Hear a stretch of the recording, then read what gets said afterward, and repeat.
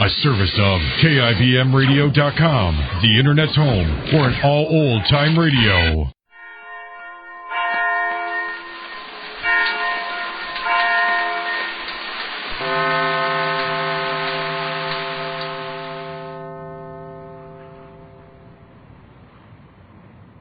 Well, last night, Jane maneuvered a meeting with the new neighbors, Mr. and Mrs. Fredericks, who had just moved in next door. And she managed to bring them into the house to meet Mr. Ace and Marge. This episode takes place the following evening in alternating scenes between the Aces' bungalow and the Fredericks' home next door. But first to the Aces' living room. It's after dinner. We find Mr. Ace with his paper, Marge with some mending, and Jane talking away. Listen. And personally, I don't know when I spent such an enjoyable day. Not that we did anything exciting. Oh, no, nothing like that. But just being with her, I mean. Her coming over here and then me running over there. Why, I bet I was over there every half hour on the hour. She couldn't come here so much because she was busy most of the day in her room straightening out all her clothes. Do you know how many dresses she has, dear? What? And shoes. Boy, I'd hate to count them. But the funny thing was, of all the dresses she had, this was so funny because screamed. Of all the dresses she has, there's one evening dress exactly like my white lace. Exactly. I told her, I said, Ethel, I've got an evening dress exactly like this. And she says, oh, my dear, I'm so glad you told me. I won't wear it when we dress to go out. And it would have been terrible, too, both of us walking down the street with the same dress. We'd look like a couple of cyanide twins. I laughed and laughed about it, and you should have seen her golf outfit. She plays golf. I was so surprised. She said she doesn't play so well, but she likes to commute with nature. Baxter plays, too, but he plays mostly with people he does business with. Oh, yes, she told me about how they got married. They've been married 8 years, the same as us. Do you like her better than him, dear?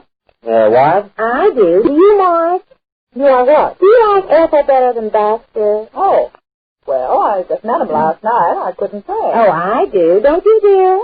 What do you want? Who do you like better, Ethel or Baxter? I don't know. I just met them last night. Oh, stop being a mocking cat. You heard Marge say that. No, I didn't hear Marge say Oh, that. I'll tell you what. Let's vote on who we like better. All in favor of liking her better, say aye. All in favor of liking him better, say me. Oh, dear, you start. Look, Jane, I've had a very hard day. Do you mind if I just sort of relax? You had a hard day. What do you think Baxter had?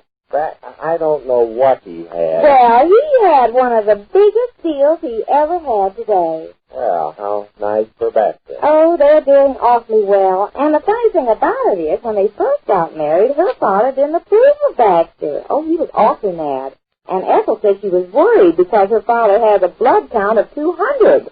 And I said, well, it doesn't matter how rich a man is. He shouldn't get mad when his daughter wants to get married. You didn't. I certainly did.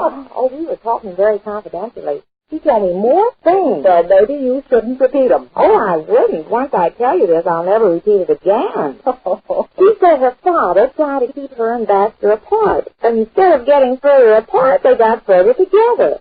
And one day they decided to run away and get married. And when he came to get her, they turned around, and there was her father. Well, they were putrefied. Hey, what? Oh, well, you can laugh now, but you can imagine how worried she must have been. Well, that spoiled the whole thing. They couldn't elope. So the next day, he telephoned her and told her to meet him at a certain place. And she got dressed and went to meet him. But when she looked back, she noticed 2 men following her. Well, then she knew that her father had overheard every word on the extension telephone. You can see how rich they were with extension telephones and everything. And these 2 men were detectives his father had hired to follow her. Well, she was up a stump. She knew that if they saw her meeting Baxter, they'd just as soon shoot Baxter as not.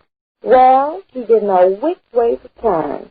Then all of a sudden, a taxi came by. Oh, I don't know when I've enjoyed a day as much as I have this. Well, go on, Dave. What? Go on. What happened? You're not going to leave me hanging in midair with a taxi coming by. What happened when the taxi came by? I don't know. Just then you both came home, and I had to rush over here for dinner. To be continued tomorrow, huh? They did get married, though. Well, I don't know. I've got to find out how it all turned out because... Oh, sure, they got married. They're married now. didn't hear what you said. Oh, sure, they finally got married, and that's why Ethel's so anxious for Baxter to make so much money, just to show her father. And she helped him a lot. She said she's going to tell me how she does it. I'll let you know, dear. So let me know what? How she helped him. She said every wife should help their husband in his business.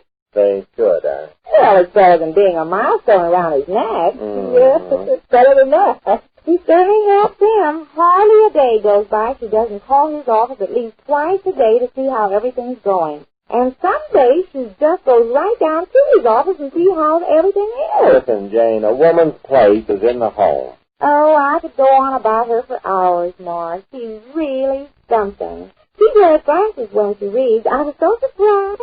She said she just couldn't get used to them. She said the optimist who sold them to her said she would, but she never has.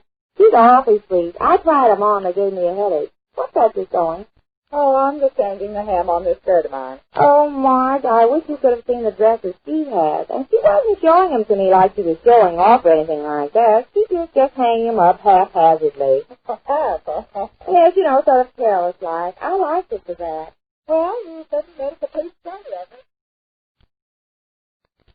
She was over here most of the day. I took particular pains to be most friendly to her. Yes, they seem like real nice folks, Ethel. I like her.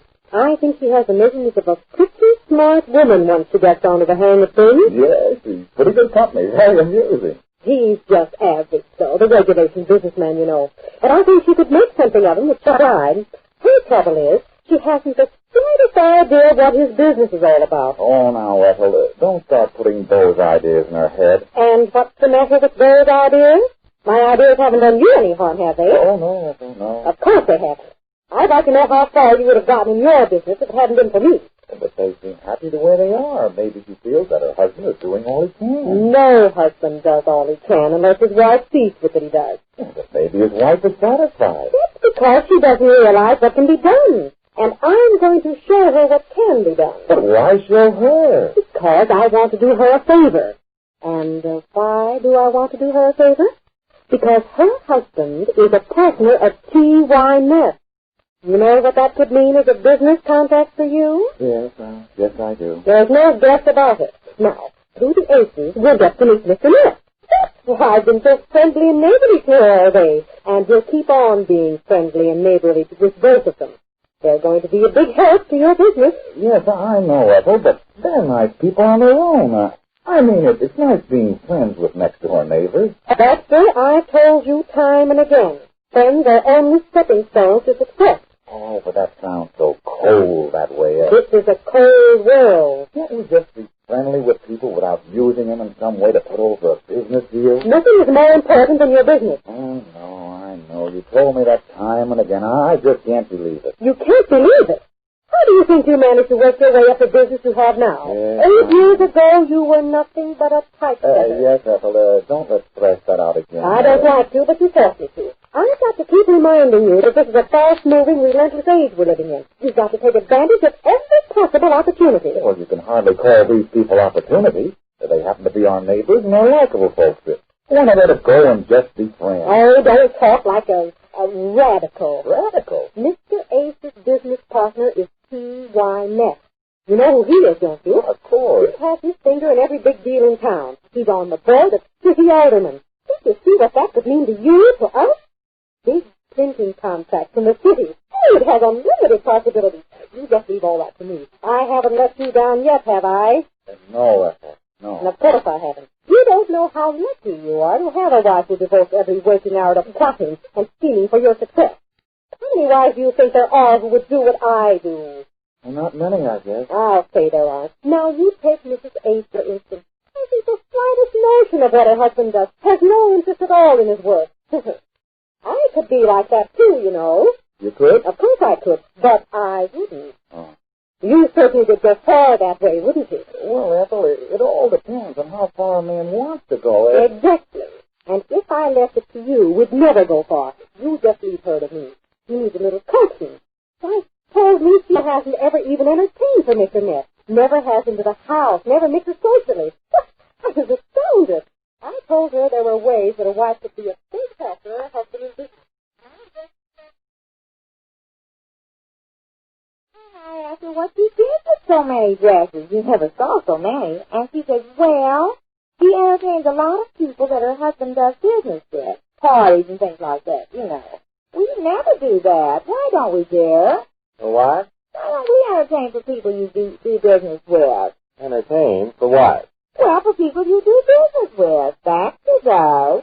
Well, good for Baxter. Well, that is, Ethel does. Baxter just tells her who he's having business deals with, and they have parties, and they have most of dinner. He plans all the parties and things. He's very clever. He's been all over, before she was married, I mean. Mars, he's been to Honolulu. Oh, really? Oh, yes. He said it's marvelous there. Always sunshine. The same weather all year round. I wonder how the people start conversations there.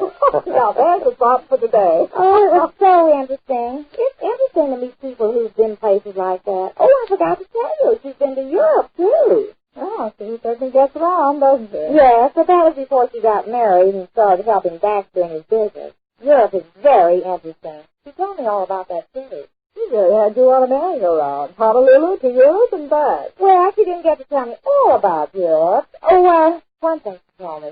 Dear, did you know it's 6 hours earlier in Europe than it is here? Well, I seem to have heard something about 6 hours, Jane. You did? I didn't. 6 hours earlier. When they have daylight saving time over there, they really have it, don't they? Yes, Jane, they certainly have daylight saving. Jane is in for a course in husband managing from the expert Mrs. Frederick. We learn more about that when next we meet the Easy Eight. The Anchor Hocking Glass Corporation brings you Crime Photographer.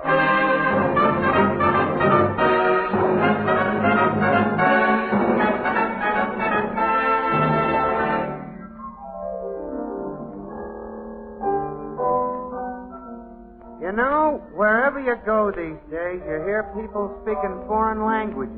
That's true. Why, only the other day a little Frenchman came up to me and said, Anchor Hocking, les plus fameux noms de vitres. What'd you say? Why, I agreed with him. Why, what does it mean? It means Anchor Hocking, the most famous name in glass.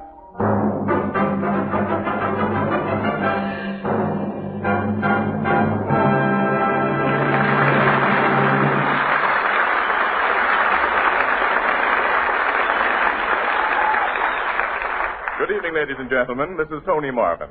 Every week at this time, the Anchor Hocking Glass Corporation of Lancaster, Ohio, and its more than 10,000 employees bring you another adventure of Casey, crime photographer, ace cameraman who covers the crime news of the great city.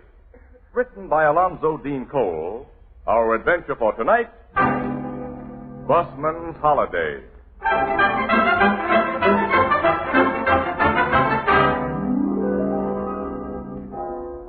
Late afternoon, the Blue Note Cafe. Perched on a high stool before the gleaming bar is reporter Ann Williams. Beside her stands Captain Logan, chief of the Homicide Bureau, and facing them is Ethelbert, the head bartender. And the three look rather lonely.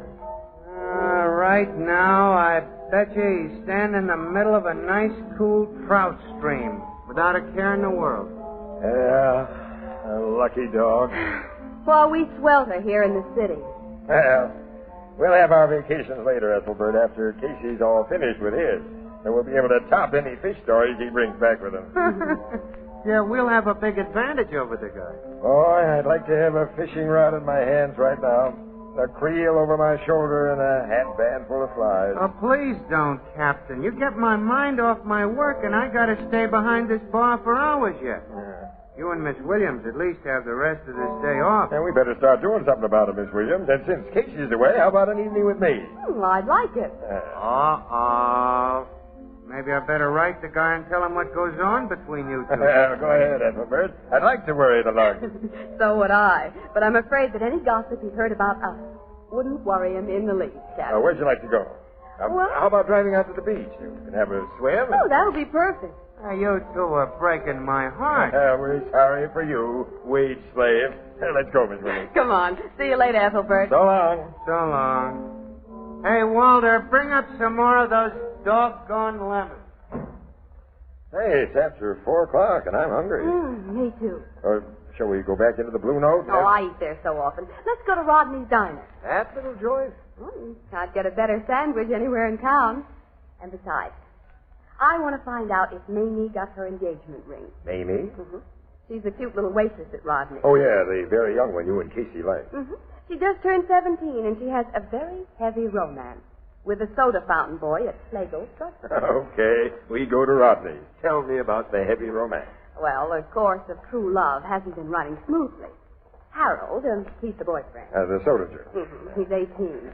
He's formally proposed to Mamie, and he's been formally accepted. But she can't consider herself formally and properly engaged until he gives her a diamond ring. Practical, yeah. Oh, she doesn't care if the diamond's no bigger than a pinpoint, just so it's a diamond. Oh, sure. Harold told her he was saving his money and that she'd get the ring for her birthday. But he didn't give it to her. Well, what excuse did he make for not giving her the ring? He told her his money was tied up. But he promised faithfully that she'd get the ring yesterday. So I'm naturally curious as to whether he made Well, Miss Williams, you're just naturally curious, period. Here's my car. We'll be at Rodney's Diner in 5 minutes. Get the vital information about Mamie's engagement ring. Then it's us for the beach. Oh, with nothing to do but relax. Oh, isn't it grand to have a day off?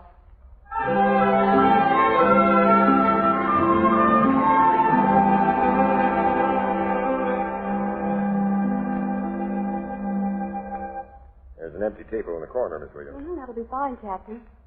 Oh, there's Mamie. Hey, the kid looks as though she's been crying. Oh, and she hasn't a ring on. Harold didn't come through, apparently. Oh, I'm so sorry. She had her heart set on it. She's coming over here. Hello, Miss Williams. Hello, Captain Logan. Hello, Mamie. Hi, kid. What are you going to have?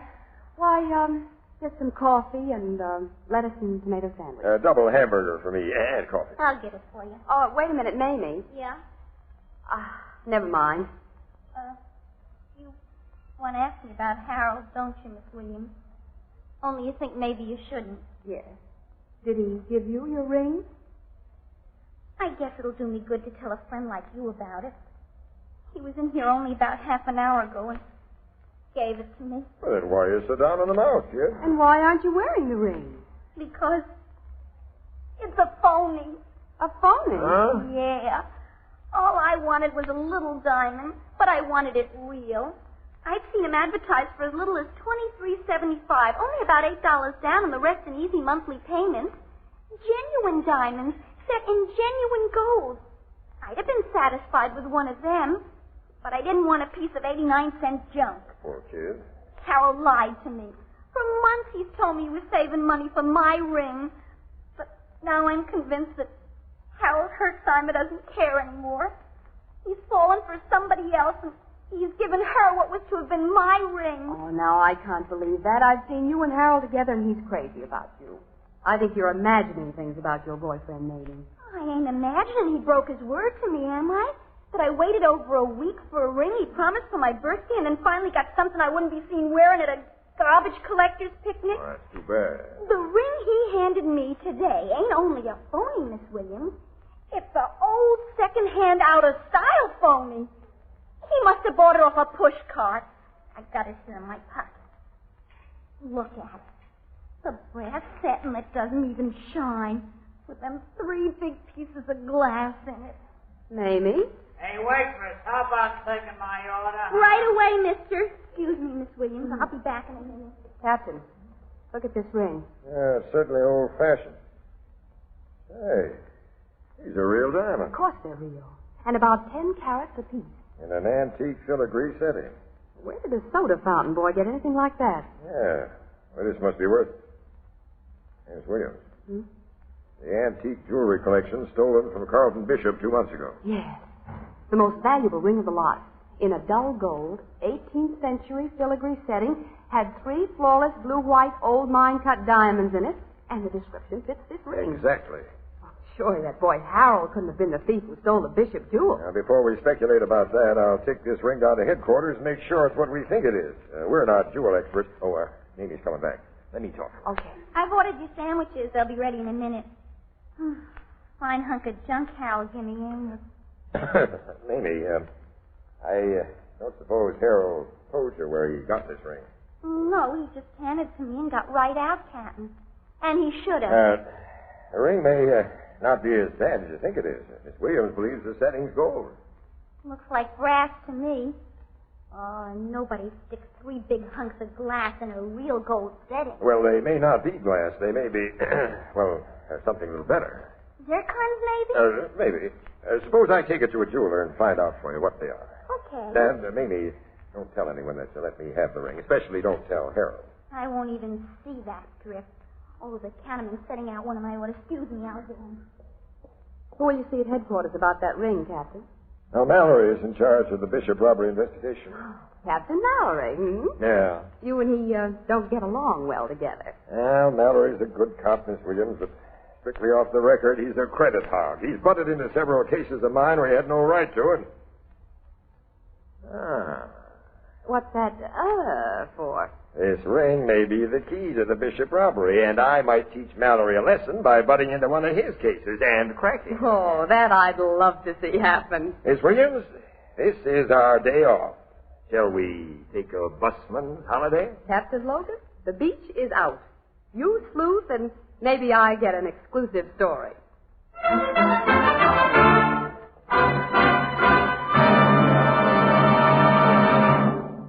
Our story will continue in just a moment. Let's have a quick question and answer session about beer and ale. Okay, shoot. All right. What makes good beer good? Good brewers, of course. Right you are. And what keeps good beer good?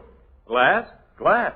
Glass bottles? Yes, because glass bottles and glass bottles alone can bring you beer and ale as it comes from the brewery, unaffected by any foreign taste or flavor. And now we have a new kind of bottle. A new kind of bottle? A glass bottle that's different. It requires no deposit. No returns to the store? When the bottle is empty, just throw it away. And its other advantages? 1, it saves space in the icebox. 2, it's a natural for picnics.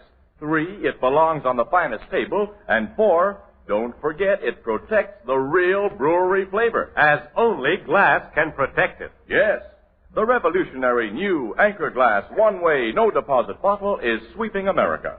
For flavor, demand beer in glass bottles. For convenience, demand your favorite brand in the new Anchor Glass one-way, no-deposit bottle, a product of Anchor Hocking. The most famous name in glass.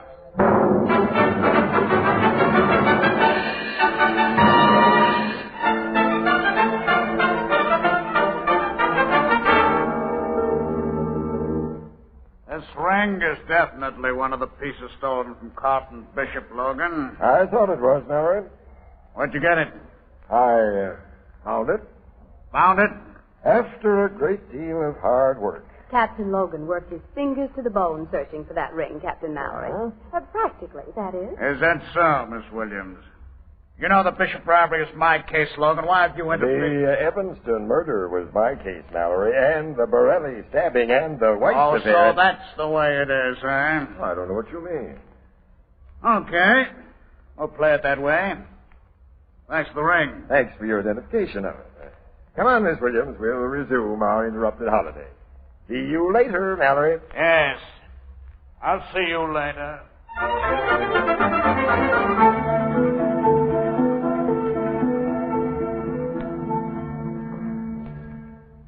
Harold's in the drugstore, Captain Logan. You can see him through the window. That long, skinny kid back of the soda fountain there. He doesn't look like a crook, Miss Williams. Then crooks seldom do look like crooks. Well, I can't believe that he had anything to do with the Bishop robbery. He had that ring Mallory identified. Does the boy know you? Mm-hmm, yeah. And a lot of people in the store. Someone might recognize me as a cop. And, you go in and get the kid out. I'll talk to him here in the car. Well, what excuse shall I give him? Tell him who I am, and I want to see him, but don't tell him why. If he has anything on his conscience, that'll worry him, soften him up. I'll be watching through the window to make sure he doesn't try to run away. Oh, okay. I'll bring him out here.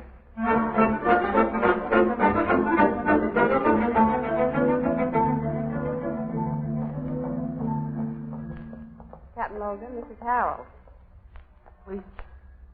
Pleased to meet you, Captain Logan. Miss Williams said you wanted to talk to me. Yeah. What's this all about? Miss Williams was sort of mysterious. Haven't you any idea what it might be about, son? No, sir. It's about a ring. A ring? That ring you gave Mamie. The stolen ring. How'd you find out I stole it? Oh, you did steal it, Harold. No, it wasn't stealing, Miss Williams. I was only taking part of what he owes me. Carlton Bishop owed you something? Carlton Bishop? Well, who did you take the ring from, Harold? Oh, my cousin Louis. Cousin Louis? Yeah, I thought you knew. Well, we know, son, but won't you tell us the whole story? I might as well. I'll feel better when I get it off my chest. Of course you will. I know Mamie has talked a lot to you, Miss Williams, so you know I was saving money for her engagement ring. Yes, Harold. Well, I'd saved almost $100. I was going to get her a real swell diamond ring. Louis said he could get me one at wholesale, so I gave him the money. Louis didn't deliver, huh? No. I found out he'd lost my dough in a dice game. Nice boy, your cousin. Yeah. Louis swore up and down he'd give me my money back, but, well, he was going to be yesterday. He said he had a bet on a horse that was a sure thing. Well, Louis seems to be quite an operator. And then came yesterday and no money from Louis. I couldn't even find Louis, Miss Williams. The day I got desperate, I went to his rooming house with my mind made up to wait there till he came in, no matter how long it took. And if he didn't pay up, I was going to take it out of his hide. That idea had merit. How'd you get that ring, son? While I was sitting alone in Louis' room, I got thinking of something he used to do when we were kids together. He's about your age? A year older, 19. Louis always had a loose board in the floor of his room at home with a space underneath where he hid things, like you see sometimes in the movies. I got wondering if he didn't have a hiding place like that in his rooming house. I turned up the rug, begun looking in it, and pretty soon I found it. The ring was hidden there? The ring and a lot of other fake jewelry. Old-fashioned stuff? Like the ring, Harold? Yes, sir. Necklaces, bracelets. All of it looked like it'd come out of a junk shop. I took that crummy ring because, well, the glass in it looked almost like diamonds, and I just had to have some kind of an engagement ring from Mamie. Did you take anything besides the ring? No, sir. I put the rug and the board back in place and left. Oh. But I ain't a thief, Captain. I only took back a little part of what that heel Louis owes me. We're going to pay a call on that heel, Louis. And if you told me the truth, son, you won't have to worry about what he owes you. There's a whopping big reward offered for the return of the Bishop jewels. What? Bishop jewels? We'll explain that on the way to Louis.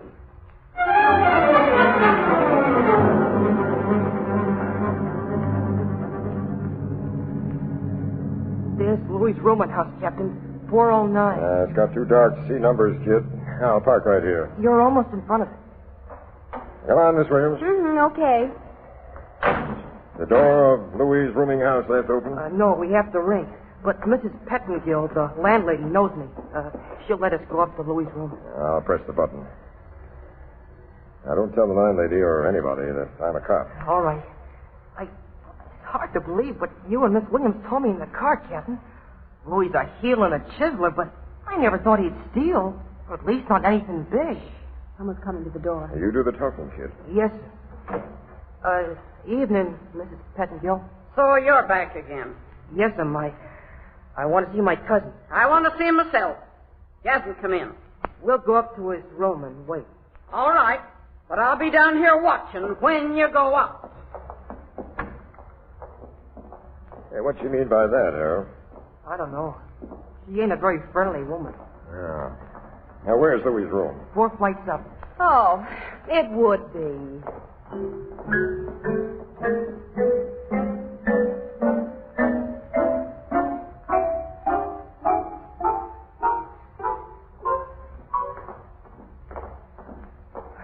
This is Louis' room. Yeah, the door wasn't locked. He never locked it. I'll turn on the lights. Now, let's close the door. Is this room just as you left it, Harold? It looks the same to me, Captain Logan. Now, roll back the rug and show me that loose board. Yes, sir. Here it is. Now, lift the board as you did before. Okay. Oh, it's a pretty tight fit. I got to use my pocket knife. There. Look, Captain, the space underneath that board is empty. Where's the jewelry you say you left there, Harold? Well, I don't know. It was full of stuff and I left it. I swear I did. Louis must have come home. The landlady says he hasn't come home. But someone's been here. Say, what is this? What's going on? Now? Oh, hello, Harold, old pal. Why, you got my carpet rolled up. I want to ask you some questions, Louis. So do I. Step inside, young fella, and we'll close this door. Who are you, mister? Who's this lady? Now, never mind the formal introductions. What'd you have under that loose board on your floor? Nothing. I didn't know there was a loose board there. You're lying, Louis. You always had a place like this where you hid things. That's way back when we were kids. It's now, too. You had jewelry hidden there this afternoon. Stolen jewelry. You're nuts. No, I saw it. I took a ring from it because I thought it was only phony stuff. Now I know it was real and that you came back here after I left and took the rest of it away. I don't know what you're talking about. I'm going to make you tell the truth. Hold it, kid, hold it. Harold, what time did you leave here with that ring this afternoon? About 2:30. Where have you been since 2:30, Louis? I've been shooting pool and I can prove it. Now look here, mister, I don't get this at all. If you're a cop, I ain't done nothing. Except maybe I owe my cousin a couple of bucks. You owe me 100. It ain't no crime to owe. And if anybody thinks I've been up to anything funny in this room since 2:30 this afternoon, I just ain't been here. We're going to find out about that. I'll do the finding out, Logan. Well, Captain Mallory. Hello, Mallory. Had a hunch you'd tail me after we left headquarters. And I've been listening outside this door while you developed my case against these two punks. Well, it's open and shut. Miss Louis stole the Bishop jewels and hid them under the floor. I didn't steal anything. I don't know what the story... Shut up. And the other punk found them and glommed the whole lot. I only took that And ring. you shut up. You took everything. You didn't believe the stuff was phony. You knew exactly what it was. Now, what have you done with it? I haven't done anything with I it. never Take them stole any... down to headquarters, boys. Captain Mallory, wait a minute. This is my case, Captain Logan. Take him to the car, boys. I'm telling you guys... I think you're altogether wrong putting heavy pressure on both of those boys, Captain Mallory. Oh, really, Miss Williams? Yes. Louis no bargain. But I believe Harold told us the truth. When he left here this afternoon, he had nothing but that ring with him. And then his cousin came back How did Louis, his cousin, get into the room? Through the window? He walked in through that door, of course. All right, come in here, Mrs. Pettingill. All right. This is the landlady here. Mm-hmm. We've met her. Mrs. Pettingill, tell this lady and the officer what you just told me. Nobody came through this here door from the time that Harold boy closed it when he left the room at 2:30 until he came back here with you two. I know because the door was watched every minute. For the very good reason that Louis feller owes me 3 weeks' rent. And when a roomer owes his landlady, he's watched. Furthermore, I'm personally acquainted with Mr. and Mrs. Pettingill and know they're on the level. Well, thanks for bringing me that ring, Captain Logan. It helped me break my case. So long. So long, Captain Mallory. Yeah. Well, we should have gone to the beach, Captain. Yeah. Do you think those Pettingills are on the level? Well, Mallory wouldn't have vouched for him unless they were 100%. Well, then Harold lied to us. He didn't take just the ring. He took everything. I believed him, Miss Williams, and it's a professional habit of mine to disbelieve. Well, I believed him too, Captain. Maybe someone was spying on him when he found that loose board and the stuff underneath it. And after he left... Now, the only way anyone can see into this room is through the window. Well, it's 4 stories above the ground. But there's a window directly opposite. A dark window in the next house. And it's a good 15 feet away across that court. If anyone saw Harold from there, they couldn't have gotten across afterwards. Now, wait a minute. Come here beside the window. Oh, okay, but what? Now, look. On the windowsill. Scratches. Fresh scratches. The kind a man's shoe makes. You think someone came in this window? Yeah. But no one could jump across that wide court. Not even a human fly could climb up those smooth walls. A guy couldn't have come down from the roof either. Well, then how... Now, wait. I think I've got it. This window once had shutters. Yes? When the shutters were taken down or rotted away, nobody bothered to remove their hinges. Look. Strong, old-fashioned hinges set in concrete. Well, I don't see I'm what... turning out the lights here. Now, we'll get out of this room and close the door. Captain, what on earth? Now, I may get the Bishop jewel thief. Do you mind explaining? Now, come on. We're going down to the street and wait outside that house next door.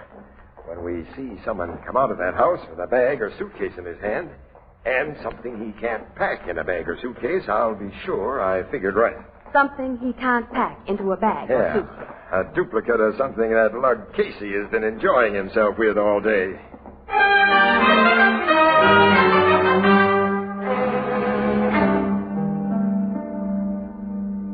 Now, now that we're all set outside the house next door, Captain, will you take me into your full confidence? Sure. Here's the way I figure it. A thief who got away with the Bishop jewels is an experienced crook, and he knew he had to let this stuff cool off plenty before he attempted to market it in its most valuable form.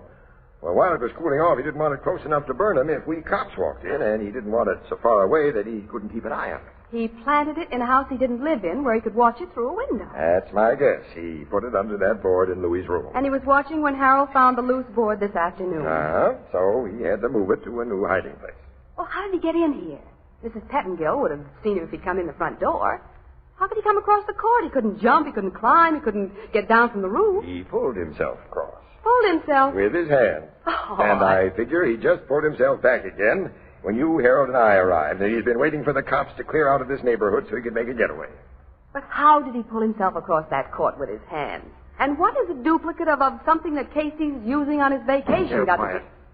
Guy's coming out of that house. Oh, he has a suitcase in his hand. And something too long to be packed in the suitcase. A fishing rod. A trout rod. Now I'm sure, and I'm getting it. Me. What's the big idea? I'm a cop, fella, and I'm searching you. He had a gun in his pocket. Also, this little bag, Miss Wiggins. Look what's inside. The Bishop jewels. And we'll just turn them over with this guy to Captain Mallory. It's his case.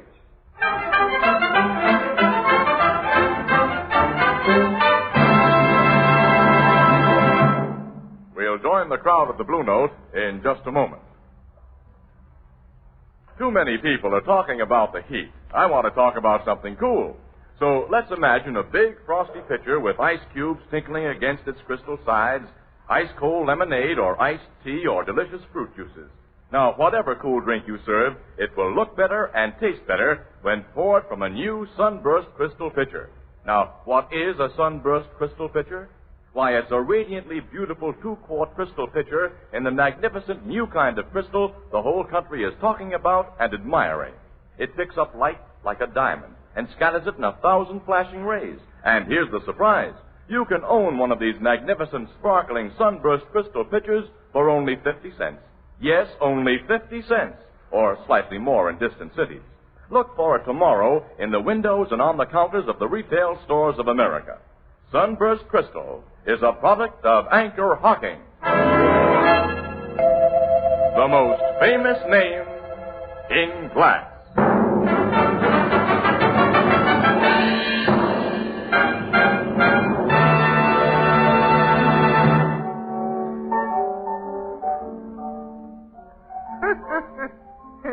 I'll bet Captain Mallory wasn't happy at all when you handed him them Bishop jewels together with a guy who really stole them, Captain. Oh, of course he was, Ethelbert. As a good cop, he was glad to see the case properly solved. Mm-hmm. He was as glad about it as a movie star when a co-star steals the picture. Sure. Say, you ain't told me yet how that thief got across the 15-foot court 4 stories above the ground.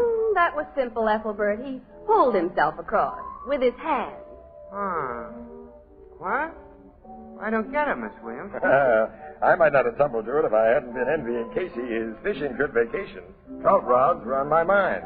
How does a trout rod... The thief had a 12-footer when the sections were fitted together. Holding it at arm's length, Ethelbert, and leaning out of his window, he could reach one of the old shutter hinges on the opposite building. And when he reached it... His rod didn't have a trout line on it, but a strong steel cable that hooked onto the shutter hinge. And he fastened the other end of the cable to a steam pipe in his own room. Then, using heavy gloves, he pulled himself across the cable hand over hand. Well, it wasn't a difficult stunt. And when he went back across the court, he unhooked the cable with his trout rod and threw it in. Oh. It ain't difficult when you figure it out. Or is it? You figure it out, Ethelbert. Does Mamie know, and has she forgiven Harold? Mamie knows everything, and she has forgiven Harold all. What's worse, she's going to marry the guy. And with the reward those two brats will collect from Carlton Bishop, Harold's not only buying her an engagement ring, but a wedding band and furniture.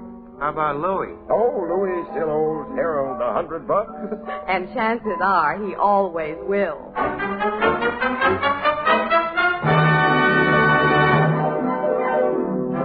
Crime Photographer, starring Stotts Cotsworth as Casey, is brought to you each Thursday by the Anchor Hocking Glass Corporation, makers of Fire King Oven Glass. Anchor glass containers, Anchor caps and closures. All products of Anchor Hocking, the most famous name in glass.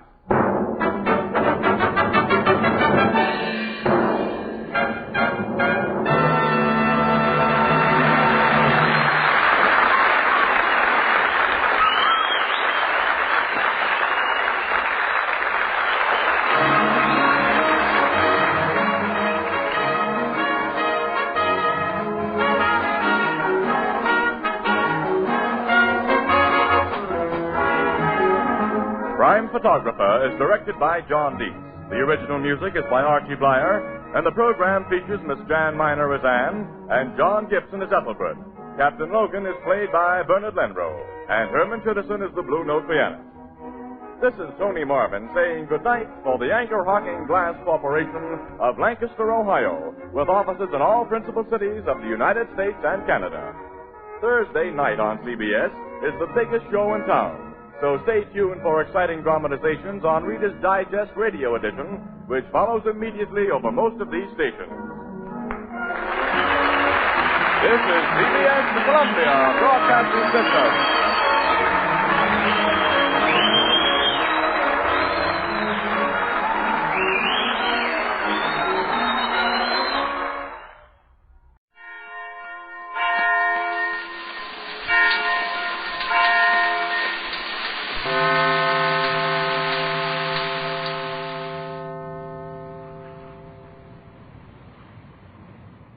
What you are about to hear is real. I've been married for 33 years to one man, and all of a sudden I'm suddenly a notion of divorcing. How did you get that black eye? He gave it to me. Well, it looks like he choked you, too. That's right. Well, you really took a beating, didn't you? You're not kidding. Gosh. Nobody can damn me. I don't care who they are. Now, I'll murder them. So help me. I'm just plain man, good man.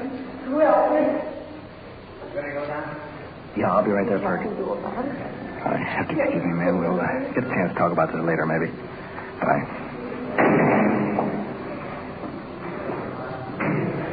This is Don Reed, police recorder. We're just moving out of headquarters to start the night watch.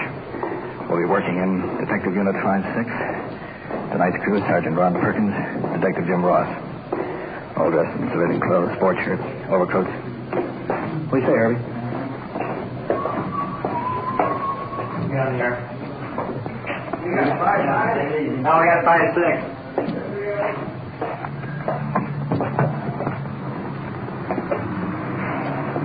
Well, at the curb, our car, black sedan. Like 1,000 other cars on the road, no identification of the police car. This is Detective Unit 5-6.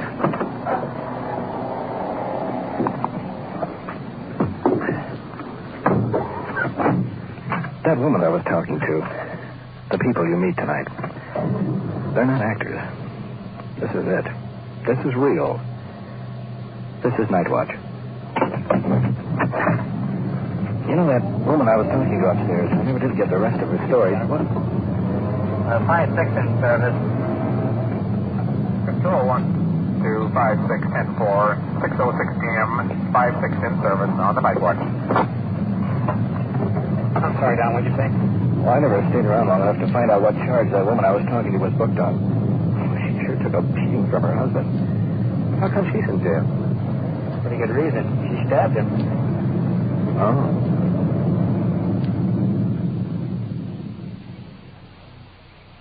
Night Watch, the actual on-the-scene report of your police force in action. There are no actors. There is no script. Every voice, every sound is authentic. The investigations are recorded as they actually occur. Night Watch, presented with the cooperation of the Police Department of Culver City, California, W.N. Hildebrand, Chief. And now we switch you to Detective Unit 5-6, now on patrol somewhere in the field, and to the official police recorder, Don Reed. Control on the motor 24 and 26 clear, back in service. Control on the car 45T at Westerly and Washington. That's Westerly and Washington. Ambulance traffic, code 3. Westerly. That's just a couple of blocks back there. 5-6 to Control 1. We're right on that ambulance traffic. We'll stand by till the radio car arrives. Control 1. He must have just gone by that corner just a couple of minutes ago. Slipping at you and heading back. Normally we don't handle traffic, but apparently we have injuries. Now let's get down there and stand by till the radio car arrives.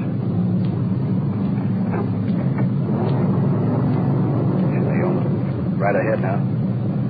There it is. Several people running. Where's now? Way down? Looks like a bad one. Yeah, I'll check. Well, here's the picture. Curve of the road. A heavy sedan smashed up against a telephone pole. I don't see any other cars around. Will do. Working lighting flares. Let's get over to the car. The broken glass appears to be just lady in the back seat. The man up front sitting upright. He's dazed. The door's thrown off by the impact. Lying on the sidewalk. You hurt, man? My husband. I don't know. He's over here somewhere. All right, man. There's an ambulance rolling. I think something was broken. How are you, man? I don't know. I'm just so scared. My shoulder. Shoulder injured? My nose is bleeding. Yeah, well, just stand by. An ambulance is rolling. We'll get right to him. Just relax right there. We'll get right to you in just a moment. How are you? You pretty badly? No, I'm okay. Where's my husband? All right, just stay right here, ma'am. We'll find him. Evidently, there were 4 people in the car instead of 3. Strong smell of alcohol in there. Sergeant Perkins just leaving a victim lying over here in the gutter. Apparently the husband of the young lady must have been thrown 60, 70 feet by the impact. What have we got around on this boy? He's dead.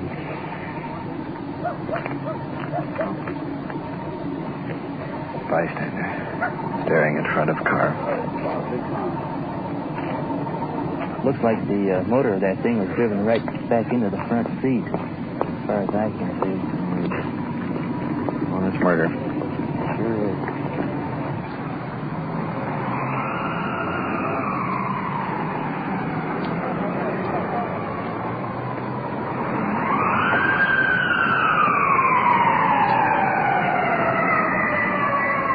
Ambulance rolling in. Off in the distance, the opposite direction. Flashing red lights of the district radio car. Ambulance here first.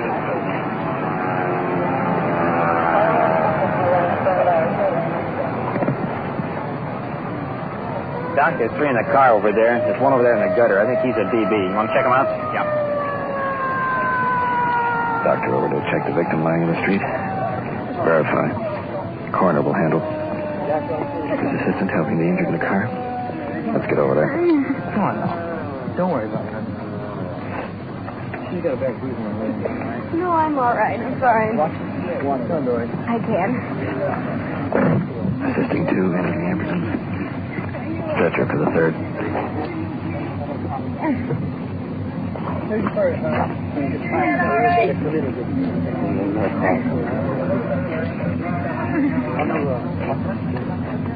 Go ahead, you just get in the car and everything. You get in the car and we're going to take care of everything. You get down and get taken. We're going to take Wife in a state of shock, looking for husband. I haven't told her yet. I have to leave it to the doctor when he gets to the hospital to handle.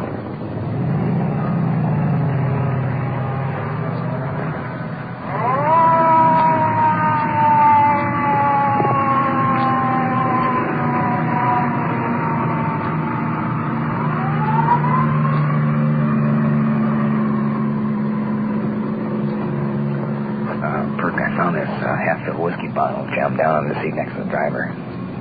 Better include that in your report. We'll notify the coroner. Okay. You don't need us anymore. We'll see you later.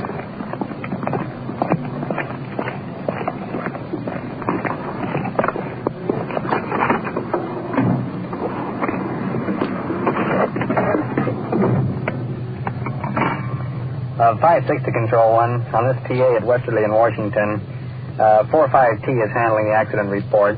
3 of the victims have been sent to the hospital. 1 is dead on arrival. Will you advise the coroner of that?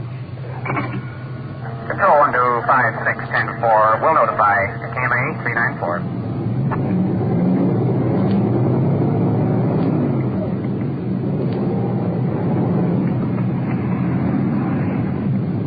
funny, you know. Even though you don't know too much about life and death, you know, you're not a doctor or something. The minute you walk up on something like that, you can just sense the guy is either alive or he's dead. There's liquor involved. I wonder how you can call it an accident.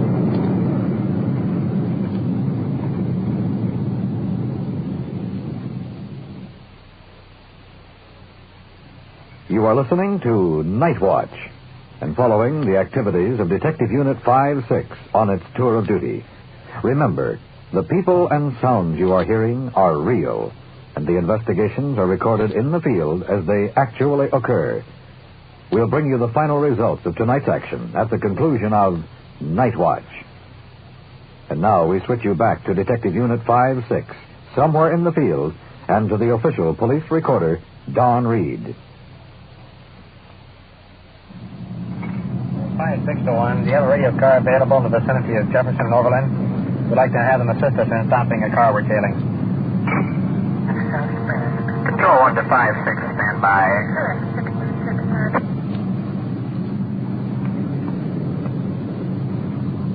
We're southbound on Jefferson. Been following a car for the last few blocks. Been doing some pretty erratic driving. Being a detective unit, it isn't our job to handle traffic normally, but besides we're in plain clothes. But there's just something about this car that doesn't look right. There are 2 male occupants, possibly 3. It's just a little bit too far away to be sure. We're checking now to see if we have a uniformed car here in the vicinity and get them to stop. Control 1 to 56. We have no car in your immediate area. Do you want us to roll one from another district? 56, no, we'll handle it. Control 1 to 56. Slipping a red lens over our white spot line. Moving in behind the car. There goes on our red light. There's no sign of them pulling over. They're still going. Now there's 2, 3 heads just bobbed up. Now they're wheeling into the curb.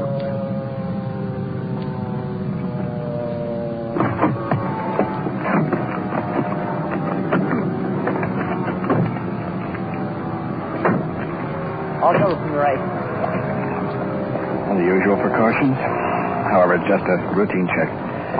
Sergeant Perkins up here on the driver's side. All free to get out on that side of the car. Please keep your hands out of your pockets. All you roll out the other side of the car. 3 young fellows, late 20s, early 30s, assembling over on the sidewalk. Jim Ross keeping an eye on them. Now, let's have a look in the car. There might be good burgers. Blank knife and that, what is it, half-inch? Half-inch crowbar. Back seat. Yeah, there's a crowbar for Jimmy. And flashlight. Bottle of whiskey, half empty. And a box. Could be the lower half of a cash drawer. There's a couple of checks in it. You guys are loaded. Yeah? Let's move around the car now. Talk to the first suspect. How much? I'll join you. Where are you heading for now? Head for Long Beach and pick up my wife. You got an operator's license? Okay.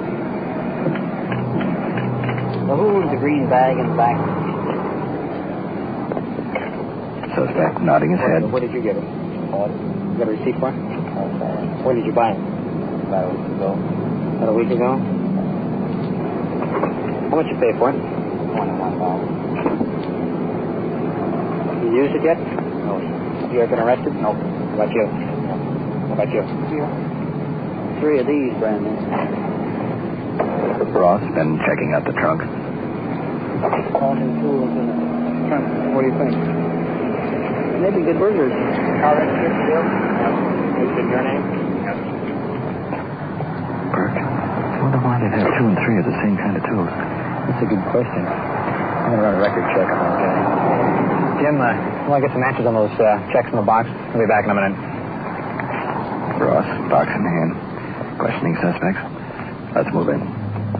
Hey, box, tell me something. Well, which one is that? The one that I took that check out of. Well, let's see it. I don't even remember. 2 of the suspects examining the box. Well, that's the one I got for you, wasn't it? Huh? That must have been it. why would he pawn this box with a check in it? Well, I don't know. I'll tell you. He pawned the whole plaque to me, see, in Palmdale for $20. He's a good friend of mine. This box had a $5 check in it. Could I see? Sure. That check's worth $5. It hasn't been canceled out. Doesn't it seem, just looking at it from my viewpoint, doesn't it seem strange to you that a man would pawn all of these tools, but there's about $35 to $40 worth of tools alone, for $20, and in the mess there would be a $5 check, which you know nothing about, you've never seen it before. Just from my viewpoint, that seems a little strange. It does, yeah. So, can you explain it in any way? No, I can't. Well, what seems to be the doubt? You want my honest opinion? Yes. From what I've seen so far, it looks like you boys have been going into a building and stealing. I can't explain that I've accepted these tools under a pawn for $20. I can't prove that. That's a little difficult for me to believe, I'll put it that way. Oh, a little difficult. Well, I can prove it. Okay. Well, I can get the fellow that's pawning to me. Well, then you have to do that. Okay. Another thing, in your car, in the back seat, there's what we call a jimmy. You know what a jimmy is? A jimmy? A jimmy. No, I don't. A jimmy is usually used in houseworkeries where they jimmy a window. It's similar to a crowbar. I'm just pointing out my viewpoint. I'm not calling you a burglar. There is reason to believe that you are, but I'm not calling you. You asked me what I thought, and I thought. Yes. We'll see how this rainbow check comes out. All right.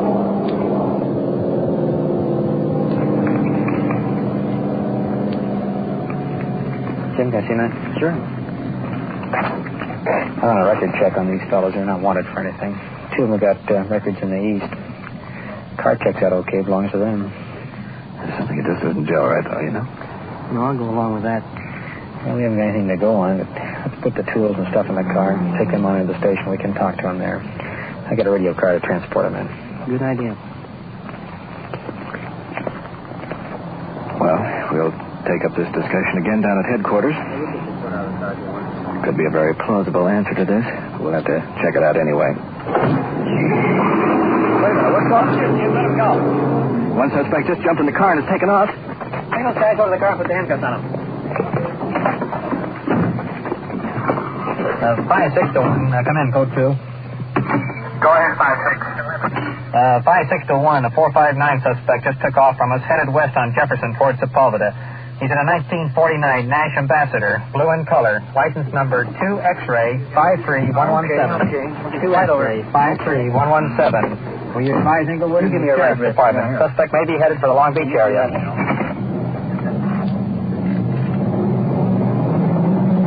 Attempting to follow the suspect. We've lost him in the traffic. Well notified.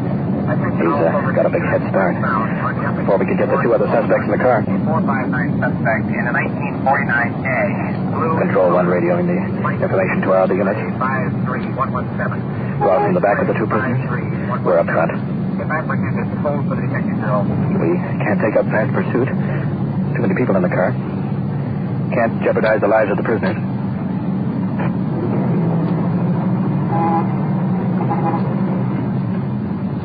How do you figure he'll turn off on Sepulveda? Yeah, probably going south. He won't get far. I got his driver's license and all his identification. The car belongs to him. Let's get him. Yeah, let's take these guys back to the station.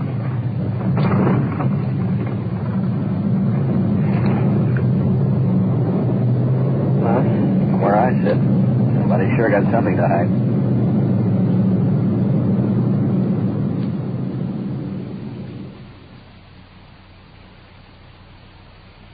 We're in the Detective Bureau, Police Headquarters. Been here for over an hour. Now, briefly, this is the information we have at hand. The 3 suspects have been checked out, and all 3 are brothers. 2 we have here in custody. The 3rd is still at large. We just finished talking with the first brother. He wouldn't give us the time of day. Across the desk from us, brother number 2. Out of prison. Got out December 11th in 1946. 46. Been in no trouble since then. outside of drunk and disorderly conduct and assault and battery. Where were you going tonight? Well, I was going to Long Beach to get my wife and baby. Why would your brother take off? I wouldn't know. Was there any reason for him to take off? Was he hot? What do you? It don't take even 5 minutes to find it out. You know his name? Yeah, okay. Can't you find it out? Yeah. You could find out if I'm hot, anybody. We have a pickup out on your brother. I mean, it'd be very simple if we could notify somebody to have him come in before he gets picked up. Because if he tries to do anything foolish, he's been drinking a little bit, he might get shot. He ain't hot. He ain't hot nowhere. Carrying a bunch of tools in the car, nobody can seem to get straight on the stories and accounting of them.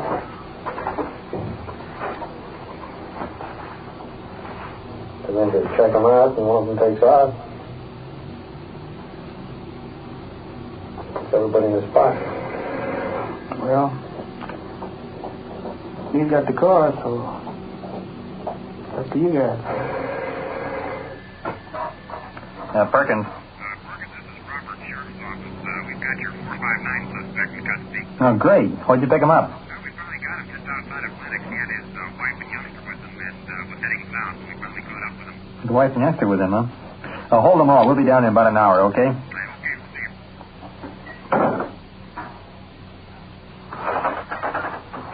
Well, you can guess what that conversation was. The sheriff's office picked up your brother and had his wife and kid with him. You cool your heels off here. We're going to go down and see him and see what kind of a story he comes up with.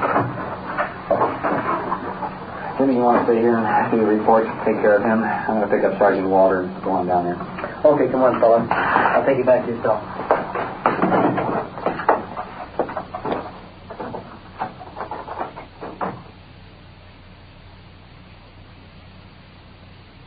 It's after 3 a.m., and we're located here in the sheriff's substation. It's about an hour's drive away from Culver City. Small interrogation room. Either side of the desk, Sergeants Perkins, Walter. In the chair, the suspect that managed to give us the slip earlier in the evening. 42 months, big time, right? Short, stocky, unshaven. Heavy scar across his cheek. In Tennessee? Yes. How was it? Pretty rough. This little electric drill that was in the car, where did it come from? I bought it. You know electric drill, I mean, that in the back of the car, back of your brother's car? Yes. You bought it? Yes. What make is it? I didn't look at the make. You didn't look at the make? And how can you describe it? Tell me what it looked like. Is there anything on it you can identify it? Price tag or anything else like that? No. And how about all these tools? I told you. What about the little gray cash box with the checks on it? I don't know about that. I'll tell you this much, I have no desire. I mean, I'm not worrying about you, but I have no desire after seeing your wife cry and become a part of the scenes because her child was going down to juvenile hall and she was going to county jail. I mean, that I don't like that. And I'll do everything I possibly can to get her out, whether you talk or not. Until we can find out some information or get a crime report or some details back, that's where she's going to stay. There's not a thing that I can do or you or anybody else. You're Conway, there's no doubt about that. I'm not playing on your sympathies or anything like that. I'm just telling you. You can take it one way or another. I don't care. Well, I'm going to throw them tools myself. You stole the tools yourself? And what was it, a burglary? Yes. And where did you steal them? On the... And when did you do that? I believe it was about a week ago. And were you by yourself when you committed this burglary? Yes. Neither one of the other two brothers were with you? No, sir. How did you enter the place? I Went through the back door. Did you use a tool to break the door? Or? I used a brick to break the glass like that. You broke the glass with a brick. Well, when did you put the things in your brother's car? Last night. I told him I was going to bring them down here and sell them. Down where to sell them? In Los Angeles. And the checks? Where were the checks? Checks was on the drawer. In the drawer of the desk? I mean, I got a regular checkbook, payroll checkbook. Out of the desk? Yeah. And how many checks have you passed of those checks? 4. 4 so far? What's the amount you made them out in? $77 apiece. Each one was $77? You passed all those already? Yes. And where did you pass those checks? At Lancaster. All in the Lancaster area? Pretty good. That's about it. Come on, fella, you want to go with us?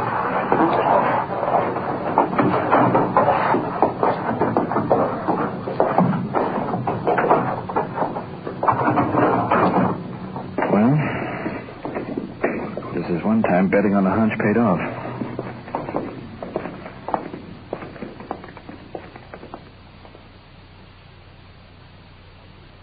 What you have just heard is real. The investigations were recorded as they actually occurred. And now back to police headquarters and Chief W.N. Hildebrand. The first voice heard on night watch was a woman booked on assault with a deadly weapon. The maximum penalty upon conviction is 10 years in the state prison. The traffic accident, the second case, speaks for itself. Tonight's final investigation of the 3 burglary suspects, oddly enough, is very important to you, the average citizen. Detective Unit 56 stopped this car because of excessive speed and a hunch. Normally, plainclothes units do not work traffic, but good police work is based on observation and an intangible something called hunch. Of course, sometimes it pays off and sometimes it doesn't. But it does show some of the things that turn up during routine checks. My point is this. When police officers stop a car for speed or some minor violation, they have no idea who is in that car. Is it stolen? Was it used in a robbery? Or is it just a good, solid citizen, a little careless? You know who you are and what you have done. The police officer doesn't. He has to approach with caution and act with suspicion until he establishes who you are. I hope tonight's final investigation will give you a bit more insight into one of the problems facing your law enforcement officers. If we can help bring about this understanding, then we have a meaning for Night Watch. Thank you, Chief Hildebrand. You have been following the on-the-scene reports of your police force in action. Every voice, every sound has been real. Night Watch, brought to you through the cooperation of the Police Department of Culver City, California, is produced by Sterling Tracy and Jim Hadlock, with technical advice by Sergeant Ron Perkins, and described in the field by the official police recorder, Don Reed.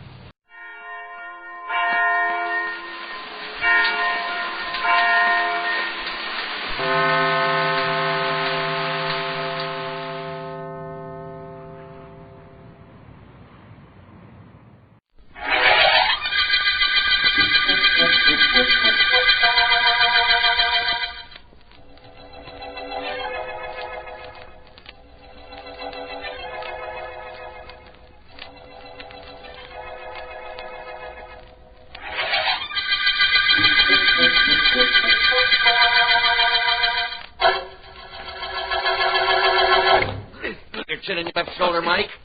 That shoulder up higher. Keep your left out. Further. That's it. Keep away from that left. Keep jabbing, Mike. Keep that left foot in his kisser. Get him off balance with it. Now the right. Okay, Mike. That's enough for today. Come on over here. I want to talk to you. Let me have that glove. I'll take it off for you. Yep. That's it. There we are. Oh, it feels good to get that mouthpiece out of my jaw and these gloves off, Sam. How'd I look in there today? Yeah, you'll do. Throw this robe over your shoulders, eh? I want you catching cold right now. There you are. Now let's have that helmet you're wearing. There you are. I'll put it away with the rest of the stuff. Good enough, Sam.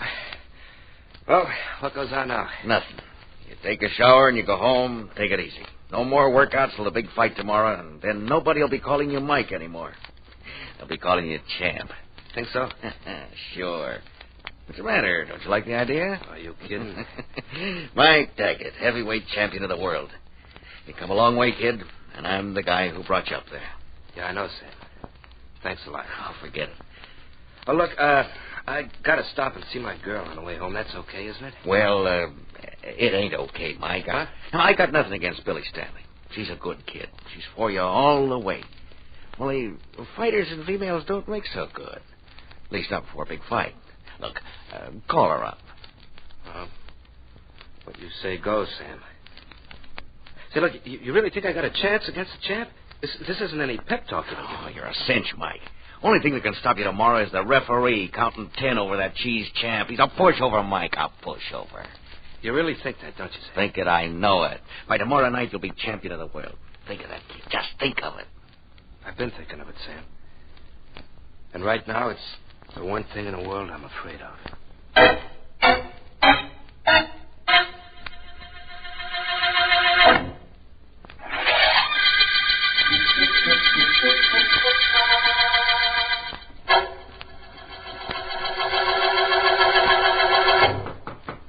Yeah, who was it? Me, Silk. Sam Billings. Come in and sit down, Sam. I want to talk to you. Okay. Yeah, I sent for you so I could make you a present of some easy cabbage. Sit down, kid, sit down. I come over because it was near the gym and I just got finished watching Mike Daggett work out. Uh-huh. Not because you sent for me, Silk. Well, you won't be sorry. Sam, I've been managing the champ for 8 years now. I know. We got a couple of more years of easy dough ahead of us if your boy don't cop the Duke tomorrow night. I ain't doubting that, Silk. Only my boy's a breeze to win. I know it, he knows it, and you know it, or you wouldn't be sending for me. Maybe. But, Sam, look, we ain't in this business for love, are we, huh? No. No, none of us are. Now, suppose I fix it so you and your boy make more dough by losing. You, interested? You want Mike to lay down? That's right. On a golden pillow with an awful lot of cash for a blanket. Hey, where you going? Out. No dice on your deal, Silk. Mike fights clean. He fights honest. That's it. Not yet, it ain't. You stand between me and a fortune, Sam. If I am, I ain't moving out of the way. Oh? Okay. Want to play her up, huh? I'll toss you out of here right in your ear. Hey, let go of me. Sure, but this is just a sample of what you'll get if you let your lip get loose. Out. Chum. See, I wouldn't say anything about our conversation if I were you, Sam. Because I wouldn't throw a fight, you throw me out of your office. That's right. Only that ain't all I'm going to do. Your boy's going to lay down tomorrow night, Sam. One way or another.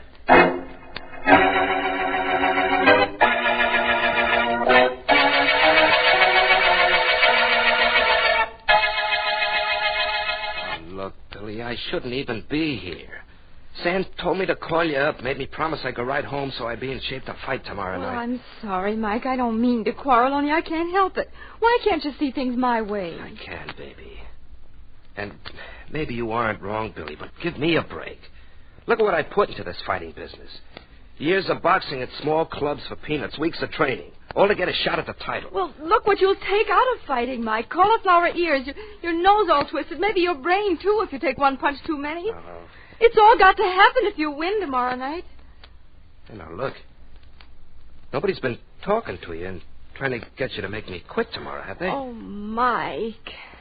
No, baby. I'm sorry. I didn't mean that. It's just that I'm all tight inside. I know how you feel. I know you haven't had any picnic while I was scrapping in those penny ante clubs. But don't pack me in now. Not when I'm going to grab the brass ring. You take the brass ring, Mike, and it's the only ring there'll ever be for you and me. But I need the dough the title's going to give me. I need it so we can get married, Billy, baby. That's what I've been planning on. Well, it's no go, Mike. I don't want that, any part of it. I'll go on making my own living. Sure, taking pictures of suckers in a nightclub. It's some job for my girl. I'm going to keep that job, especially now that it looks like I'm going to lose you. I'm not going anywhere, baby. Yes, you are, right out of my life. I won't have the guy I love walking around on his heels. There's got to be some way out of this, Billy. There's got to be. All right. There is a way out. You've got to fight tomorrow night, but you don't have to win. You did promise me you'd quit if you didn't win the title, didn't you, Mike? Yeah, I promised. Then don't win. It's so simple. We'll have enough money from your end of the purse to get married and start off with. It'll last till you get a job. What about it? I don't know, Billy. Maybe I'd do it if it wasn't for Sam, but... Well, he's had just as tough a time as we had. I owe him a clean fight. I don't like to hurt Sam either. This is for us, Mike. For you and me. Okay, Billy, baby, you win. I'll take one tomorrow. Mike, I'm glad you're here. Tried to get you to your place, but you weren't there. Sam, we got something to tell you. First, I've got something to tell Mike. Now, listen, kid. I just came from Silk Morgan's office. Threw me out. This leg of mine still hurts from where I landed on it. He threw you out? Why, That don't do nothing to Silk. He just got sore because I told him he wouldn't lay down for the champ tomorrow night. I got it all fixed for him to win. They're betting their shirts on him. When I wouldn't go along, Silk tossed me out the door. Oh, he did. Well, I'll get him for not that. him, Mike. Get the champ. That'll fix the whole crowd. Leave him to me, Mike. Leave him to me. Tomorrow night, I knock the champ right into Silk Morgan's lap. Mike!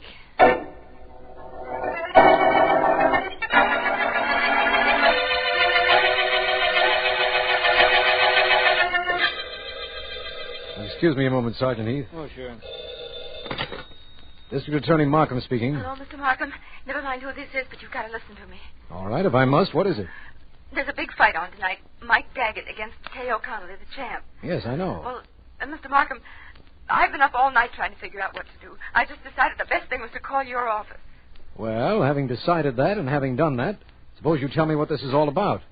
There's a mob in back of the champ, Mr. Markham, a tough mob, and they're trying to see that Mike Daggett doesn't win the title tonight. They'll do anything to see that Connolly keeps it. You've got to protect Mike. You've got to. Promise me you will.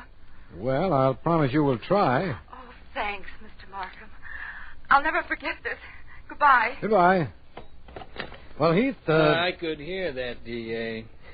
You're not going to let that call bother you, are you? That business of knocking off the challenger has been in 100 movies and in 1,000 stories, but it just doesn't happen. Not in real life, it doesn't. It hasn't yet, you mean? I promised the young lady that this Mike Daggett would have police protection, Heath.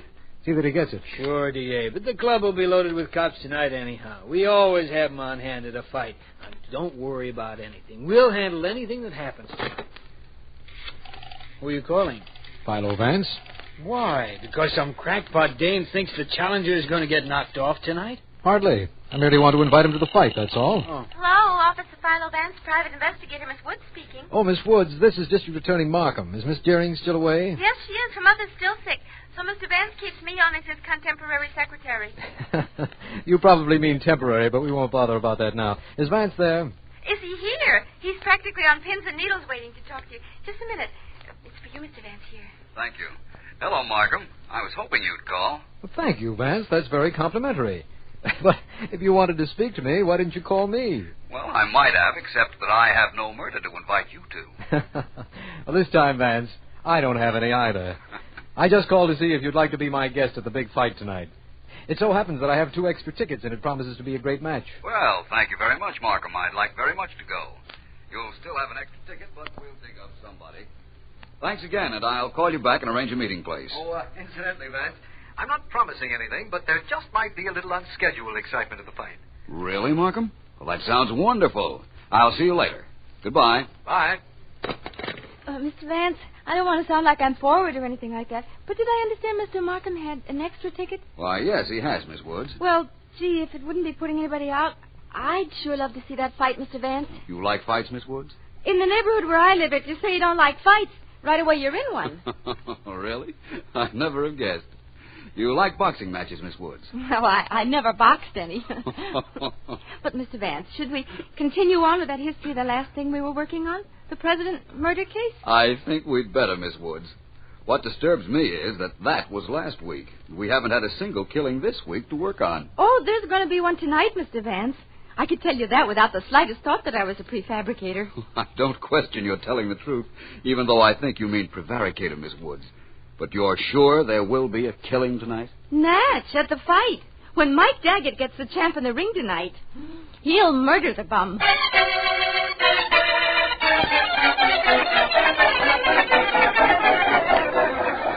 And now it is my pleasure present that star of stage, screen, and radio, your friend and mine, sitting third row ringside, that popular comedian, Eddie Harris! He's cute, isn't he, Mr. Vance? I can't tell. His face is in the way. Time for the big match, isn't it, Markham? Just about, Vance. They've introduced everybody from the promoter to the janitor. Yep, there they go, clearing the ring. And now for the heavyweight championship of the world, 15 rounds to a decision, our feature attraction.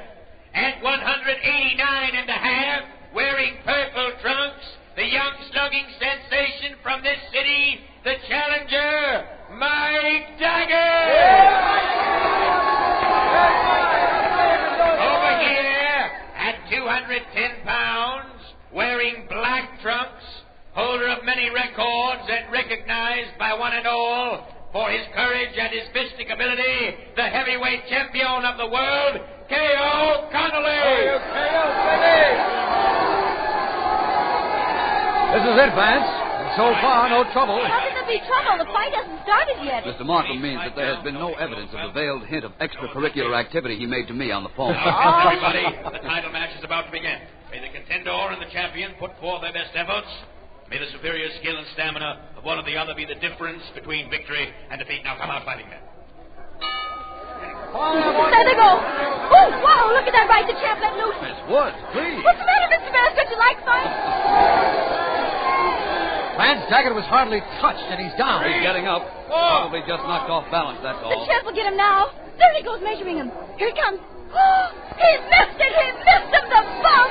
Markham, look at Mike Daggett. He's staggering. There go his knees. They started to buckle. There he goes. 5. He wasn't even hit, and he's down, Vance. 8, 9, 10. There's the referee picking him up off the floor and carrying him to his corner. But Vance, he wasn't even hit. Oh, I know he wasn't, Markham. But I got to look at him just before he fell. He may not have been hit, but I guarantee he's dead.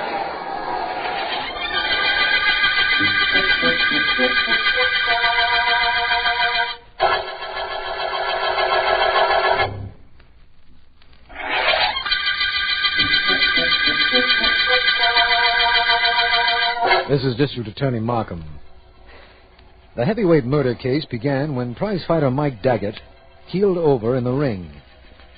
Investigations showed that the challenger had been doped and poisoned, and revealed that Billy Stanley, Daggett's girlfriend and nightclub photographer, did not want Mike to win, nor did K.O. Connolly, the champion, or his manager, Silk Morgan. Vance, Sergeant Heath, and I have found out that Billy Stanley is at her apartment with Sam Billings, Mike's manager. And we are on our way up Please stop, Billy. That isn't going to help things any. I can't help it, Sam. I can't stop. Billy. He's gone. He should never have gone into that ring. He's gone, Sam. Yeah, I He know. was murdered. The police say he was murdered. He was poisoned. Oh, Sam. I'll get it, Billy. Now, try to take it easy. I beg your pardon, I'm District Attorney Markham. This is Philo Vance and Sergeant Heath. We'd like to see Miss Billy Stanley. Come on in. I'm Sam Billings. I was Mike's manager. That's Miss Stanley, only... I can understand how she feels, Mr. Billings. Good evening, Miss Stanley. Permit me to tell you how What do you sorry want I with me, Mr. Vance? What do you want? Haven't I had enough questions from the police? Apparently not. You see, Miss Stanley, we found out that Mike Daggett was both doped and poisoned, and that you were with him when he ate last before the fight. Yes, I was. And I didn't want him to fight. Found that out, too, I suppose. But did you also find out that I loved him, did you? We'll take your word for that, Miss Stanley. Look, Mr. Markham, Vance ain't getting anywhere with those silk gloves of his. Heath, please. I'm taking over. Look here, Miss Stanley. Your boyfriend was fed knockout drops, and he was poisoned afterwards. The Mickey Finn was so he wouldn't taste the poison. Now, you ate with him. Come on, admit you fed him the stuff. No, I won't. I didn't. You've got no right to come here and accuse me. Billings, you shut up or I'll go to work on you. Now, come on, Miss Stanley. Tell us you did it, and we'll go easy on you. I won't tell you that. It's not true. Apparently, motorman's gloves aren't any more effective than silk ones. Huh? Never mind, Heath. Mr. Vance was entitled to that. Miss Stanley, that's a professional camera on the table over there, isn't it? Yes, it is. Speed Graflex.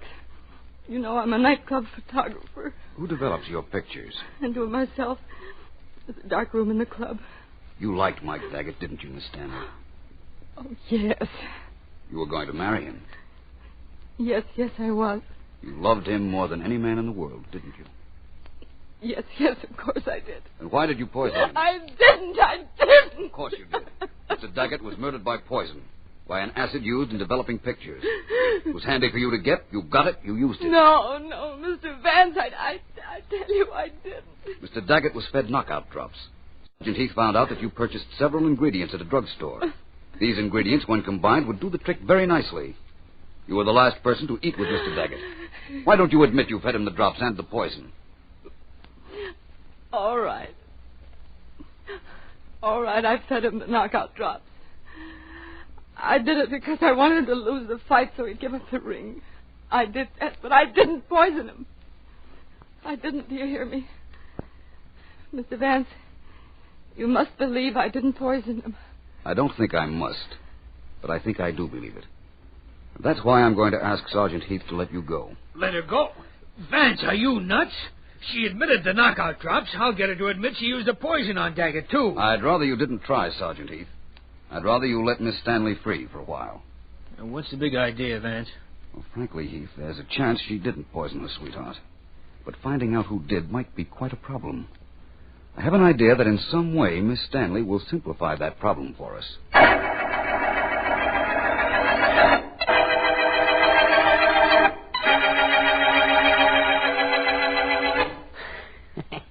Hey, Champ, this Vance guy comes to us to tell us Mike's girl admits she gave Mike a Mickey. What do we care? Sure, Silk. What do we care? I wasn't certain whether you cared or not. I thought perhaps you'd like to know. And by the way, you might be interested in this. The police have released Billy Stanley. Hey, Vance, the paper said that Mike was poisoned by some junk used in developing pictures. Don't you know that Stanley dame takes pictures in nightclubs? Sure, she takes pictures in nightclubs. That's beside the point. What is important to both of you is that you wanted Mike out of the way. Because from what I've learned, he could have beaten you easily last night. Think so? Yeah, think so? I know so. What I think is that perhaps you wouldn't want him to try. We can't find out how Mike was poisoned. But perhaps you found some way of feeding it to him. You can't come in here and accuse us of murdering Mike. You can't come in here and say we knocked him off. I'm going to teach you not to do things like that, Vance. Go ahead, Champ. Show him. I don't like the way he looks anyhow. His nose is too straight. Yeah, his nose is too straight. Fix that right now with the... You've killed him, Vance, with that jiu-jitsu trick of yours. You killed him when you threw him over your shoulder. I think not, Mr. Morgan. Not if he landed on his head. Well, so I own a victory over K.O. Connolly. That practically makes me the heavyweight champion of the world.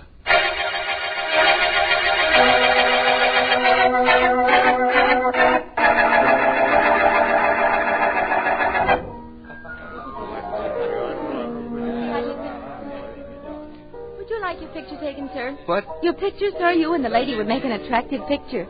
Have it as a souvenir of your visit to this nightclub. No, thank you. No? All right. Would you like your picture? Oh, it's you, Mr. Vance. Good evening, Miss Stanley. Oh, Mr. Vance, I want to thank you for getting me off. But tell me, are you close to finding out who did kill Mike? I think his killer is in this club, Miss Stanley. You mean K.O. Connolly or his manager, Silk Morgan? They've got a ringside table, and they're looking this way. Good. Listen. Lean over and pretend to whisper something to me. Anything at all. Go ahead. All right. What is it you want me to say? Anything, but be emphatic. Are you anywhere near knowing who killed Mike, Mr. Vance? Really? Well, thank you very much. Oh, hello, Mr. Billings. Hi, Vance. Hello, Billy. Hello, what goes Sam. on here? Not a great deal. I'll see you later, Miss Stanley. Right. I'll see you later, Sam. Okay. Would you like to go to bed? I'm glad you came over, Mr. Billings. If I'm not mistaken, isn't that Mr. Silk Morgan and the champion making their way over to this table? Yeah, it is. Wonder what they want. I imagine we'll find out soon enough. Hello there, Mr. Morgan. Mr. Connolly. Hi, Vance. Hi, Vance. Hey, Vance, what was it that Billy Stanley was whispering to you just now? Unless it ain't none of my business. On the contrary, I'd say it was a great deal of your business. Miss Stanley told me that if I'd meet her at the back exit when the club closes, she'd tell me who poisoned Mike Daggett.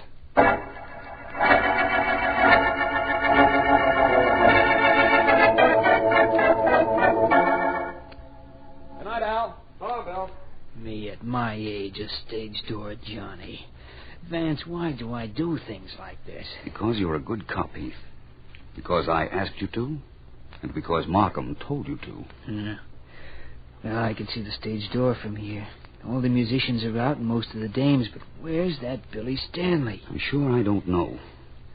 Heath, how far would you say it was from here to the stage door? It's about half a block. Good. That's just right for us not to be seen and yet near enough to help in case of trouble. Hey, Vance, here comes that Stanley girl. And she's walking this way, too. There's no trouble. No, There's look no... in back of her. That dark figure. He's going to grab her. Come on, Heath. We've no time to waste now. Come on, Heath. We've got to get there in time. Vance, that guy's got a knife. I can see it. Wait. We can't catch him, but a bullet will. He was going to kill me. Yes, I know, Miss Stanley. But Sergeant Heath shoots very well. Yeah, I sure do. Got 3 marksman's medals. Got this guy right in the right spot, too. You won't try to use a knife on nobody again. That isn't why you shot him. Not the only reason, I mean, Sergeant. He's the man who poisoned Mike Daggett. Oh. Now let's have a look at him. Though I know who he is, of course. Sam Billings. What? He killed Mike? Mr. Vance, are you sure? Positive. So you know that, do you, Vance? So what good will it do you? I'm through. I know it. Sure, I killed Mike, but what are you going to do about it? No. Nothing. Anything I might have been able to do has already been done by Sergeant Heath's gun, Mr. Billings.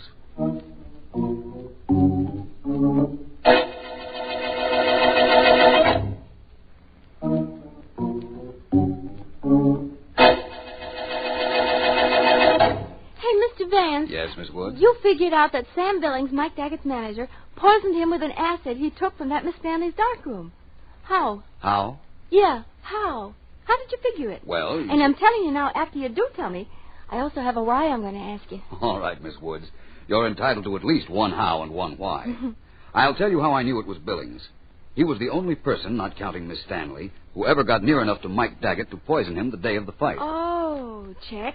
Well, now comes that why. Why should a guy's own manager knock him off? Well, Billings thought Mike was going to throw the fight, either because of the threats of the champion and his manager, or because his girlfriend had pleaded with him not to win. Oh. As a consequence, Billings bet heavily on Daggett to lose. He bet against his own fighter?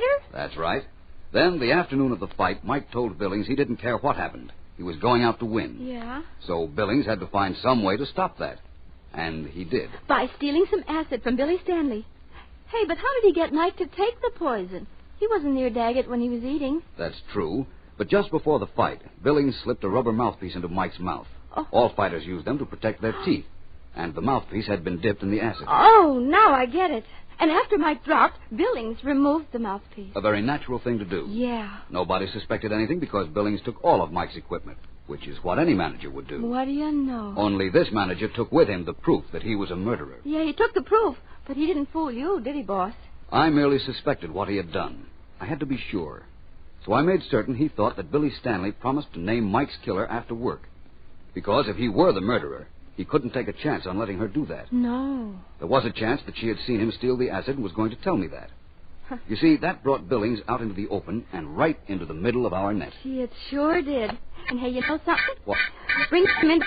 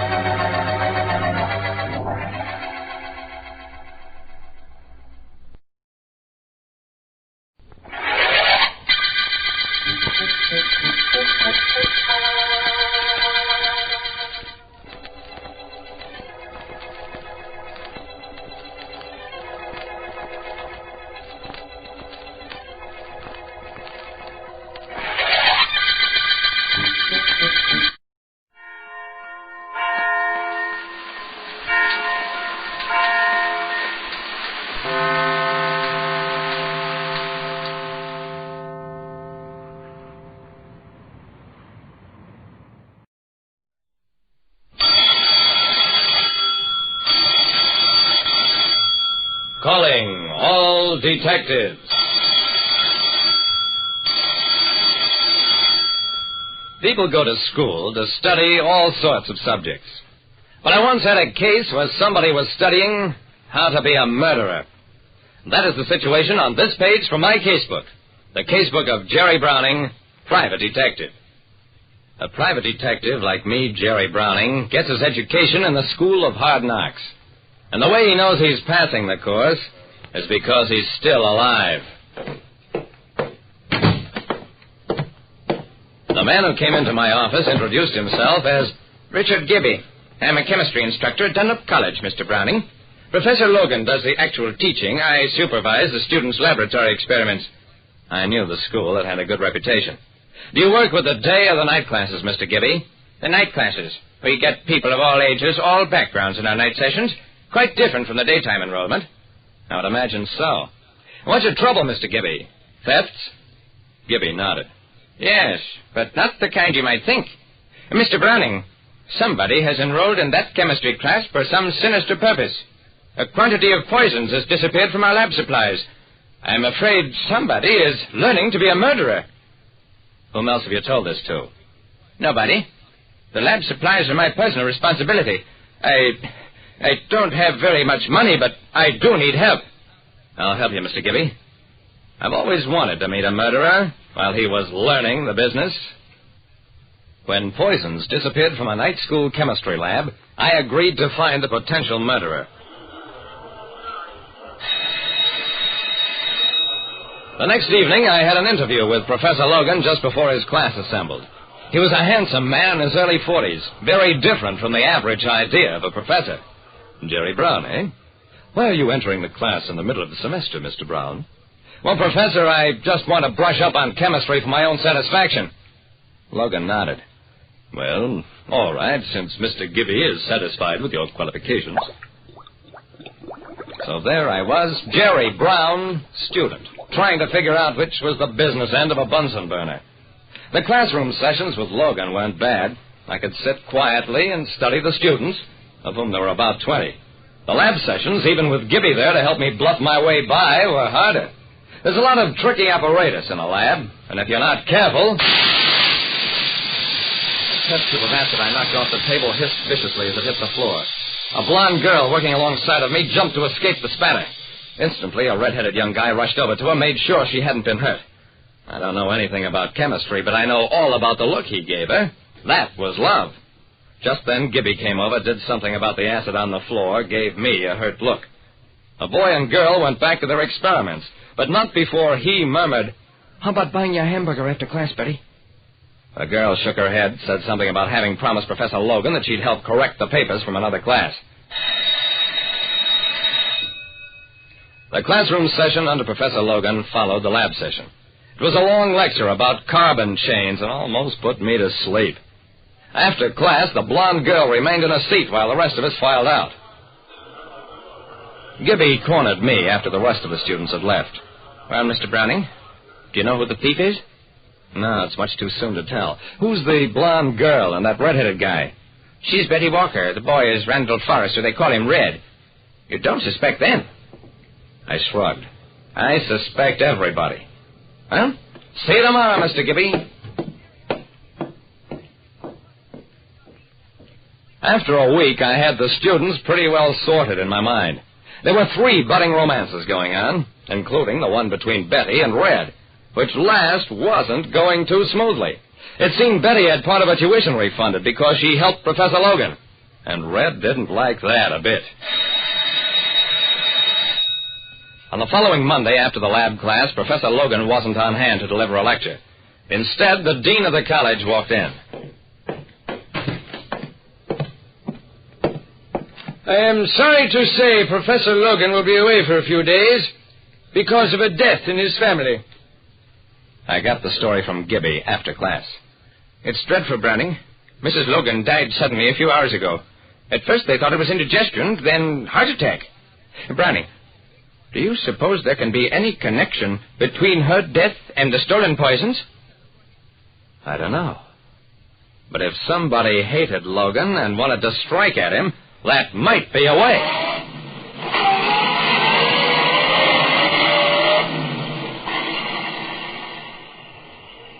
Late that night, I had a talk with the coroner. Look, Doctor, I hate to start anything. Mrs. Logan's death has been diagnosed as heart attack. But if you suspected poison and made an autopsy on your own initiative, it might prove interesting. A week later, Professor Logan was back. During that time, with him out of the way, the romance between Betty and Red really flourished. Now it was ready for another setback. Logan called his class to order, apologized for his absence in a dry, tight voice. Then the hour drew to a close. Betty, Miss Walker, if you'll be good enough to remain a few minutes after class, I'd like to discuss the work that has accumulated during my absence. Alongside of me, Red started to say something. I took his arm. Come on outside, Red, I want to talk to you. He was so surprised, he let me propel him out of the room. Hey, what's the big idea? The big idea is that I'm a detective and that Mrs. Logan died of poisoning. Come on, you and I have some talking to do. What I was waiting for happened 2 nights later in Logan's class. Mr. Forrester, I'm not satisfied with your lab experiments on cellulose. Tonight after class, I suggest you repeat the experiment and report to me tomorrow. I met the boy after class. All set, Red? Yeah, but I'm a little scared. Don't worry. You'll have plenty of protection.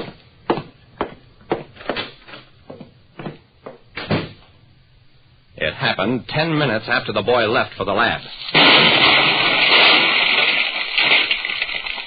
Logan was the first one in the lab, and even before he got there, he was moaning about that poor red-headed boy and how careless he'd always been with explosive chemicals. Nothing to worry about, Professor. Red is right in back of you. There was nobody in the lab when your bomb went off. Logan grabbed for a bottle of cyanide, but I knocked it out of his hand. He wasn't going to get off that easy. He had a date with high voltage. And finally, he kept it. He'd been stealing the poisons in order to get rid of his wife and pave the way to marrying Betty. And when it looked as though Red Forrester might be in the way, well, what's one murder more to a man like that? What he didn't know was that as soon as his wife's death was properly diagnosed, he'd been under constant police surveillance. Like I said, people are like chemistry. Get the wrong combination, and you'll have the kind of explosion that spells murder. Listen next time to Calling All Detectives, mystery drama, mystery quiz, and a chance for you to match wits with yours truly, Jerry Browning, Private Detective. Get this and get it straight. Crime is a sucker's road, and those who travel it wind up in the gutter, the prison, or the grave. It happened in a place called Bay City, where I was unwelcome to a fat fry cook with a secret and a dapper gambler. But to the long arm of the law, I was poisoned. It happened like this. From the pen of Raymond Chandler, outstanding author of crime fiction, comes his most famous character in The Adventures of Philip Marlowe.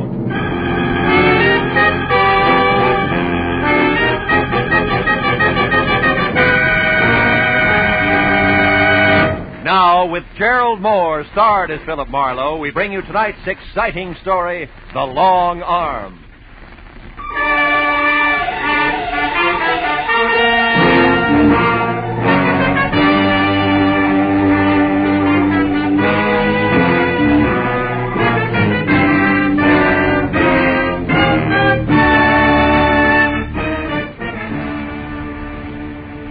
I got my Sunday best on, going strutting with Miss Laura Belly. Oh, fine. Every time I take a shower, I've never seen it. All right. Okay. Hello. Mr. Philip Marlowe, please. Yeah, speaking. One moment, please, sir. Bay City is calling. Bay City. I have your party, sir. Go ahead. Thanks. Hello, is that you, Marlowe? Yeah. This is Ernie Parch, Phil, at Bay City. Parch? Yeah, you remember me, don't you? No, I can't see. Oh, yeah, Ernie Parch. You're the guy who saved my life when the Bay City law left me beat up and bleeding all over the city dump, right? Yeah, that's it. Oh, yeah. Marlowe, please, listen. What? I'm in an awful jam. Like what? I just got out of jail yesterday. A year and a day. Jail, Ernie? Yeah. A very neat frame, Phil, but not half as neat as the one they're trying to hang on me now. This one's worse. You remember my wife, don't you? Grace, tall, blonde. Yeah. What about her? She's dead, Marlowe. Oh, no. She was murdered. They're going to try to pin it on me. You'll come right away, huh? Well, look, Ernie, I'm poisoned in Bay City, you know that. Please. Rake Thurman would give a year's pay just to watch me break an arm. 5 if I drown. But, Marlowe, you don't know it was Thurman who had you messed up for sticking your nose into Bay City politics? No, but I can sure second guess it. It was tough cop tactics all the way. And you mean you won't help me? Yeah, well, Ernie, really, I'm sorry, kid, but you better get yourself an honest lawyer In Bay City? You know better than that, Phil. Who'd have the guts to knock heads with the police in this town? Especially when they got a custom-tailored pigeon like me standing by with one wing already clipped. Phil, I tell you, it looks like I murdered Grace. Yeah, now look, kid. Phil, I saved your life once. Okay. What's your address, Ernie? It's 38 Orlando Drive.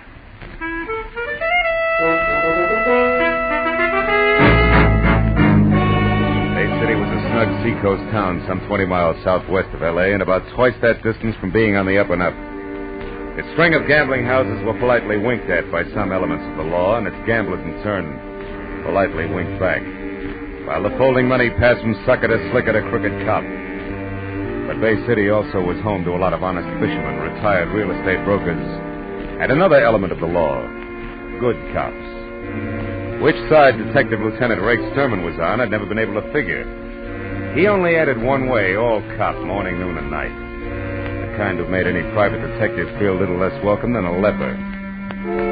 Well, an hour after dark, I pulled up and parked well away from 38 Orlando Street.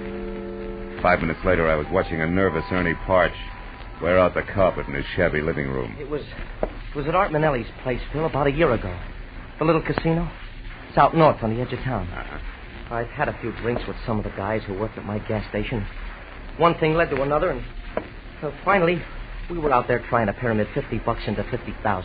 That's when the cops came in, huh? Yeah. You know, one of those pre-election raids that look good in the papers.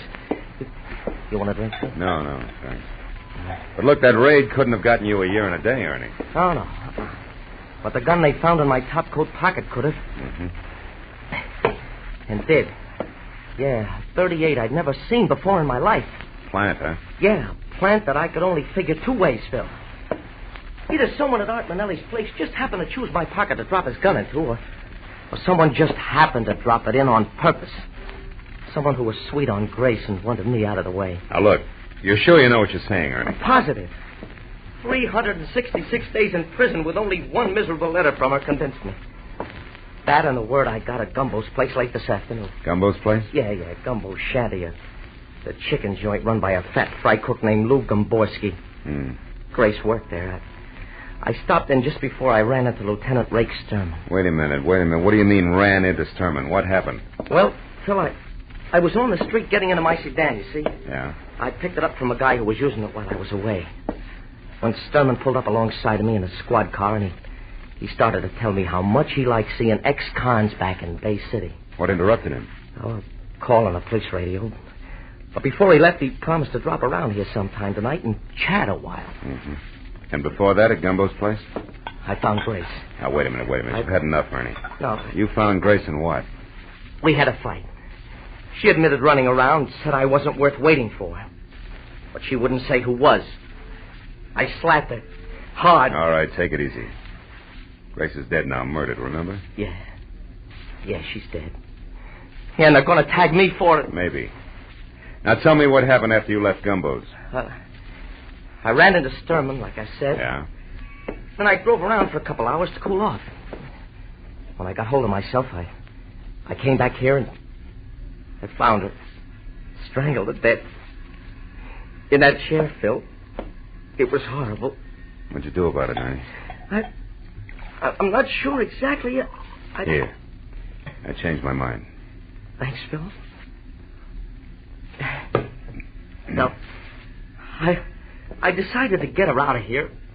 It was just getting dark, so I waited a little, and then I carried her down the rear stairs, and I put her in my car, in the back seat. I put a blanket over her. She's still there, Phil. I was going to drive the car away, but, well, I guess I lost my nerve. What am I going to do, Phil? Sturman might be here any minute. Then you got to help me. You must have. Ernie, that won't do it. I'm sorry. All right, kid. Are the keys in the car? No. I got them here. What are you going to do? I don't know. But you get out of here. Do something. But what? Anything. Go to a movie. Act as relaxed as you can. Do anything. Except come back here for at least 2 hours. Now go on. All right, Phil, whatever you say, I'll go to a movie, yeah. Right now. Right away. Thanks, Phil. I know you'll get me out of this. Ernie Parch's vote of confidence made comfortable listening for both of us. But when he was gone and I was down the rear stairs and out to his car in the alley, keys in hand, I realized that it stopped right there in the back seat. Then in the light that spilled from a nearby unshaded window, I saw I was going to have company. Sharp-pointed elevator shoes, careful blue flannel, and patent leather hair over a pasty face. All of it no more than 5.5 feet and held together by a hand-painted tie that sported a dapper knot the size of a cantaloupe. Good evening. I wonder if you could help me. I'm looking for Ernie Parch, 36 Orlando Drive. I couldn't find any number on this house. Is this it? Yeah, but Parch isn't in. He just left. Oh. You know where he went? No. It's all right, Cautious. I only want to talk to him. My name is Art Manelli. I'm a friend of his. An acquaintance. You? The same, yeah. He went to a movie, Mr. Manelli. I saw the picture, so I'm going home, back to San Diego. I live there. Oh, good. San Diego means US 101 to the south, right past my next stop.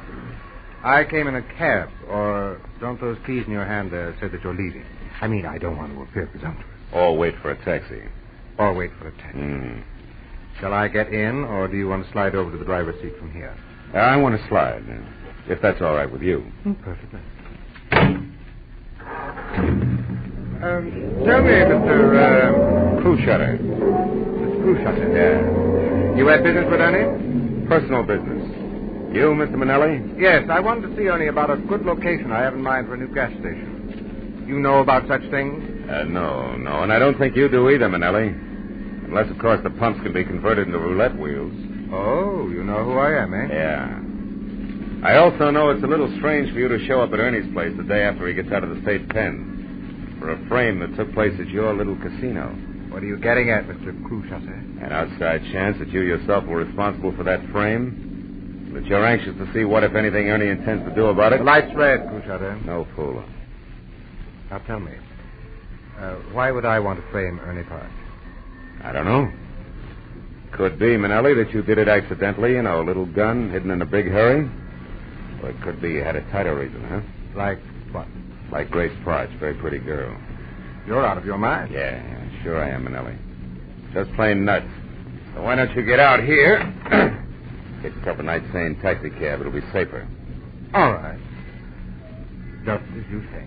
Listen, me and a pounding lift going toward the highway. Sure he is. I hate swell. Come on, Norm. We're riding the back seat. No, I got stuff in there. Close that door and beat it. Oh, okay, Happy. Thanks a lot. Stuff, Mr. Cruishutter? What kind of stuff? Rum, Manelli. I'm a bootlegger who never got the word, believe me. Oh, but I do. The light green, Mr. Cruishutter. So long.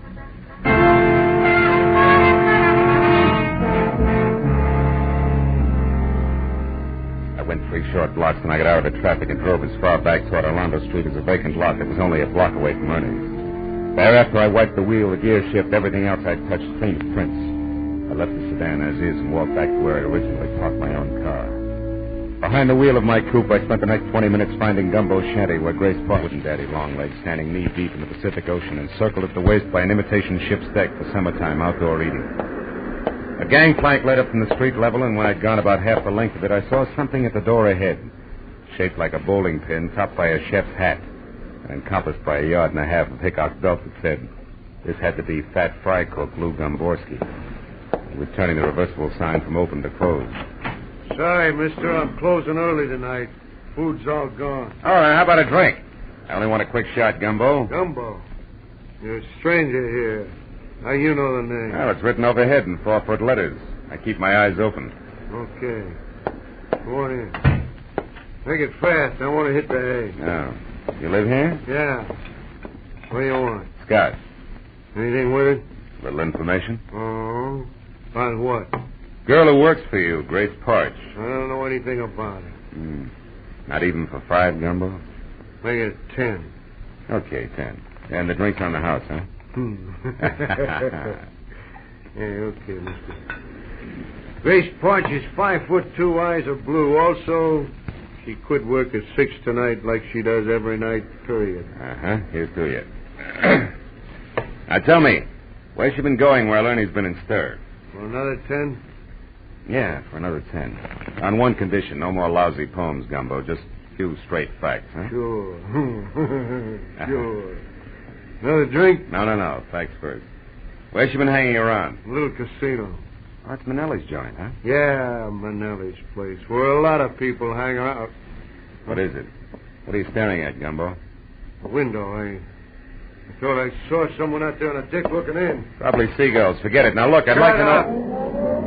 Sure, it is someone getting away in a car. Oh, any idea who it was? Huh? I said any idea... I heard you.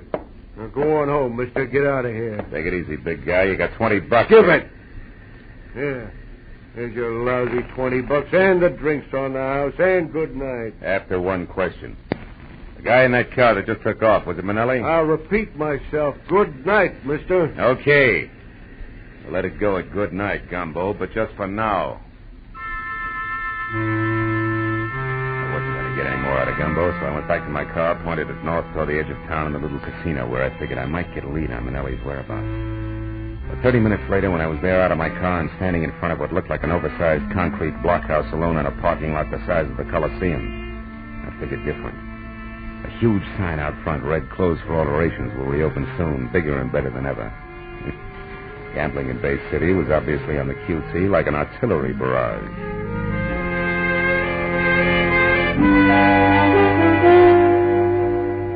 By the time I got back to 38 Orlando Street, nearly 3 hours had gone by since I'd last seen Ernie. As I started up the steps toward the light in his living room, I wasn't happy over the lack of information I had for him. But when I opened the door and saw what was waiting for me, it didn't matter. In one huge, beefy, freckled hand, there was the usual police department .38 revolver. Hello, kid. The ice-cold gray eyes, the thick, broken nose, the nasty curl of the lips, all belonged to Bay City's toughest homicide detective, Lieutenant Rake Sterling. Hello, Marlowe. I've been waiting for you too long, kid. Why, I would have baked a little cake if I knew I was going to have this much time. Where's Ernie Parch, Thurman? He's under arrest, kid. We found his wife's body. He's under arrest for murder. You know what else, kid? No, what else, kid? So are you.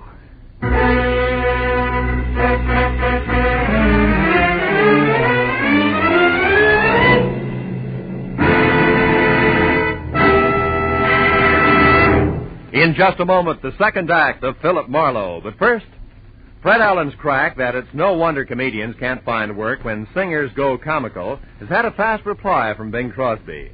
Bing has invited Fred to be his guest on his CBS show this Wednesday night. And you can get right into the very middle of the argument on most of these same CBS stations, where Bing Crosby's show is every Wednesday night. Be sure to hear Fred Allen's visit to Bing's show this Wednesday, following Groucho Marx and You Bet Your Life.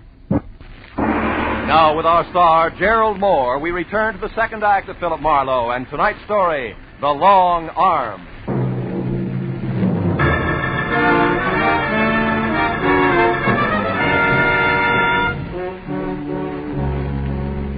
As Lieutenant Sherman moved toward me, he curled the thick fingers of his left hand into a fist. I braced myself, but the blow never came.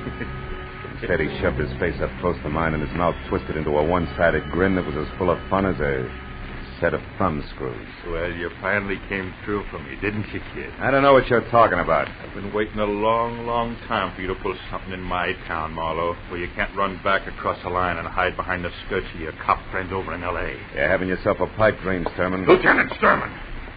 And don't forget it. Real sorry, officer. Now, do you mind explaining what this is all about? That's one of my rights as a citizen, you know, even in Bay City. As far as I'm concerned, killers ain't got any rights. Now tell me you had nothing to do with Grace Parch's murder, so I can tell you why you're a stinking liar, private detective. I suppose private detectives have no rights either, huh? None. We found the girl's body in a car parked at a vacant lot, and somebody overlooked a couple of fingerprints, which I'm going to match up with yours, Marlowe. How come you're so sure? Because we pulled Ernie Parch out of the movies 5 minutes after we found his wife. And jailbirds sing in Bay City, Marlowe. We don't horse around with them. Come on, let's go. Wait a minute. Before you push too far on the wrong track, there's an angle here you ought to know about. There's always an angle with you, ain't there, bright boy? Yeah, but you're going to like this one. First in that car you're so proud of, you're going to find prints from one Art Manelli. That's right. One who stays in operation when everybody else in Bay City is closed up. You better find out whose toes you're stepping on down at City Hall before you... Shut up! We got problems in our town, Peter, but that's not one of them. Now, if you got something intelligent to offer, spill it. Without wisecracks. All right. Ernie Parch was framed a year ago in Manelli's joint. No doubt on Manelli's orders. Why? Because Grace Parch was a pretty girl with the end for gamblers. That's why. All the time Ernie was in the cooler, she was running down to Manelli's place, and I got a witness to prove it. She also makes her the kind of little cheap tramp that gets out of hand. Go on, did... Manelli showed up here tonight with no satisfactory reason for it. What's more, you warned Ernie Parch just this afternoon that you were keeping an eye on him. Even if he wanted to kill his wife, he's not stupid enough to have done it tonight. But from Manelli's standpoint, it was a perfect time, you see, because you guys would go for it just exactly as you have. You think we're stupid? Now, look. I know you got no use for me, Stone. But you're a cop, after all. And as long as somebody's got to take a rap, it might as well be the right guy. You know what, sweetheart? What? Your fairy story makes average listening. Just average, nothing else. Now get going!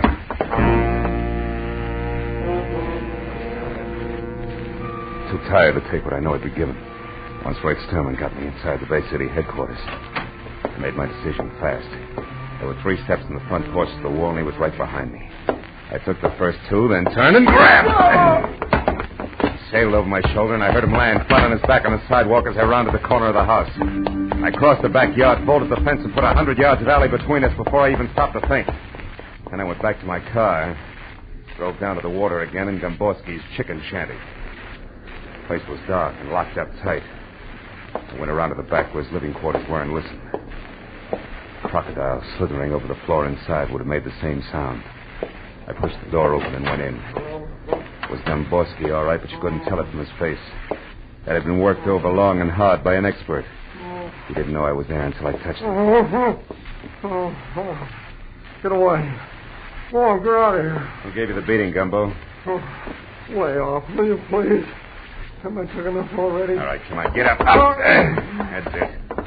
Now, look, Gumbo, you told me one thing about Art Manelli, that Grace Parch went to his joint a lot. And you spotted somebody outside the window and you clammed up. I come back now and I find you like this. Isn't it obvious you're wasting your time trying to protect him? Oh, shut up.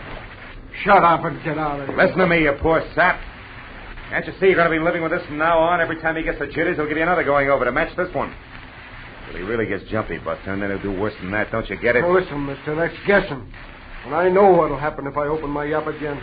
I'm just not going to take that chance. Don't you realize we'll never lick Manelli if we don't fight? Leave me alone. Yeah, leave me alone. I'm not saying nothing. You understand? Nothing. Not one word. Now get out. Go on, get out. All right, you miserable sucker. I'm through talking to you. You'll think the other guy gave you a light massage by the time I'm through with you. Yeah, well, that's what you think. Hey, now stay where you are. I don't want to kill you, mister, but I will unless you beat it. I'd rather face that than talk. You're getting in too deep, aren't you, Gumbo? There's nothing else I can do. You're nothing to me. I know which side my bread's buttered on. Yeah, but you made one big mistake already. Mistake? What do you mean? You left yourself wide open for this coffee pot. I'm sorry, sucker. I don't have much time. Drop the gun. Come on. Drop it. That's better. Now just tell me one thing and I'll leave you alone.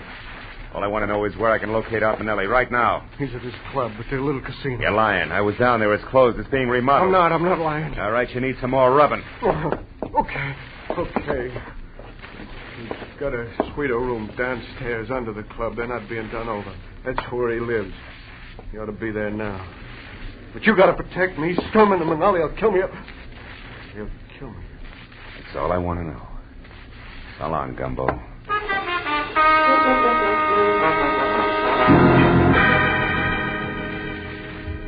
At the first phone booth I came to, I stopped, looked up a Bay City number, and made a call, which took 5 minutes. Then I went on to the little casino. I parked on a side street, then went down the ramp to the underground garage in the rear. There was a door between 2 ornate bronze urns, Alibaba size, and I started toward it. On a hunch, I stopped and studied the decoration on one of the urns. I finally found it. A small hole in the side. I took my handkerchief out and stuffed it into the hole. From somewhere inside the apartment, I heard a chime ring.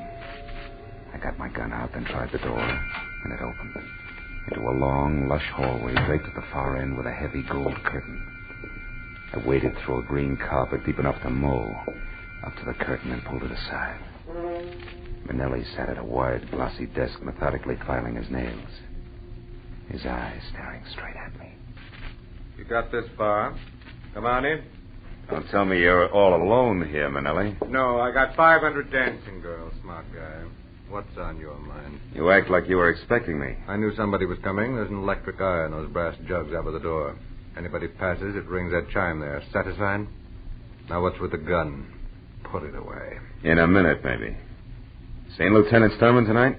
Why? Should I? You've been rubbing elbows with homicide. But I didn't kill anybody. No, I guess you didn't. But I've got a good idea who did. Ernie Parch, of course. No chance. It was your business partner, Lieutenant Rake Sturman himself, and 5 will get you 10. He's got big news for you. Yeah? Hey, Rake. Steady, Marlowe. Don't move. Well, look what crawled out of the woodwork. I'll get his gun, Rake. Sit down, Manelli. I'll take it myself. Yeah, that's better. Now, don't budge, either one of you. Wait a minute. What is this? Shut up. You said you killed Grace Parch, but you were in love with her. We used to meet her right here in this room. Yeah, that was before she found out a couple of things and began to put the pressure on me. We got in a beef today, and I lost my head. Now, shut up. Okay, Marlowe. Let's have it. How'd you dope it? Oh? Gamborski took a beating tonight just because he mentioned Manelli here. With a little more pressure, he mentioned someone else. You, Sturman. And why would you shut Gamborski up about Manelli unless you and Manelli were connected? That connection was all I needed. Uh-huh. Right on the button, sweetheart. For all the good it'll do you. Listen, I don't get this. I don't understand. You don't have to anymore. You're through. What are you saying, Rake? You know too much about me, Manelli. You know it all. Now, wait, you can't do this. Yes, I can. In fact, Marlowe here gave me the idea. He even worked out all the motives. So it's easy. I came here to arrest you for Grace Parch's murder. You resisted, and I had to shoot you. Ain't that a shame? But about this Ernie Parch. I intended to hang it on him, Manelli, but he's nothing to me. I don't care if he lives or dies. But you're getting too big for your britches anyway. So this is better. And I get 3 birds with 1 stone. Grace, Manelli, and you, Marlowe. Before you start pulling the trigger, Sturman, you better ask your boys. Huh? A couple of them are waiting for you behind that gold curtain there. Ah, you're a liar, Marlowe. The electric guy would have tipped us off if anybody else came in. I blinded that eye with my handkerchief on my way in. Right, Lieutenant What? Sturman. Ernie, how long you been there? About long enough. Better drop it, Lieutenant. I don't take orders from you, Sergeant. You do tonight. Chief himself sent us on. Yeah, I took the liberty of going over your head, Lieutenant, just before I came in. Under the circumstances, you'll understand. Why, right? you... Better drop it, Lieutenant. Drop it! Okay, now come on. You 2 guys, too. Come along quietly. Sure. Always glad to ride with old Rake Sturman any time at all. Just as long as there's a couple of policemen in the same car.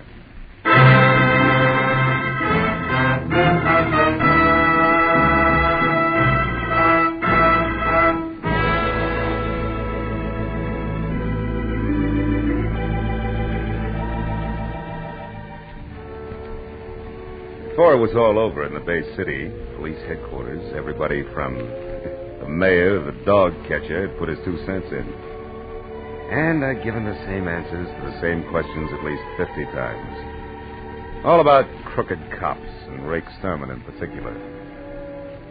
But finally, hours later, I was free to go home. And as I drove through the quiet streets, I was still thinking about cops. This time the other kind. The underpaid, overworked cops that pound the city sidewalks day and night. You know the guys who do everything from telling kids the way to the grocery store to untangling the rush hour traffic. Yeah. And I thought about each one of those cops who someday chases a hopped-up gunman down a blind alley and doesn't get home that night. Or any night. Ever again.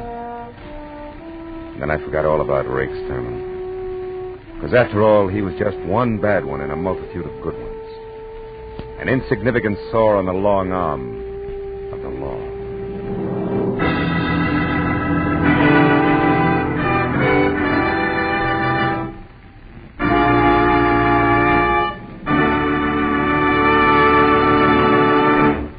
adventures of Philip Marlowe, bringing you Raymond Chandler's most famous character, star Gerald Moore, are produced and directed by Norman MacDonald and are written for radio by Robert Mitchell and Gene Levitt. Featured in the cast were Barney Phillips, Ted Osborne, Sidney Miller, Tom Tully, and Bert Holland. The special music is composed and conducted by Richard Arant.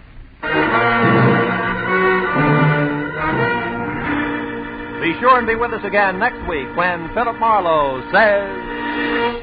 It could have been perfect.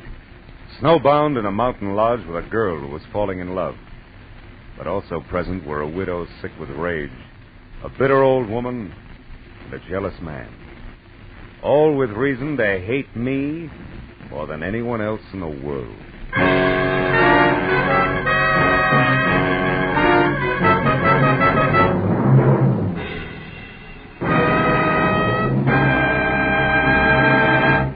Two all-star bouts are promised on CBS this Wednesday night. Bing Crosby faces Fred Allen across the CBS mic to battle it out on who's funnier, singers or comedians. And in the second attraction, Gracie Allen and a smashed Bender team up against not-so-gorgeous George Burns and a guilty conscience. This Wednesday also brings you Groucho Marx, his ad-libs, and his teams of opposites on You Bet Your Life, and a Dr. Christian story about two redheads in love. Fun, action, variety, they're all yours with Dr. Christian, Groucho Marx, Bing Crosby and Fred Allen, and George and Gracie on most of these same CBS stations this Wednesday night. This is Roy Rowan speaking. Now, stay tuned for Pursuit, which follows immediately on most of these same CBS stations.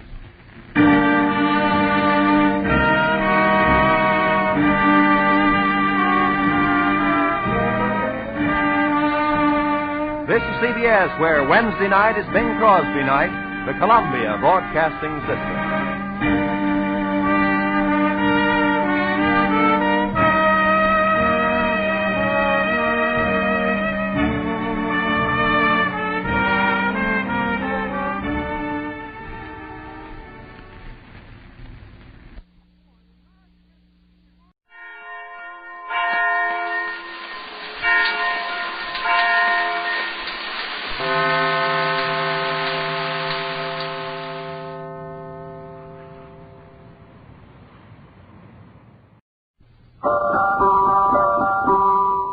Cola, P-E-P-S-I.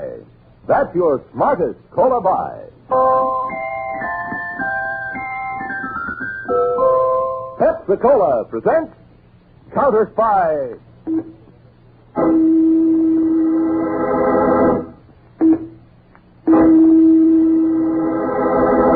Washington calling David Harding, Counterspy. Washington calling David Harding, Counterspy. Harding, Counterspy, calling Washington.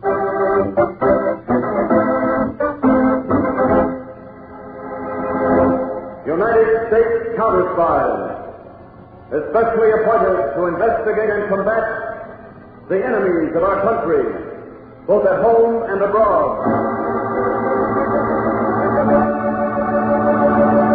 Tonight, the case of the fabulous formula, a thrilling counter-spy report to the American people. Brought to you each Tuesday and Thursday by delicious Pepsi-Cola. And now, another report to the American people. In your family's interest, listen to these findings, recently released by the United States Testing Company, Incorporated. After thorough and impartial tests, Pepsi-Cola proved of highest purity. Pepsi-Cola has more quick food energy and value, ounce for ounce, than any other leading nationally known cola. Yes, tested, compared against all other leading nationally known cola drinks, Pepsi-Cola won out. You get the best and twice as much in delicious Pepsi-Cola.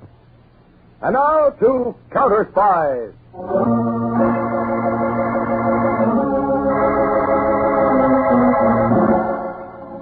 On the morning of March 14th, 1950, Dr. Frederick Ziegler, eminent scientist in chemical research, was in the secret basement laboratory of his home on the outskirts of Philadelphia, talking to his assistant, Anthony Kirk.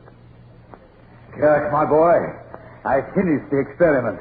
That is why I called you. I wanted you to be one of the first to hear the good news. Well, I really appreciate that, Dr. Ziegler. Of course, you never did tell me just what the experiment was. Well, now I feel free to tell you, Kirk. What I have accomplished will be vitally important to our national defense. Come over here to the left table. All right. Just a moment till I unlock this door. Okay.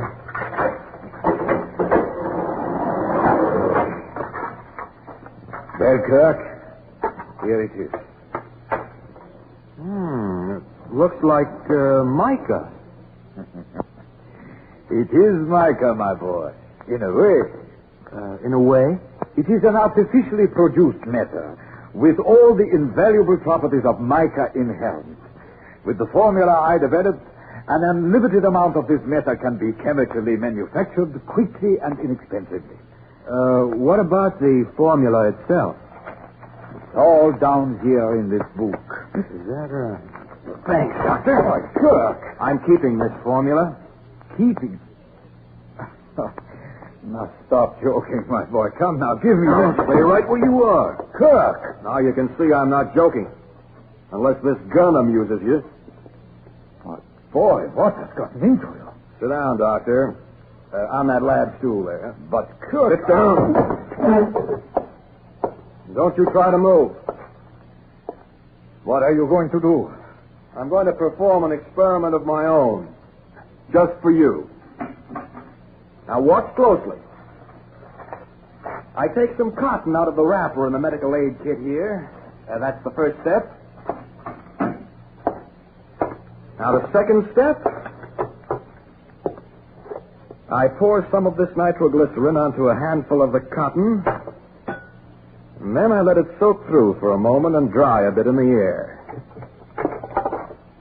And then I stuff it into this crucible on the lab table in front of you. Now, Doctor, what do you think of my experiment so far? You have made gun cotton. Uh-huh. A simple but effective explosive. Now we need a fuse to ignite our gun cotton, don't we? So we pull out a long strand of the cotton, stretching at the length of the lab table like this. Now, we're all set to make the test. You're going to kill me.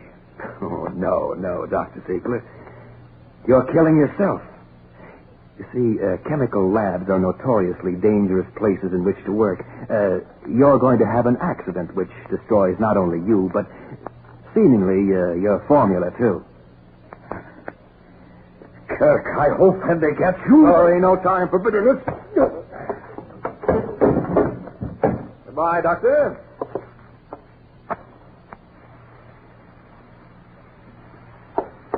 Thanks for everything.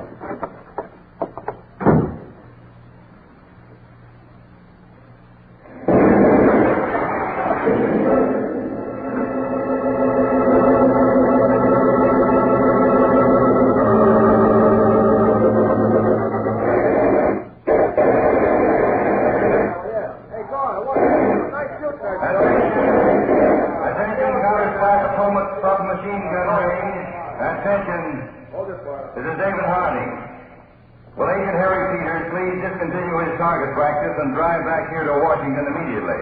Meet me in the lobby of the National Standards Bureau. At 2 o'clock, we are scheduled for an important defense matter conference with Mr. Carton.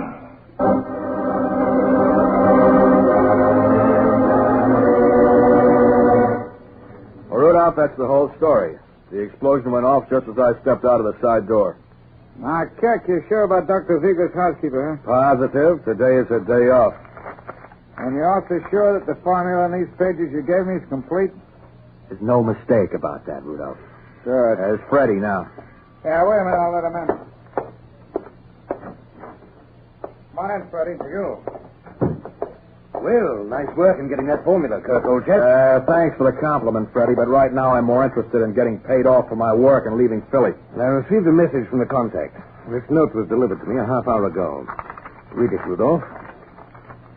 Find the living symbol of an empire, and you'll discover it's educational and entertaining. Yes, those are the directions where to meet the contact, whoever he may be. What kind of a stupid kid's game is this? Freddie, you told Rudolph and me we'd get our share when we delivered the formula. Yes, when it's delivered to the contact. Well, I've been working a bit on this cryptogram. The living symbol of an empire. All right. The British Empire. The lion. Does that make sense? Yeah, let me see that again. Lion, educational and entertaining. Sure, the public library. No, you forget, old thing. It says living symbol. Those are stone lines. Now, look, I've done all the dirty work so far, and I want money for it, not puzzles. I want money. Hold on, Kirk. What now? Lions. Living symbols. Yes. Come along, you two. Where are we going, Freddie? Why, to the Lion House, Rudolph, old chap. The Lion House in the Park Zoo.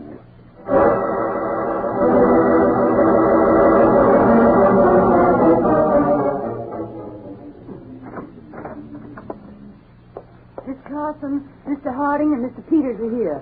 Have them come in. And Miss White. Yes, sir? I don't want any interruptions for the next half hour. Very well, Mr. Carson. Gentlemen, will you come in, please? Thank you. Good afternoon, Mr. Carson. Afternoon, Mr. Harding. How are you, Mr. Peters? Fine, thank you. Please sit down, gentlemen. I had just sent for some lunch. Join me? No, thank you, but I would take a Pepsi-Cola. Make that two. Miss White, please add 2 Pepsis to my order. Yes, sir. Now, Mr. Harding, I've been keeping you informed about Dr. Frederick Ziegler of Philadelphia and his efforts to compound artificial mica. Yes. Well, at last he has succeeded. Oh? Yes, I got a call from him early this morning. That's wonderful news, Mr. Carson. Well, I suppose you'd like the Counterspy to keep the doctor, his home, and his private laboratory under surveillance. Is that it? That's it exactly. Well, on the way upstairs here, I started to brief Peters on the importance of artificial mica. Mr. Carson, maybe you'd like to take the ball for me. Glad to. Mr. Peters, the Department of National Defense has a very special interest in mica. Yes, Mr. Harding got that far. It's used in radar and radio apparatus. A very strategic material for such equipment, and our supply of it in its natural state could be readily cut off. Mm-hmm. Last year, the United States used 10,000 tons of mica, and all but 135 tons came from abroad. Then Dr. Ziegler's really got something there. Yes, he most certainly has. Now we'll be supplied with mica in unlimited quantity. Pardon me. Miss White, didn't I tell you I wanted no interruptions? I'm sorry, sir, but this is very important. It's about Dr. Ziegler. He's dead. What? The doctor's housekeeper just called. The doctor was killed in an explosion in his basement laboratory. They haven't been able to reach his assistant, Anthony Kirk, as yet. Thank you, Miss White. You heard that, gentlemen? Yes. Peters, call the airport. Tell them to have my plane ready. We're getting to Dr. Ziegler's lab in Philadelphia as fast as we can.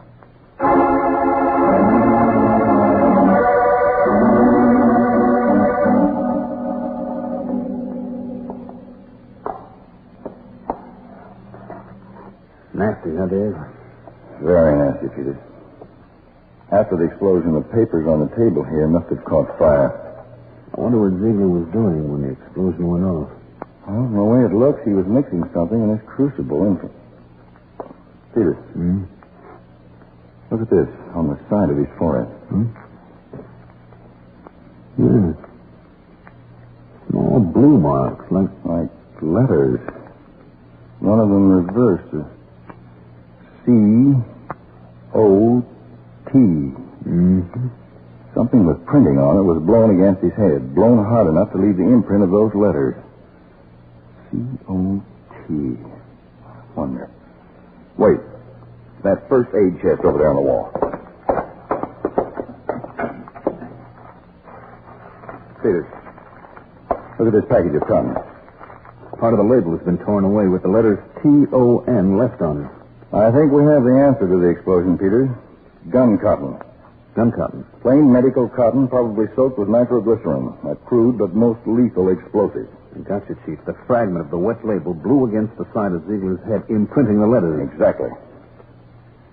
That means the explosion was definitely no accident. Definitely. It was a scientific murder, planned to hide the theft of a vital American defense secret.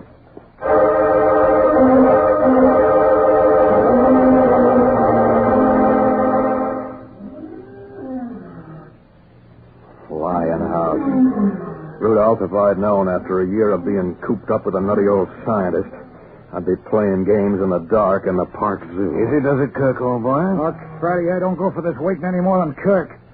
Not knowing who the contact is or when he'll show, and me carrying practically TNT in my coat pocket. Violet, 25 seconds. Violet, gentlemen. Look, we don't want any. Hey, watch where you're going. Violet, you're pretty lady. Only 25 cents a buck. I said no. Get out of here. Beat it. No need to be surly, Rudolph. Here's a few coins, Mother. You can keep the posies. Just hop along like a good old girl, eh? Yes, sir. And take care, sir. Right. Violet. You're a smart one, Freddie. Why'd you give that old dame a handout? She's liable to remember us. And did it occur to you, Rudolph, that your ugliness may have made a more lasting impression if I hadn't amended matters with a few coins? Freddie is right, Rudolph. Freddie is right. Okay. Only you two are beginning to give me a... Rudolph. What happened to him, Freddie?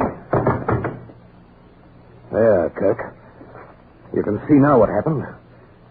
A knife in his back. Who threw it? Where did it come from? There's no time to worry about that now. I've got to get out of here quickly.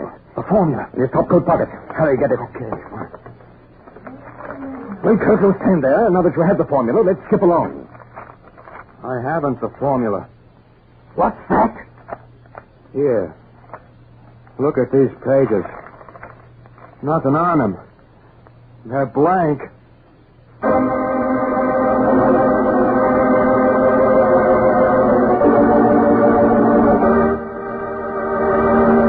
In a moment, back to Counterspy, presented by delicious Pepsi-Cola. Pepsi-Cola, tip the spot, 2 full glasses, that's a lot. Twice as much and better, too. Yes, twice as much and better, too. You know Pepsi gives you twice as much.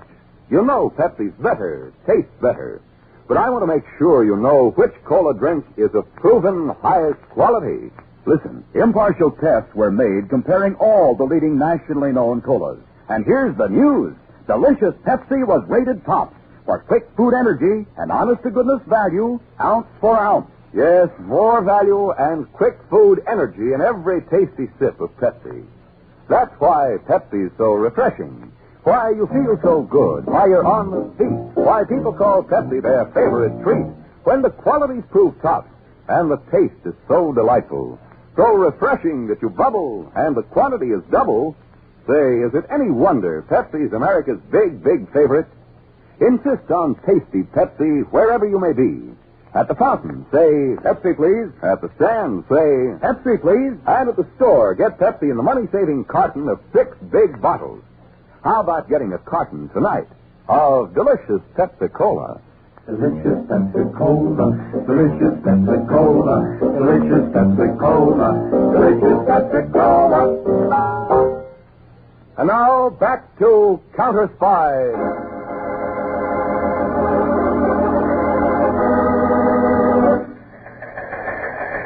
Attention all counterspies in Philadelphia sector. Blue alert. Repeat, blue alert. This is David Harding. Wanted, Anthony Kirk, for the murder of Dr. Frederick Ziegler and the theft of a vital national defense secret. Warning, proceed with caution. Kirk is probably armed and will fire to avoid capture. This man must be apprehended, dead or alive.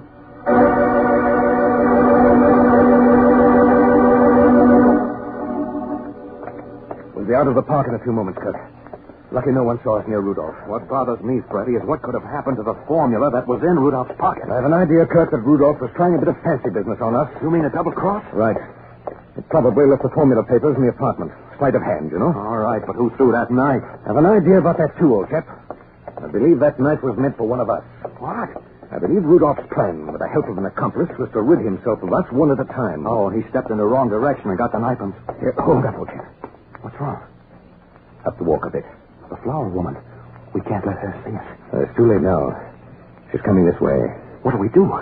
We still have luck on our side, old boy. It's getting quite dark. No one's in sight. The bushes on either side of the walk will afford excellent protection. Protection? What do you mean? For what? For an ugly but necessary action. All right, here she comes. Violet, only 25 cents a buck. Violet? Hello, Mother. Well, don't you remember me? Oh, yes. You're the kind gentleman who was at the zoo. I'm glad I met you again. There's something I want to repay. Well, this is the place to do it. So it is, Freddie. What? Hey, what is this? She's not an old woman at all. But even you didn't recognize me, did you, Freddie? Vivian! But I had no idea you were the contact. Freddie, who is she? Well, Kirk, old chap, I have the honor to present you to Vivian Lawrence. Your unknown employer, Kirk. I don't get all this. Well, I'll be brief, Kirk. I got the formula from Rudolph's pocket back at the zoo. And it was I who threw the knife which killed Rudolph. A knife just like this one. Oh, but why did you do it? Rudolph was working for you, as I was. You used exactly the proper tense, Kirk. As you were. All right, Freddie. Drag him into the bushes and we'll be on our way.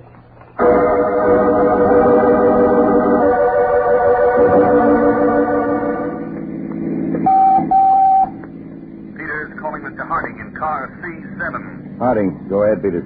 I'm in the city park, Dave. We've located Anthony Kirk. Yeah? He's got a knife in his chest. A passerby heard him groaning in the bushes. Kirk is the second stabbing victim found in the park within 10 minutes. The other one is dead. What about the formula? No sign of it, Dave. Kirk hasn't talked so far. The ambulance doc says he may not be alive by the time they reach City Hospital. Peters, get into that ambulance. Have them go by way of Market Street. I'll intercept you as fast as I can.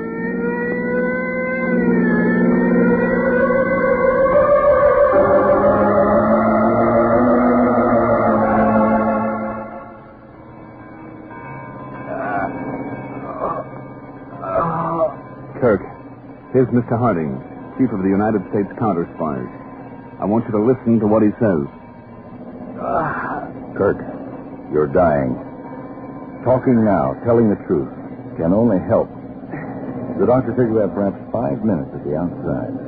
5 minutes? It's your last chance to do one decent thing, Kirk. You did kill Dr. Ziegler. I killed him. And you stole the mica formula. Yes. Where is it? She has it. Go ahead, Kirk. She. Who is she? Her name, Kirk. Name? Try, Kirk. Try. Vivian Lawrence. He's dead. Vivian Lawrence. Familiar to you, Peters? Sure is, Dave. We had plenty of trouble with that dame before Pearl Harbor when she was poking around over here for the Tin Caesars.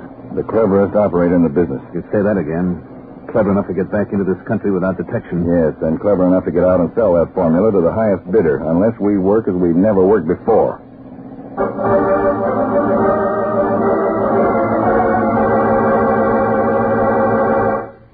Hurry with those drinks, Freddie. Righto. Now we continue with our program of musical interludes. It worked rather well, eh, Vivian? Naturally, Freddie. Everything I planned works well. Really, old dear, you have such a positive nature. Well, I'd have been dead years ago if I didn't, old dear. Now, what about those drinks? Righto. Here you are. Thank you. Well, a toast, Vivian. Here's to this city of brotherly love from which we extracted such a prize. To Philadelphia, Freddie. And $1 million worth of American scientific ingenuity. I must interrupt this program to bring you a special message from Mr. David Harding, Chief of the United States Counterspies. Mr. Harding. What could that dull soul like to say? I'll change the station. No, wait. Let it alone. Good evening.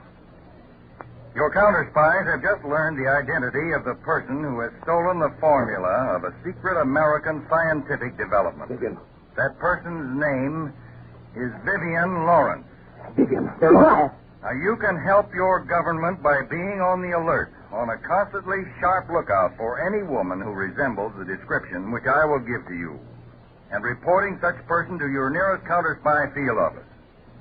Now, here's a detailed description of Vivian Lawrence. She is 36 years of age. Height, We'll get out of this city. Yes, but where will we go? What do we do? I've found ways out before, and I'll find one now.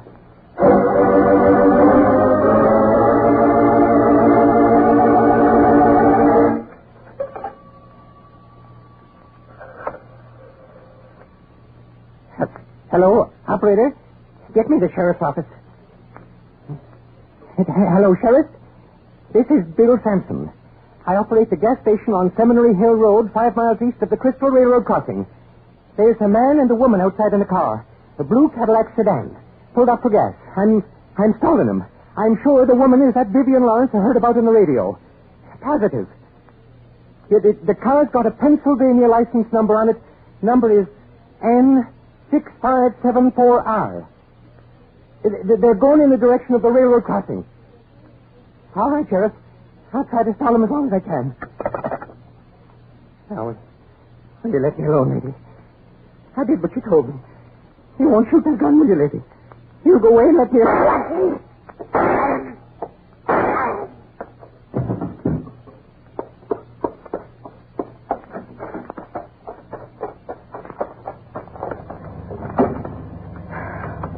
All taken care of, Freddie. Step on it.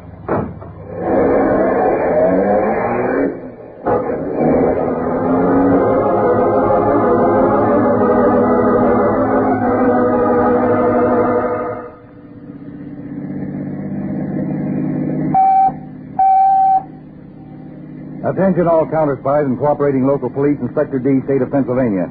Attention.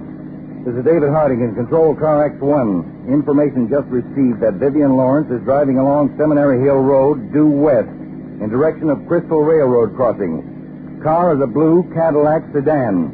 License number Pennsylvania N6574R.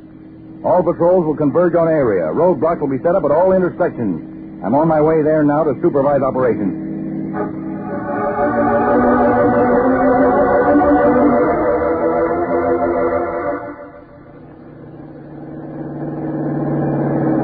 Vivian, I still don't see why you purposely put the bobbies on us. Freddie, I'm getting out of this present difficulty, and I'm just making sure. They'll be swarming along this road at any moment. Just as I planned they should. Well, it all sounds balmy to me. How does that sound to you, Freddie? What, that train whistle in the distance? That train is going to be my ticket to sure escape. Don't stop. But there's a railroad crossing ahead. Never mind that warning signal. Drive up on the crossing and park. But the train's coming. Yes, in exactly 1 minute it will round the curve before the crossing. I've calculated everything down to the last second. Oh, I've got you, old girl. The police know this car and the license number. They'll believe, if only at first, that we were killed in the crash, thus giving us time to escape. Am I correct? Correct, Freddie. Except for one detail. You will die in the crash. What? Don't move. I have this gun pointed right at you. Vivian. Sorry, Freddie.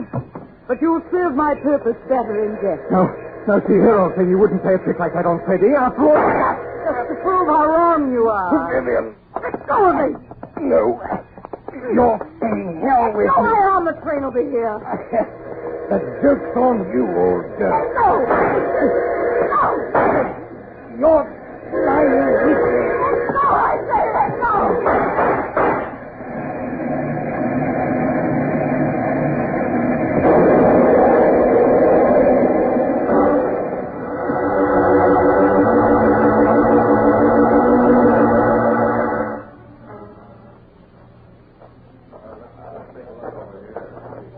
The boys have given me these preliminary reports, Mr. Harding. Everything checked, Peter? Well, the car is splattered all over, but it was definitely a blue Cadillac sedan. Yeah. The license plate was found, too.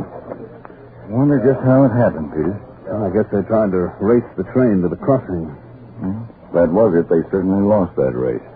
Anyway, Dave, the government will be spared the expense of bringing Vivian Lawrence to trial. Well, Vivian Lawrence may be dead, Peters, but the important thing now is to have our men keep searching this area for the formula. Once that's found, we can mark the file on this case closed.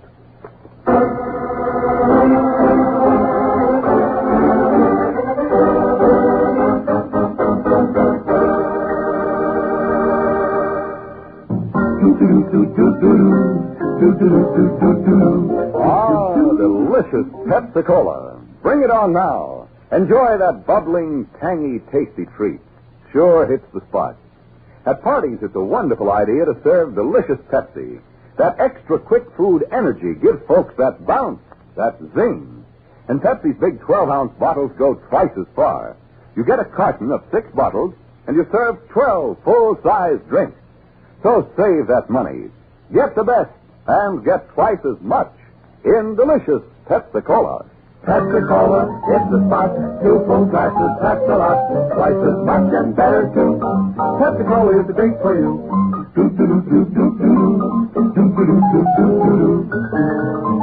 That's it. Delicious Pepsi-Cola.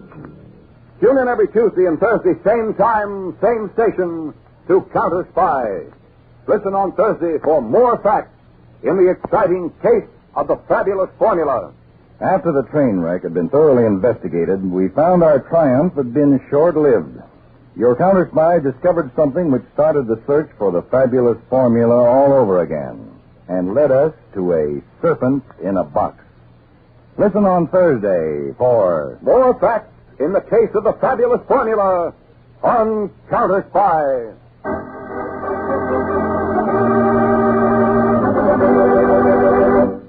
Tonight's Counterspy program originated in New York and was directed by Leonard L. Bass, dramatized by Edward Adamson, and featured Don McLaughlin and Mandel Kramer, with music by Jesse Crawford. This is Jay Jackson speaking. Counterspy is a Phillips H. Lord production for Pepsi-Cola. Enjoy some delicious Pepsi tonight.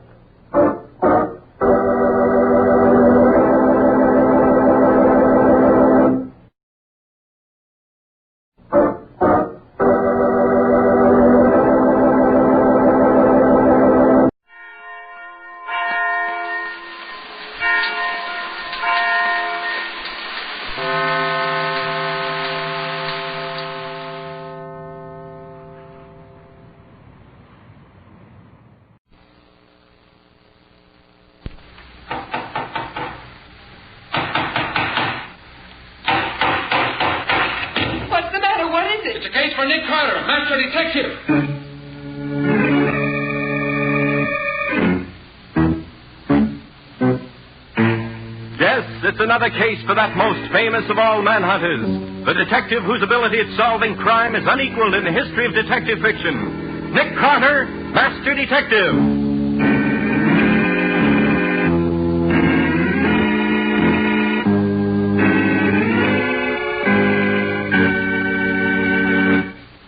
But, Mr. Sweet, that sort of thing is entirely out of my line. Yes, I suppose it is, Mr. Carter, but after all, you are our official investigator. All right. I'll have one of my men take care of it. Now, tell me again what you want me to do. One of our clients is being sued as a result of an automobile accident in which a woman was very severely injured.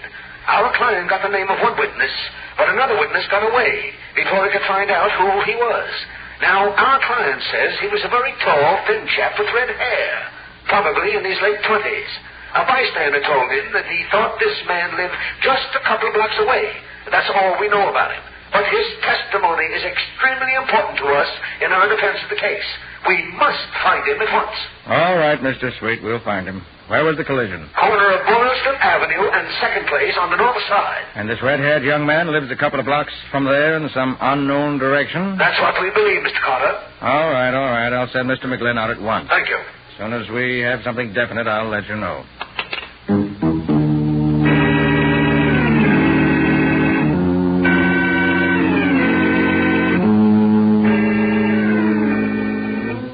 So began a case the like of which had never been encountered by Nick Carter, Master Detective.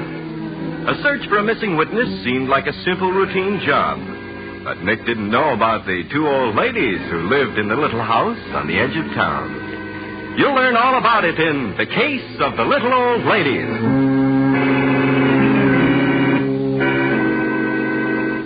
You say you don't know nobody was right here? No, I don't. Keep on trying.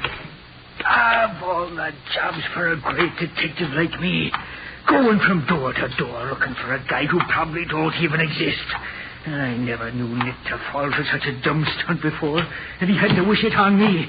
I don't know why I don't quit. 47 houses I've been to. Nobody ever seen a guy like I'm looking for. But I heard about every kind of fella but the kind I want. Yes?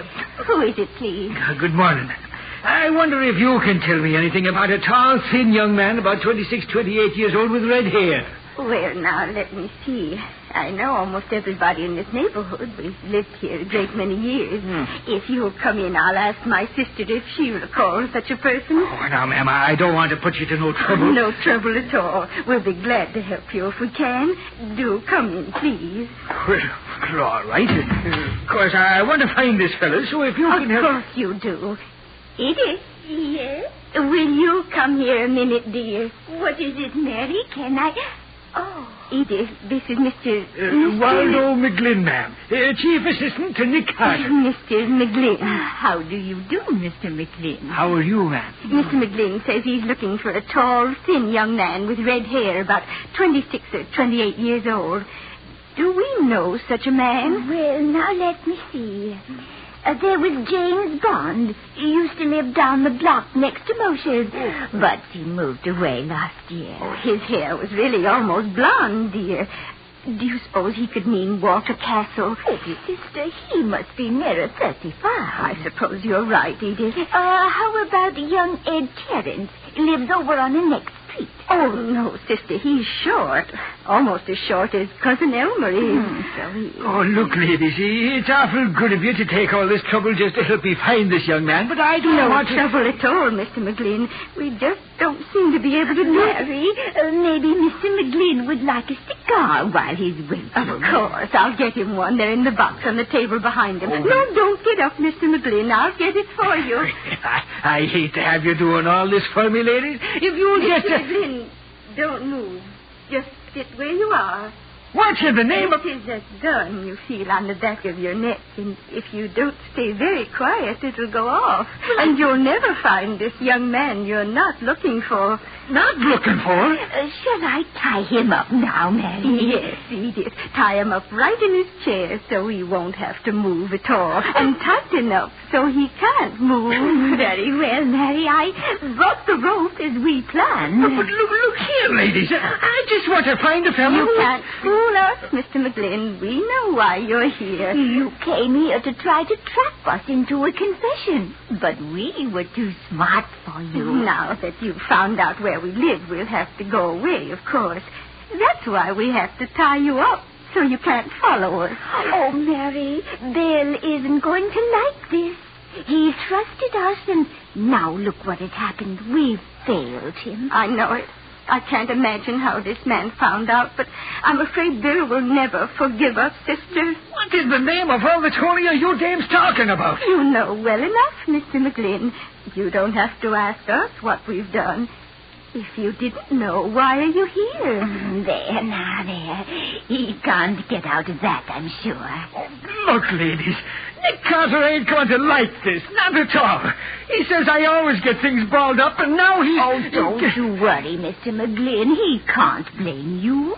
We're just too clever for you, and you're Mr. Carter. Come, sister, we must pack into... Is it that all good thieves say? Oh, yes. We must pack and scram.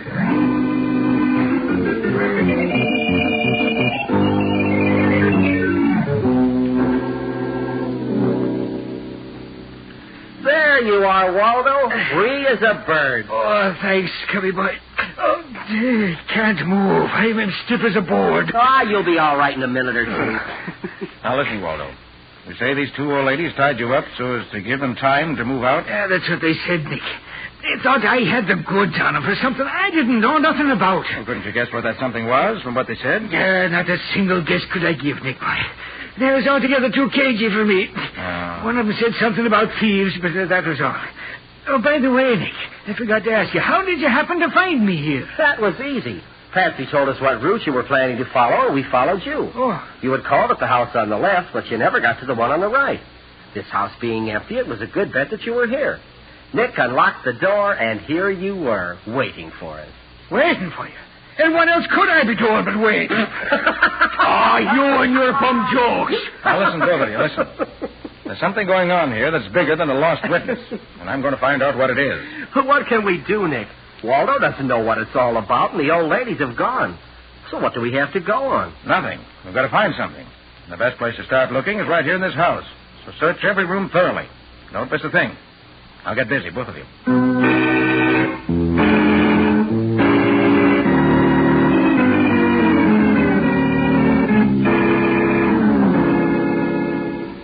And all you found was that burned paper? That's all, Patsy. And what good that is, I'm darned if I can see. When a piece of paper is burned as bad as that was, so you can't even see if it had writing on it or not, I give up. Oh, that's where science comes in, Waldo. If science can tell Nick what was on that paper, I'll take my hat off to it. Even old Sim Carter couldn't do that.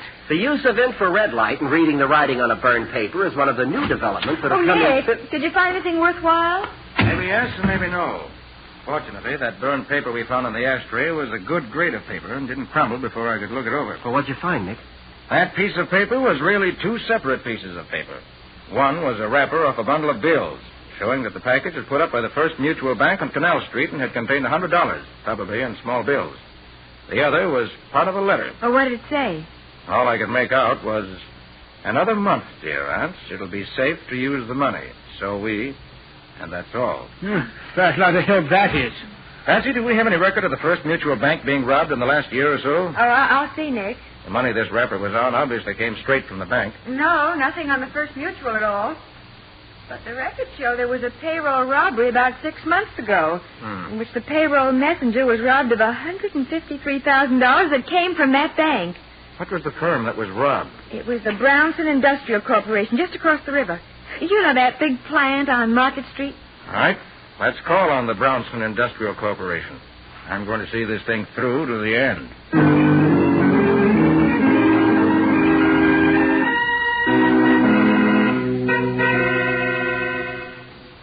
You want to see me, mister? I do.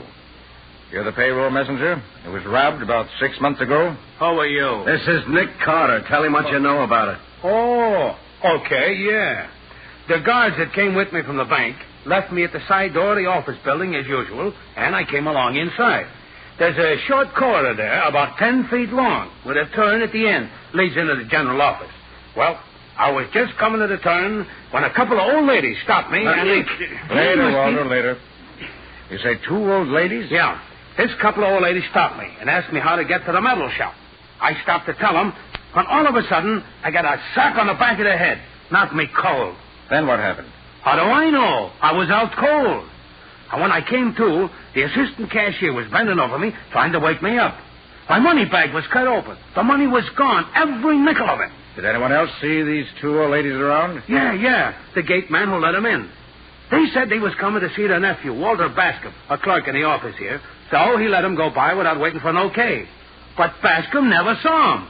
He says he ain't even got an in.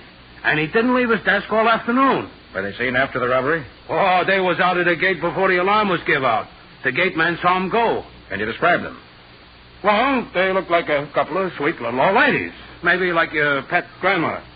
One was short and chubby. The other was about middle-sized, kind of slender-like. The same, Nick. The very same. You're sure of that, Walter? There couldn't be no mistake, Nick. Look, you didn't find any clues as to who slugged you. No suspects at all? Nah, not a one. But it must have been somebody who works in here. Couldn't have happened like it did no other way. Okay, thanks. Well, so long. Well, Nick, looks as if this is as far as we go. No, Matty, there's just one more chance. Huh? I have the photograph I made of the piece of burned letter we found at the old lady's place. Yeah?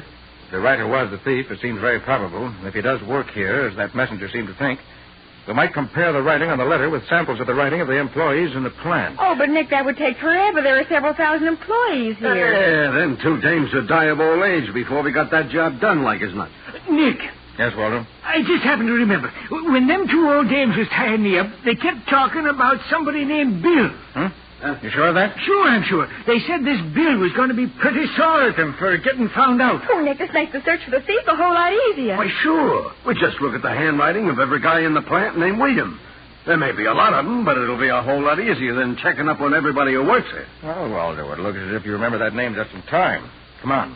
The personnel manager ought to be able to dig up a specimen of this Bill's handwriting for us.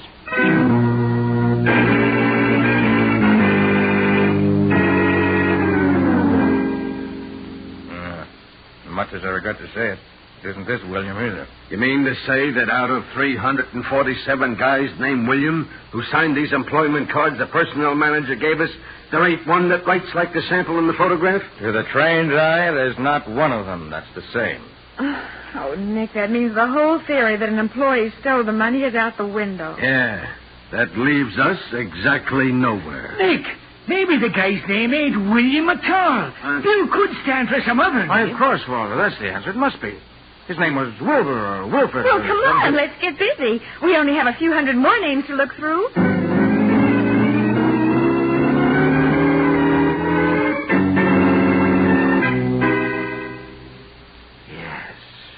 This is it, all right. Who is you it, sure? Nick? Wilfred Bergen. Works in the stockroom. Mr. Brown, where's the stockroom? I'd like to talk to this Bergen. It's in the next building back of this one. You'll probably find him at his desk. It's just to the right of the door. Would you like to have me call him and tell him you want to see him? No, thanks. We don't want to warn him we're coming. We don't want him to get away before we have a talk with him.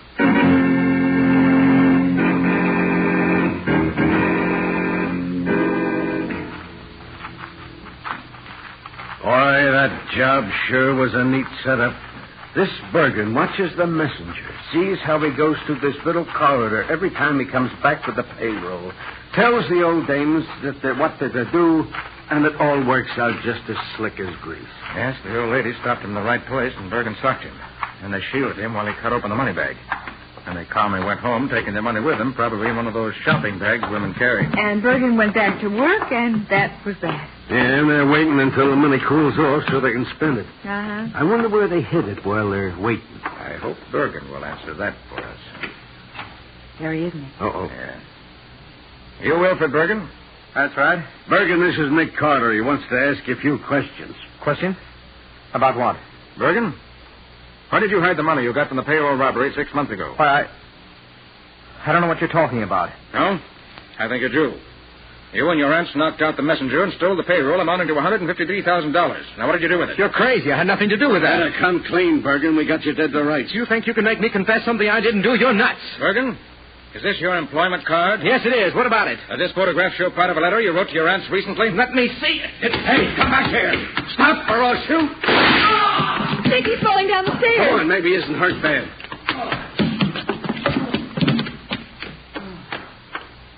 Oh. You won't die, Bergen. You only got shot in the leg. My neck. My neck. I can't move. Let me see. Huh? You shot him in the leg, all right, Matty. When falling downstairs, he broke his neck. Oh, Nick, no. Smooth. Now, Bergen, see here. I'm afraid you haven't long to live. Before you go, tell me, where's the money? Isn't there something we can do for him? I'm afraid not, Patsy. Bergen, where did you hide the money? I buried it. Where you'll never find it. You might as well tell us where you buried it, Bergen. We can get your aunts to tell. No, they'll never tell you. I did it alone. Find it if you can. I stole it. If I can't have it, no one else. Is he gone, Nick? Yes, Matty. He's dead. And the secret of where he hid the money died with him. Well, look, I ain't given up yet. If he buried it like he said, it's probably buried somewhere around that house where his aunts live. Now, I'm going to have a gang start digging there bright and early tomorrow morning. Good luck to you, Matty. I'll drop in on you later to see how you make out.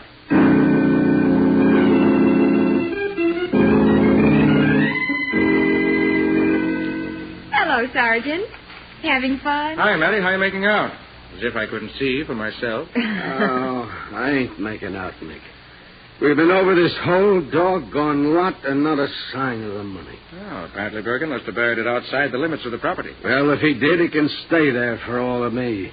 Do you realize, Nick, that this is the last street in this section?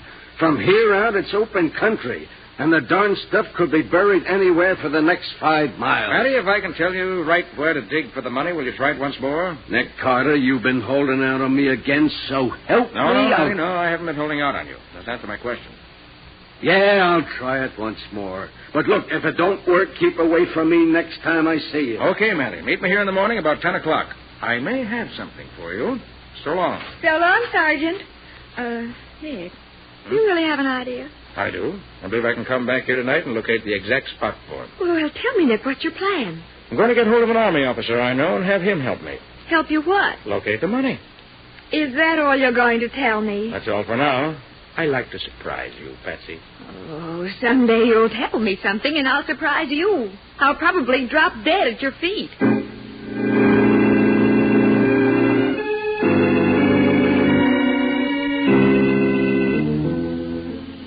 Sorry this is such a blind search, Lieutenant, but as I said, we have no idea where the money was buried. Oh, that's all right, Mr. Carter. I'm used to working like this. Not too dark for you, is it? Oh, no, indeed. I've worked this gadget on darker nights than this and got results. I suppose we swing over this way for a change. We've pretty well covered the ground on that side. Okay, Mr. Carter. Whatever you say. Over here, maybe? Yes. If we don't find anything in this strip, I'm afraid we'll... Hey, wait a minute. Found something? I think so. Yes. Yes, this is it, I'm sure. No question about it? None at all. I'm certain that if you dig here, you'll find the money. Well, if the money's there, Mattie will find it. But we don't want your Mattie to find it. Who are you? We want to find it ourselves. Of course we do. The money belongs to us. Now. Why, of course. You're the two old ladies who tied Waldo up and left him in the house the other night. Now, what brings you back here now? The money, of course. I mean, how did you know we were out here? We didn't, but we read in the late evening paper last night that the killing of our nephew Bill had solved the payroll robbery and that the case was closed. And so we said that it would be perfectly safe to come back here and get our money. And when we did, we found you here. We've been watching you for a long time from behind the trees. Oh, yes. And now that you're here, how do you propose to go about digging it up? Oh, I'm sure we can persuade you to do that for us, Mr. Carter. Oh, really?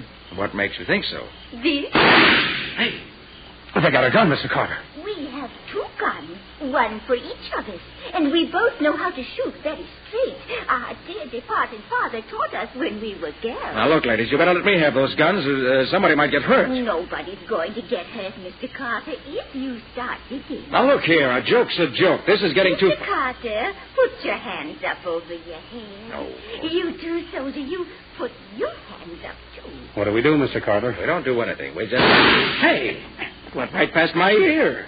Are you putting your hands above your head now, Mr. Carter? Now, see here. This is all very silly. I guess we better do it. I'd rather be silly than dead. That's very wise of you. Okay. My hands are up. You'd better see if either of them is carrying a pistol, sister. I read in a book that that's always the first thing to do in such cases. Excuse me, please. The soldier doesn't have one. Oh? Oh, look, Edith. Mr. Carter has two pistols. Aren't they beautiful? Oh, put them over by that stump, Mary, where they'll be safe. Now, will you start digging, Mr. Carter? I can't. I haven't a shovel. I'll get you one. I remember seeing one in the cellar of our house. It isn't a very good one, but you can use it. You wait right there. I'll be back. He'll wait for you, sister. Won't you, Mr. Carter? It looks that way. But now look here, it's no good. The police will be here before I can possibly get the hole deep enough to find the money. It's 3 o'clock already. Oh, then I'm afraid that will mean you'll have to hurry, Mr. Carter. We must have the money before the police come back. So you'd better take your coat off and get ready to dig real fast.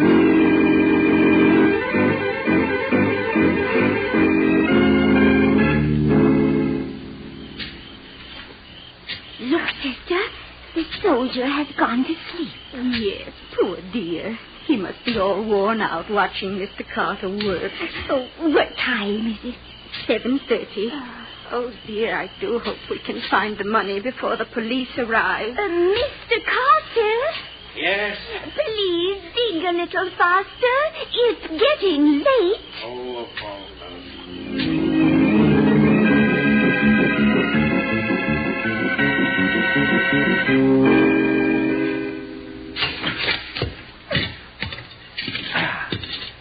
That's it, all right. Well, at least I have the satisfaction of knowing we found the right place. Well, after 10. Mattie ought to be here by now. Are you two still up there? Yes, we are. So don't stop digging. We must get that box before the police arrive. I don't have to dig anymore. I found it. You found it? Sister, wake up. Mr. Carter's found the money for us. Isn't he nice? He found it. Oh, what a lovely man he is. Soldier. Yes. Will you help Mr. Carter get the box out of the hole, please? You mean he's found it? Yes, I found it. Oh, here it is. Can you reach it? Just a little higher. Yeah, that's it. I've got it. My, that isn't a very big box to hold all that money, is it? Why, I believe I could carry that myself. Of course we can. Here, soldier, I'll take it. Here you are. Thank you. Now, please jump down into the hole with Mr. Carter. What? Do what? Jump into the hole with Mr. Carter. It's big enough to hold you both. Oh, boy. And I think we'll be gone by the time you get out. The hole is over 8 feet deep. You better do as she says, Lieutenant. You know how loudly that gun of hers can speak. Okay. Watch out. How do you do? Oh, thank you both very much. Yes, thank you so much. I hope we meet again sometime. Goodbye. Goodbye. Oh, I hope this story never gets around. Nick Carter and the lieutenant and the U.S. engineers made prisoner by 2 little old ladies. And 2 little old guns. You can't forget those. Well, come on, let's get out of here. Give me a boost, will you? Yeah. And I'll haul you out. I rather think they won't get very far.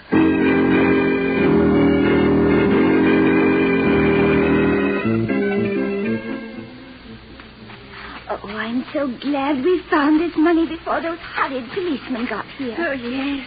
We can go in the house and wrap it up so no one will know what it is. Yes. Then we can go back to our old home and live comfortably for the rest of our days. Yes, dear. Oh, watch out for that first step. That'll be far enough for this. Stand right where you are. Where did you come from? Watch out for them, Matty. They're dangerous, I know. What do you want with us, officer? I want you and I want that box of money you got there. What? And don't try reaching for your guns. It won't be healthy for you. Oh, look, Sergeant, there comes Nick and that army man. What? Oh, dear, they must have gotten out of the hole. You mean Nick and the other guy was in the hole where that box was? Yes. We hoped they wouldn't get out till after we'd gone. That nice Mr. Carter dug the money up for us all by himself. Nick dug it up? Well, I never. Hey, Matty, have you got the money? Yeah, the money and the dames both, and they won't get away from me, I can tell you. Well, I gotta say one thing for old Sid Carter. He never let a couple of old dames get him in a hole. He knew how to handle women, he did. What happened to all your science, Nick? The science was on their side this time, in the form of a couple of guns. And they could shoot them, too, believe me. Now, you both stop razzing Nick. He did the best he could.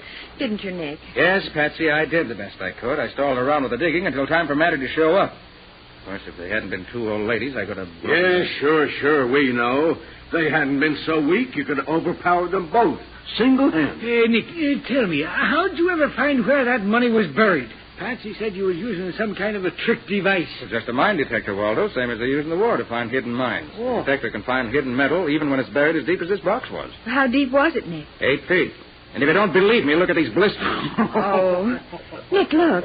See that chap standing there watching us? Certainly I see him. What about him? Red hair, tall, thin.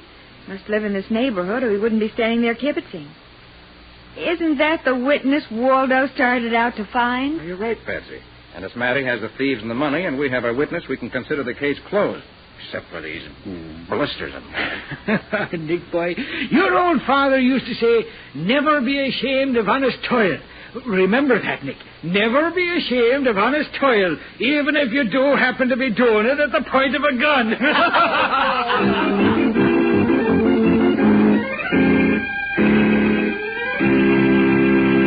Well, Nick, how about a few highlights on next week's show just to whet our appetite? Good idea, Ken. My story next week is about a man who was killed by a rifle shot, but the bullet came from the wrong gun. And the ladder was too long. The which was what? The ladder was too long. So what? That's the story, together with the fact that the boys' club met very late that night. That's enough. What do you call this weird combination of clues? I call it the case of the wrong clue.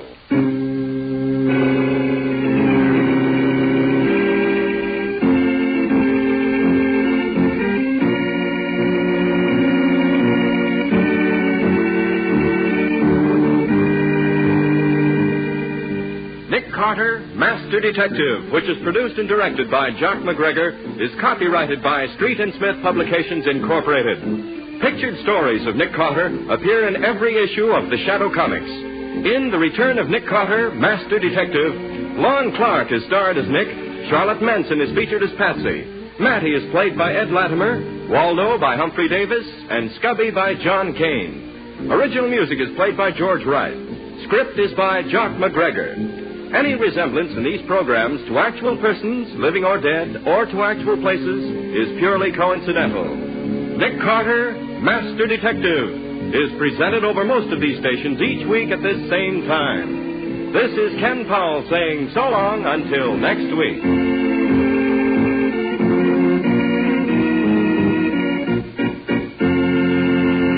This is the Mutual Broadcasting System.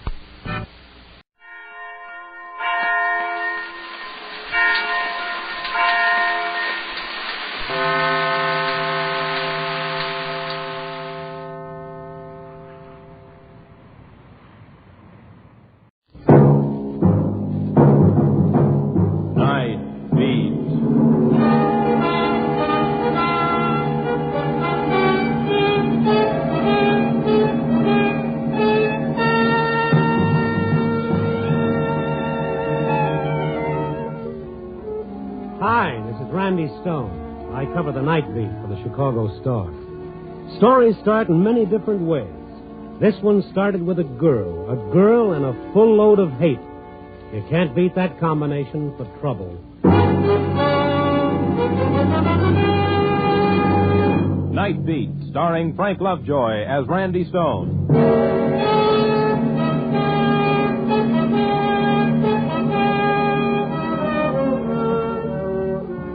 Sure, I've been known to complain about working the night beat, but just between you and me, I wouldn't trade with anyone. You see, I've got a theory about people at night. I think they look different and they act different. When the sun goes down, something happens inside. Something changes in the head and the heart of a man. I guess science would call it human chemistry. I call it human nature. In the dark of night, people are more vulnerable to romance, hate, and temptation. A shy guy makes love. A pillar of roaring virtue gets roaring drunk. A coward beats his wife. Men plot to steal, and they do steal. They plot to kill, and they kill. By day, face the facts, the old well-known cold, clear light of day. Let the sunshine boys face the facts. I'll see them in the making. You know, tracking down stories is a weird business. One night I'll find a yarn right off sitting out in the open staring at me. Another night, I'll have to stalk the town like a bird dog. Tonight I didn't want a story, I wanted a beer. So I went into Louie's saloon and drew myself a glass fresh out of the tap. I was sitting there staring at her when she walked in and climbed up on the stool next to me. This little dame with the scared blue eyes. I've been looking for you all night. Oh, what took you so long? I went to a lot of places. Almost gave it up, and a kid I know sells papers said you might be in here. You mean you were looking for me in particular? You're Randy Stone, aren't you? Yeah. I was looking for you in particular. Oh, you want a beer? Louie's in the back. I'll draw you one. No, thanks. I want to talk to you. Private. Well, right here is good. We're alone. Everyone seems to be nowhere tonight. Now, what are we going to talk about?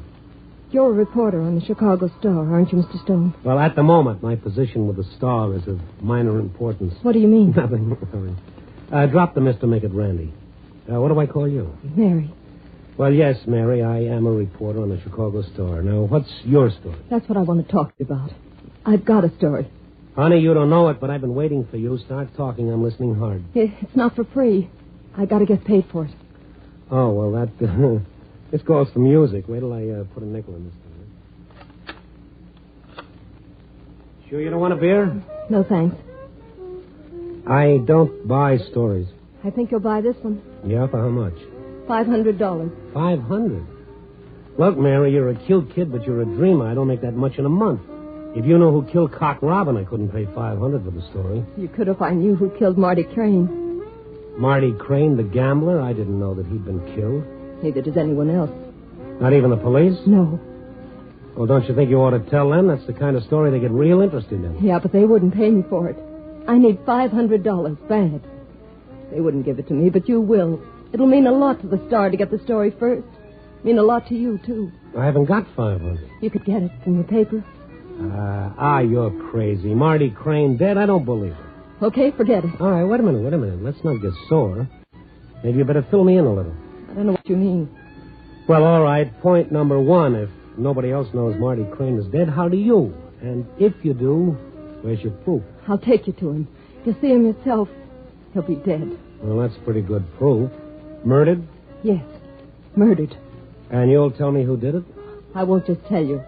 I'll show you who did it. Somebody come in? Never mind, it's all right. Oh, it's you, Randy. Okay. You know, I could go to the police and tell them what you've told me. They'd find Crane's body, and I'd get the story for nothing. And so would every other newspaper in town. Yeah. Well, say I did get the 500 and say you did prove Marty Crane had been murdered. I'd have to call the police then. I know. And if you told me who killed him, I'd have to spill that, too. You can do anything you want after you give me the money. And when I do that? After I give you Crane and his murderer. I see. It's got to be cash. Now, you don't look like the kind of a girl who'd sell somebody out for dough. You must have a big hate on. Only one person I hate. Marty Crane.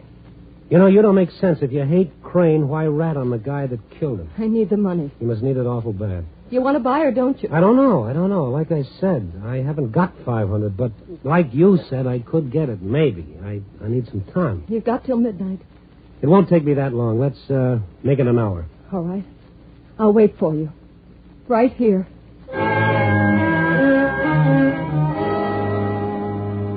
Randy Stone with rocks for brains. That's what I was thinking as I headed out of Louis' saloon. At the door, I turned around and looked at her, and something hurt in my throat. She looked like a little kid on that big, tall bar stool with her knees pulled up and her chin tucked under.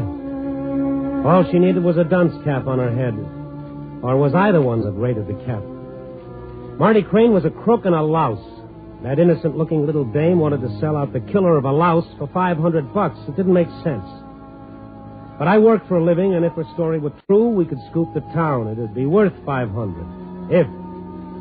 I had to weigh that big fat if against my job. I couldn't risk the paper's money on her word. I needed more to go on. Needed to protect my bet. I went down to police headquarters for a chat with Kowski. Yeah, but you know as much about the heel as we do. Why all the sudden interest in Marty Crane? Well, who knows, Kowski? Call it a hunch, maybe a rumor. I thought there might be something cooking with Crane. Well, if there is, we don't know about it. You know anybody that'd like to get rid of him? Plenty of people, including yours truly. To quote the old man, Crane is a blot on the department's escutcheon, if you know what that means. I knew it sounds profane. He's slick like oil, this guy. One day he'll lose off in the wrong direction. We'll remove the blot. We'd have done it a couple of months ago. It hadn't been for Leonard Palmer. Leonard Palmer? You don't know him? Oh, yeah, sure. He's a lawyer. He's a magician. He defended Crane on a murder charge, didn't he? Yeah, the Callahan boy. Crane shot him. Palmer got him off on a self-defense. Oh, yes, I remember. They had to fumigate the courtroom after that trial. Well, thanks for the rundown, Kowski. Oh, stick around. This place is like a mall. No, I can't do it. But if my hunch pans out, that's probably where I'll see you later. At the morgue.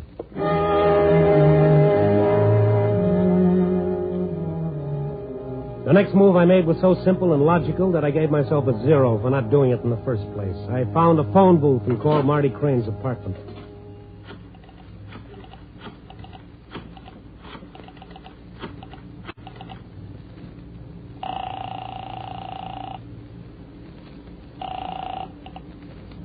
Yeah? I want to talk to Marty Crane. He ain't in. Are you sure? I said he ain't in, which means he ain't in. You don't know where I can catch him, do you? Who wants to know? A friend of his. It's important. I don't know where he is. Now, listen, I got to get in touch with him. For his sake, it's important. I said I don't know where he is, which means I don't know where he is. Well, can you think of any place he might be? I don't know of no place. You know anybody I might call that might know where he is? I don't know of nobody. Oh, you're a big help. Just tell me this. When did you last see him? How long ago? Look, kid, I'm just a houseboy around here. I ain't the information window. If you got questions to ask, call his lawyer. Ask him anything you want, but don't ask me. I don't know nothing, which means I don't know nothing.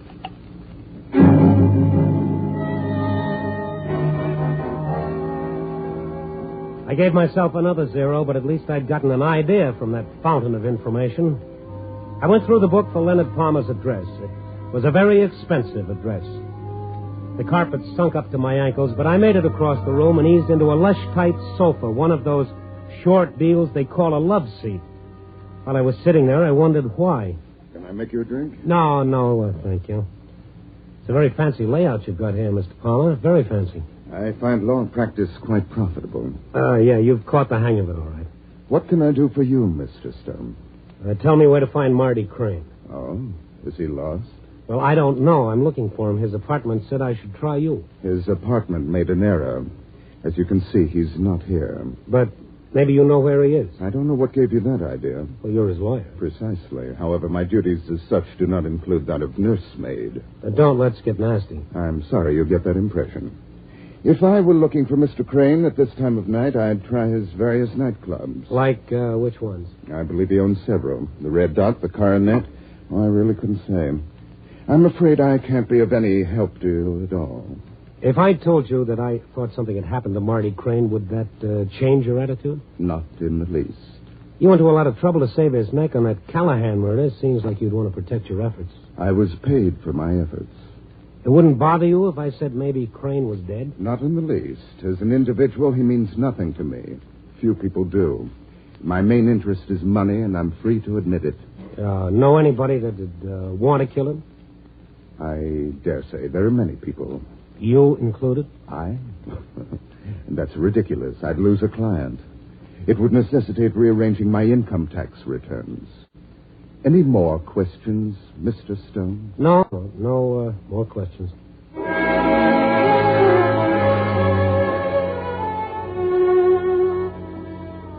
I wanted answers to my questions, and I couldn't get any. I called nightclubs Crane owned, and some he didn't. No one had seen him. No one knew where he was, or if they did, they wouldn't say. Mary's story was beginning to smell true. Time was getting close, and I headed for the office. Now, I had to do the impossible. I had to get blood out of a turnip.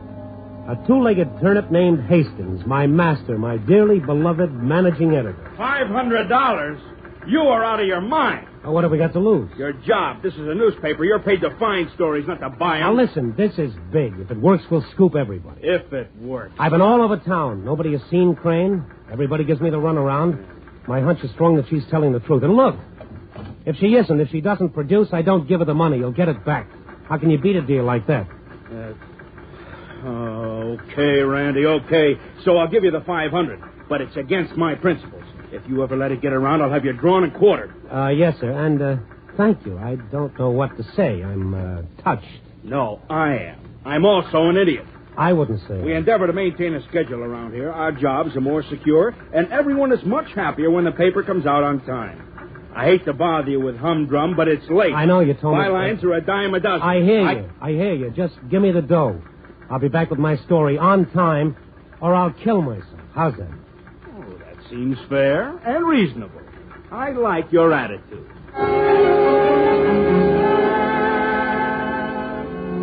He's a lovely guy, Hastings. He's so dependable. If he says he's going to break your neck, you can depend on it. I'd stuck my neck out for breaking, and I knew it. How I got the $500 out of that heart of gold, I'll never know. But I had it, cash in my pocket. And if you don't think I was worried, you're crazy. I ran all the way back to Louis' saloon. When I got there, a drunk was hanging on the jukebox. Louis was behind the bar. In front of the bar, nobody. What's the matter, Randy? You don't look so good. That girl that was here, where is she, Louis? Yeah, she left about 5 minutes ago. Oh, no. Yeah, she told me to be sure and tell you something. What the heck was it? Yeah, Louis, what the heck was it? Oh, she said to tell you she's coming back. She said, tell him I'll meet him here at exactly 10 minutes to 12. 10 minutes to 12? I can't wait that long. Yeah, he must have it bad for this dame. I'd like to boil her in oil. I got a deadline to meet. It won't wait. I stake my job on that little dame. All right, Louis. I'm all out of nickels. Don't bother me. If I could only find her, Louis, I'd find her. I don't even know her name. It's Callahan. Huh? Mary Callahan. You know her? Sure. She's a nice kid, so don't yap about her in my saloon. I used to be friends with her brother, Danny Callahan. Got shot a couple of months ago. Wait a minute. Say that again. This girl's the sister of Danny Callahan? Yeah. The Danny Callahan that was shot by Marty Crane? I and a lot of other people around here say he was murdered by Mary Crane. Smart lawyer got him off on self-defense. Yeah. I know that story. I also know I got to find that girl. She's walking around somewhere with my future in her mean little hands.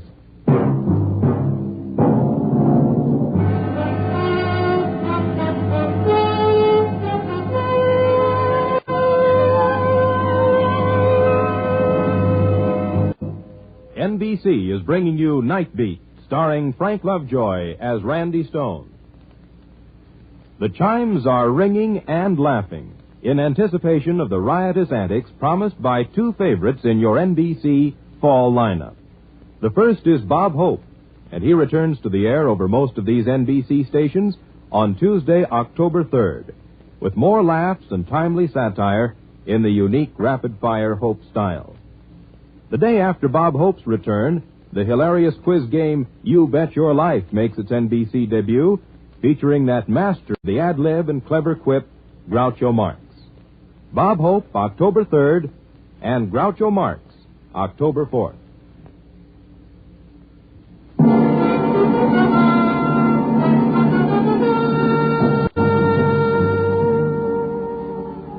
And now back to Night Beat and Randy Stone. I was in the soup, and it was hot, and I didn't like it. If Mary Callahan was telling the truth, if Marty Crane really had been murdered, some other people were sure to smell out the story while I was cooling my heels in Louie's bar. My editor would scream like a banshee, and I'd be sweating out unemployment, all because I took the word of a little blue-eyed stool pigeon who promised to sell out Marty Crane's murderer for $500. I had the $500 in my pocket. I think I must have put my brains in my pocket, too. Louie stood there watching me burn. I don't get you, Randy. What are you sore at Mary about? Like I told you, she's a nice kid. Maybe you don't know her like I do. What did she do to you? She welched on a deal. She said she'd wait for me right here. She said she'd be back. I told you that. She'll be back. At midnight. 10 hours. Well, I can't wait. I got a deadline to beat, no story. It's barely an hour till midnight, Randy. You don't know how mad Hastings can get in an hour. Some other paper scoops me out on that story. I'm a has-been. Oh, that dame, I could kill her. I repeat, she's a nice kid. Yeah. Look, Louie, this brother of hers that Marty Crane shot, Mary like him? Sure. She was crazy about him. It's unbelievable. What do you mean? He was a nice guy. I don't mean that. I mean it's unbelievable what some people will do for money. I don't follow your conversation. Well, don't try. I got to find that girl. Any idea where she'd go? I don't know. Maybe she went home. Where's home? You know where she lives? Yeah, but in the mood you're in, I don't know if I ought to tell you. Come on, Louie. I won't hit her. I'd like to, but for you, I'll skip the pleasure. I give you my word. After some gentle but firm persuasion, Louie took my word and gave me her address. I didn't have any trouble with the carpets in that place. There weren't any. Up 4 flights of stairs, it groaned and shuddered with every step. The light in the hall was so dim I had to strike a match to read the number on the door. It checked with the one Louie gave me, so I knocked. I heard someone shuffle across the room inside. The door opened. A little old woman stood there peering at me. What? Before she even said anything, just the look in her eyes told me that everything wasn't quite right with her. I can't see you very well. Are you someone I know? I'm afraid not. I'm looking for Mary Callahan. Are you a friend of Mary's? Well, yes. Is she here? I'm Mary's mother. Won't you come inside? Oh, thank you. My name is Randy Stone, Mrs. Callahan. I'm sorry to call so late. Please sit down. No, thank you. Really, I can't stay. I just wanted to speak to Mary. Is she home? I'm worried about Mary. Are you a friend of Danny's? No, I didn't know that. Oh, that's too bad. Danny was such a nice boy to know. I'm very anxious to see Mary, Mrs. Callahan. Isn't she here? No. You have any idea where I can find her? Did you say you knew Danny? No, I didn't know Danny. Danny's dead, you know. I expect you read about him in the papers. Yeah. It wasn't true. Danny couldn't have tried to kill anyone. Not Danny. It was the lawyer that made people think he did. What was that lawyer's name? Palmer, Leonard Palmer. Yes, of course, Leonard Palmer. He's not dead, is he? He's a very clever man. What was it you wanted to know about Mary? I'm trying to find her. I've got to talk to her. She was here. When? How long ago? Not long. She only stayed a minute. Do you know where she went? That's the picture of Danny right there. He is a fine-looking boy, isn't he? Yes, you bet he is. Yes. And he was a brave boy. He knew things about Marty Crane. That's why Crane shot him. Then that lawyer made everybody believe that Danny had tried to shoot him first. Such a clever man. What was his name? Please, Mrs. Callahan, did Mary say where she was going? She said she had an appointment with someone at 12 o'clock, and if she was late, I shouldn't worry. But I am worried. Well, the appointment was with me. I was hoping I could catch her before then. Oh, that's too bad. Maybe she's still at Mr. Green's. Mr. Green's? I remember she said something about going by Mr. Green's to pick up something. My memory isn't very good since then. Where is Mr. Green's? There's a pawn shop down the street. That's where Danny was killed, you know. Mr. Green's pawn shop.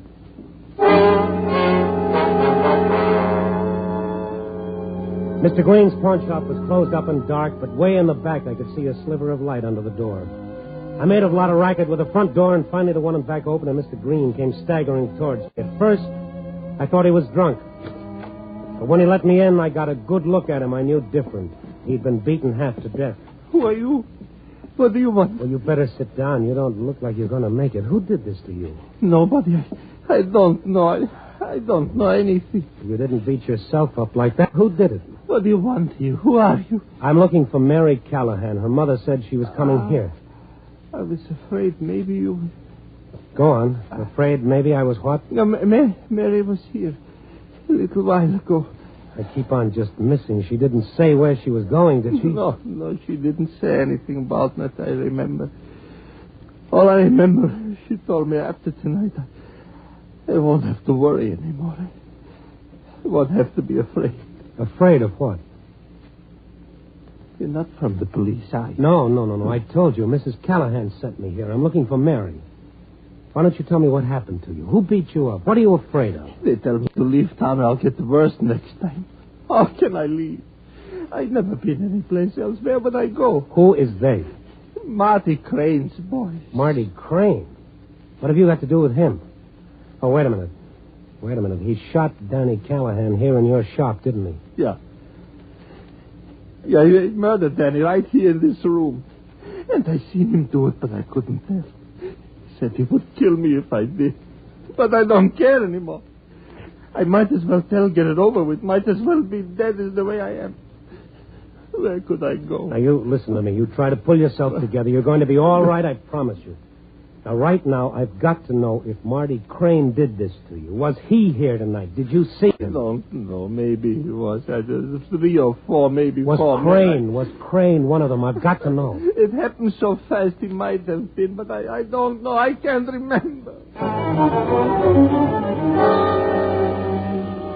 I got the poor old guy to bed and went back to Louie's place. I didn't know what else to do. It was 20 to 12 and I was nowhere.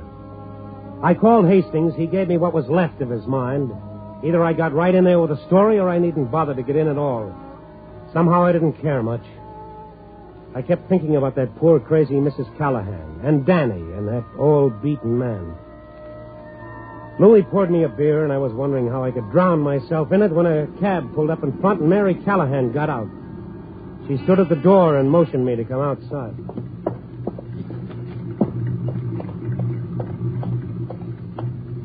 Well, did you get the money? Yes, I got it. Cash? Yeah, but you're a little late. What do you mean? You're not going to back out. Not now, you can't. I'm all out of time. I got a deadline to beat. I staked my job on your story. I've staked my life on it. You'll have your story in 10 minutes. I swear you will. Please get in the cab. All of a sudden, I don't know if I want the story. Job or no job. What are you giving me? I went out looking for you tonight. I found a lot of things that are hard to believe, like your mother and a little guy named Green. Oh, wasting time. I guess my guts aren't as strong as yours, but after what I've seen, I think anybody who would kill Marty Crane is a hero. I don't get you at all. Your mother's half off her head. Your own brother is dead. And you tell who killed a skunk like Crane for a lousy $500. I don't care what you think of me. I didn't ask you to like me. That wasn't in the deal. I said I proved Crane was dead, and I tell you who killed him. You said you'd pay me $500 for it.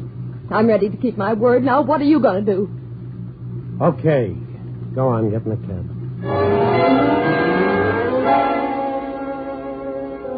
The cab took us to one of Crane's nightclubs, the Coronet Club. I followed Mary upstairs to an office with a door marked private. She told me to wait, and she went over and knocked on the door. I heard a girl laughing as the door opened, and there stood the dead man. Marty Crane himself in person, alive and leering. Well, Mary Callahan, right on time. Yeah, right on time. You know, I was surprised when you called, said you wanted to see me. I'm even more surprised you kept our appointment. But pleasantly so. Come on in, dear. Won't it be crowded? Well, I wanted to see you alone. Yes, of course. Doris was just leaving, weren't you, darling? Oh, but naturally. You say so, darling. It's all yours, honey. Just hope you're fleet-footed. That's enough, Doris. I'll call you later, maybe. I won't hold my breath. Shall we go inside? Yeah, sure. Well, I don't get it. Oh. Hello. No, hello. What can I do for you? Oh, not a thing. Oh, it's too bad. You looking for somebody up here? No, not anymore. That was Marty Crane I just saw, wasn't it? Sure was. Would you say there was anything dead about him? Oh, Marty dead? Oh. Oh, no, not Marty. I'm dead about him. He's the life of the party, that guy. Almost too alive to suit me. He's... What's going on around Get here? out of my way with it. For crying out loud, what's going on? Mary. Yeah. Mary, you crazy kid. There's your story, Randy Stone. He's dead, isn't he? Yeah, he's dead. And it's plain to see who did it, isn't it? Why, Mary? Why did you do it? I had to. Somebody had to. I've been wanting to even up with him for a long time. But I had to have that $500 first. I had a hard time figuring out how to get it. But it's mine now, isn't it? What good is it going to do you now? It's going to save my neck. The same way he saved his when he killed Danny. It was self-defense. Nobody saw it happen. Leonard Palmer is a very clever man. He can prove it was self-defense, and I've got his price. $500. Cash. In advance.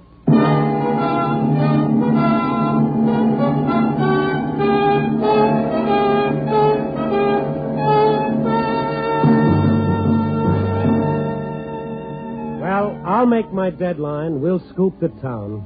Hastings is a happy man, but I'm not. I wonder who's going to have to tell Mary that she's not going to get away with it. I don't like the story. I wish it had never happened. But it's written, and a lot of people will read it, and in a couple of weeks it'll be forgotten. Only I'll remember, and I'll always wish I'd known first what was really going on behind those scared blue eyes. Copy, boy.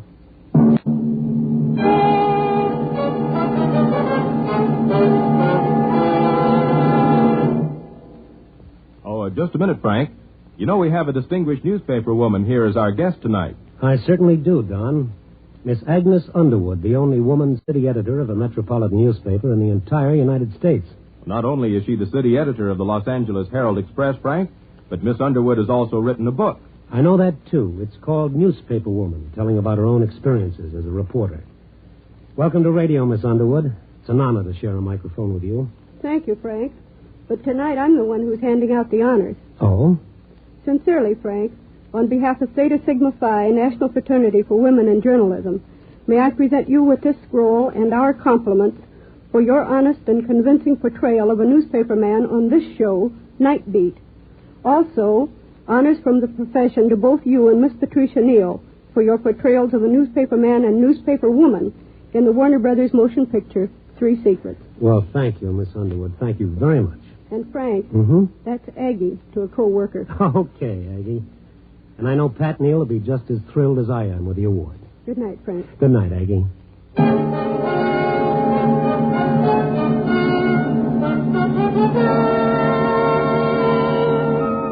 Beat, starring Frank Lovejoy, is produced and directed by Warren Lewis and edited by Larry Marcus.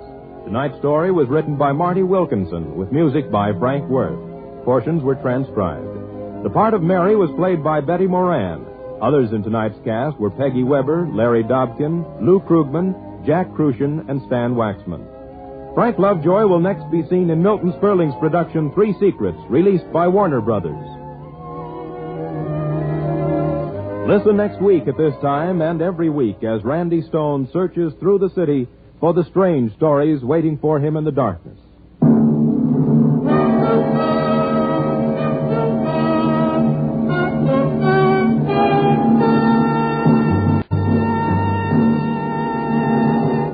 Night Beat came to you from Hollywood.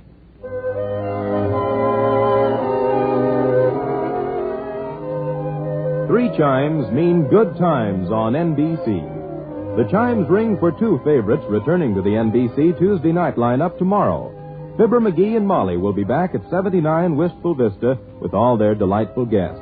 And Art Linkletter returns with a host of contestants ready and willing to prove that people are funny. That's McGee and Molly and People Are Funny, tomorrow night.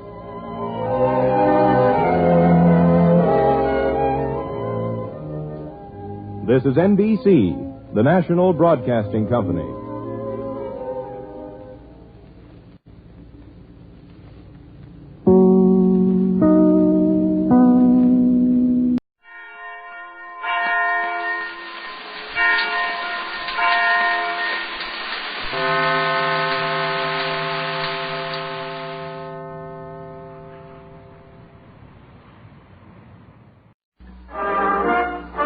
Listen while the makers of Rexall drug products and 10,000 independent Rexall family druggists bring you Dick Powell as Richard Diamond, private detective.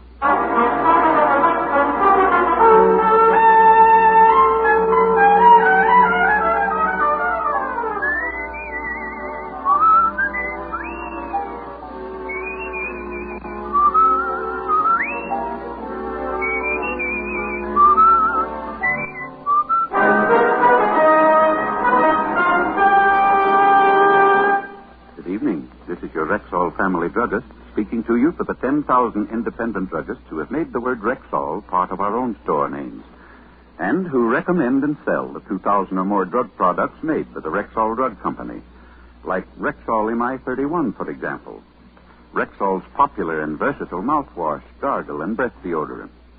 Full-strength MI31 kills contacted germs almost instantly, yet will not harm the delicate membranes of the mouth and throat. Ask for Rexall MI31 at Rexall drugstores everywhere. And remember, you can depend on any drug product that bears the name Rexall. Good health to all from Rexall. Now your Rexall family druggist brings you a transcribed half hour with Richard Diamond, private detective, starring Dick Powell.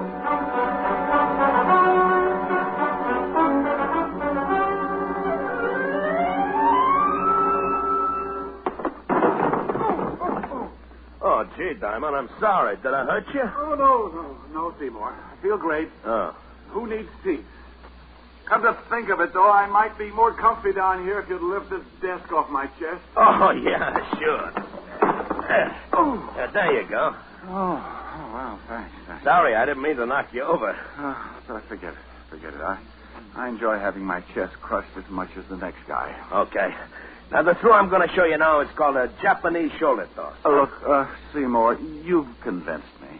Judo is a wonderful sport. I didn't realize what I'd been missing all these years. I love this sport, judo. Now, what'll it be, canasta or Old Maid? What? How about hopscotch? Oh, come on. Let me show you just one more throw, huh? Not even if it was with a beanbag. Hey, maybe some wrestling holds in. I know a lot of wrestling stuff. Must be some trick you'd like me to try. No, Seymour. I really don't believe Well, come to think of it, yes, there is a wonderful little trick. Huh? You get yourself a nice long rope, throw it high up into the air. Yeah? And then real quick you climb way, way up to the top and just disappear. Oh, that's nuts. Oh, a defeatist, huh? What? No.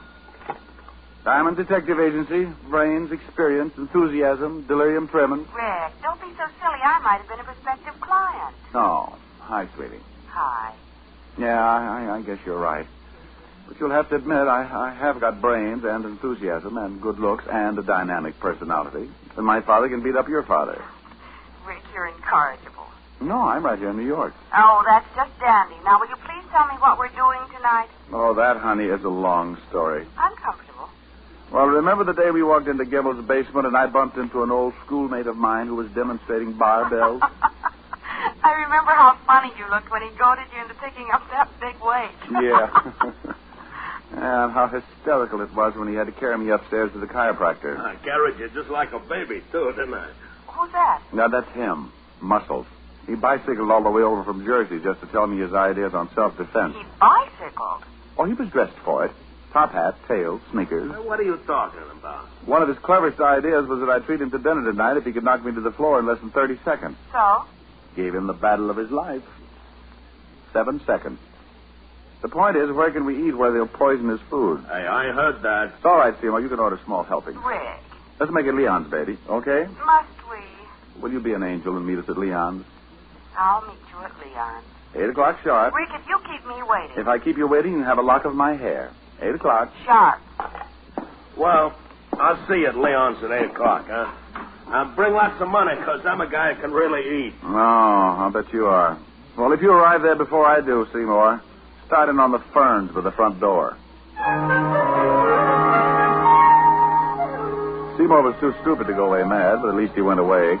I settled back in my chair and made a half-hearted attempt to figure a face out of the water spot on the ceiling. When I woke up, it was 5 o'clock, and I hated myself for the indulgence. As I sat there thinking how much my mouth tasted like an old motorman's glove, I heard a noise in the hall on the other side of my door. Well, good afternoon. Something I can do for... Juice bar. Juice bar. Hey.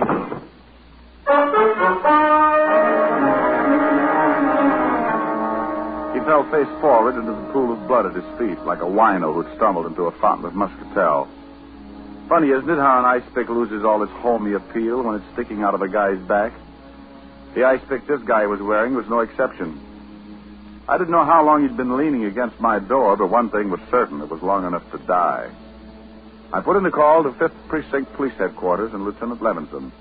And 10 minutes later, my office was full of badges. And you have no idea who he is, huh, Rick? Not the vaguest, Walt. Well, the checkup shows you're the only office in the building that's been open after 2, so he must have been on his way to see you when he got it from behind. Maybe he was delivering ice and just happened to fall on his ice pick. Otis. Yeah? Otis, now that you've solved it, why don't you go down to the glue factory and let them put you up in nice little glass bottles? Oh. Well, anyway, here's a billfold in his pocket. That ought to tell us something. How about a look, Fatty? Huh? Oh, sure. Here. Quite a card collector, wasn't he? Quite. Gold Furriers, the Copper Room, O'Toole's Diner. It's lousy food. Got ptomaine once from their cheesecake. I remember. I got ptomaine just watching you eat it. I resent that. And I accept your apology. Yeah. Huh? Where's that green card from? This one? Yeah. The Apollo Health Club. Hey, that's right down the street. Nothing with the old boy's name on it, though. Afraid not.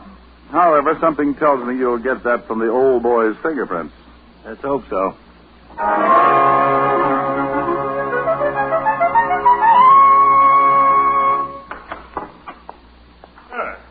Good afternoon to you, sir. Welcome to the Apollo Health Club. May I be of assistance? I'd like to get a massage. Splendid. Performs wonders after a fatiguing day. A veritable balm to the chafed tissues of the body. But will it cure snow blindness? I beg your pardon? Oh, just ignore me. I'm a little chewed up today. I assume you're referring to a state of mind. Well, not altogether. Got a kink at my back that isn't entirely mental. Well, at least you've come to the proper place. A measure of skillfully applied anatomical science will regenerate the damaged musculature in no time. O'Brien, Mr. O'Brien, front, please. One of my best masseurs. Oh, you're the owner, huh? I am, sir. Let me introduce myself. Emerson Van Arthur, Doctor of Anatomical Science. Richard Downs. A pleasure. Nice layout you have here. Indeed. 5 years of assiduous study in Switzerland under the illustrious Dr. von Sepperville have given me a boundless knowledge of the human mechanism. As a consequence, of course... You call me, Doctor? Oh, yes. Oh, Byron, I did. Mr. Diamond here wishes a massage. Sure, fine. I'll speak to you later, Mr. Diamond. I just heard, sir. Remember, the blood toward the heart, always toward the heart.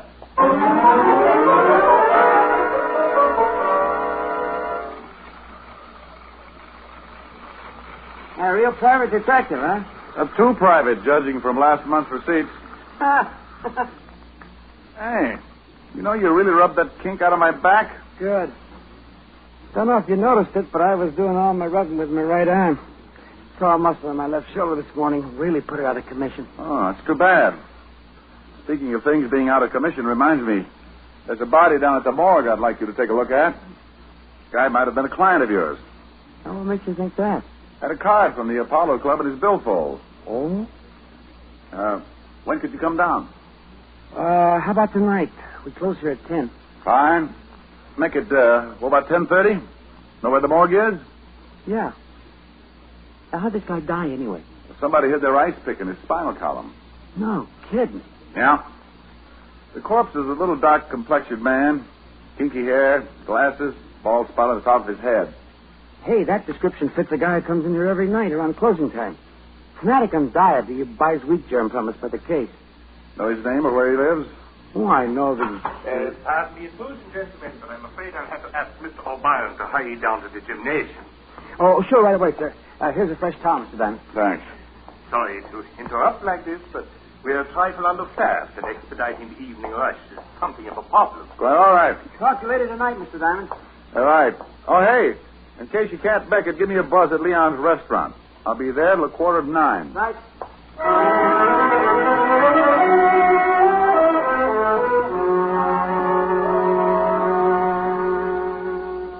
Ah, Monsieur Diamond. Hello. Bonsoir. Hello, Leon. Par ici, par ici. Which translated into English means? Right this way. Both my guests arrived? Oui. First the young lady, then a few minutes later the gymnast. But, Mr. Diamond, a telephone call is waiting for you. Oh, thanks, Leon. Hello, Diamond speaking. Hello, Mr. Diamond. This is Red O'Brien down at the Apollo Club. Oh, yeah, O'Brien. Hey, listen, you got to come down here right away. I really stumbled into something. Yeah, what's that? Can't tell you over the phone. Just get down here. Drop everything and get down here. Hurry. Look, Red, I'm right in the middle of the... Hello? Hello? Hello? Oh. Hey, kids, I got to run. Be back in a few minutes. Just where do you think you're going? Place called the Apollo Club. Yeah? Well, how about my dinner? Go right ahead and order. I'll be back. Oh, by the way, Seymour, that potato salad on the child's plate is a real deal for a quarter. And Helen, Yes, Rick. shoot to kill if he even suggests wrestling.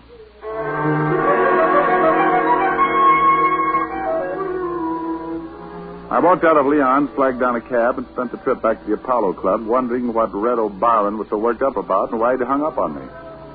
As my cab started to swing in toward the curb, I got that lousy feeling again, and I decided definitely it was not one of Leon's martinis, but rather the large white ambulance parked in front of the Apollo Health Club. I was halfway up the steps of the club when Dr. Van Arter appeared in the doorway. Oh, good evening, Mr. Diamond. This is terrible. Terrible. What is?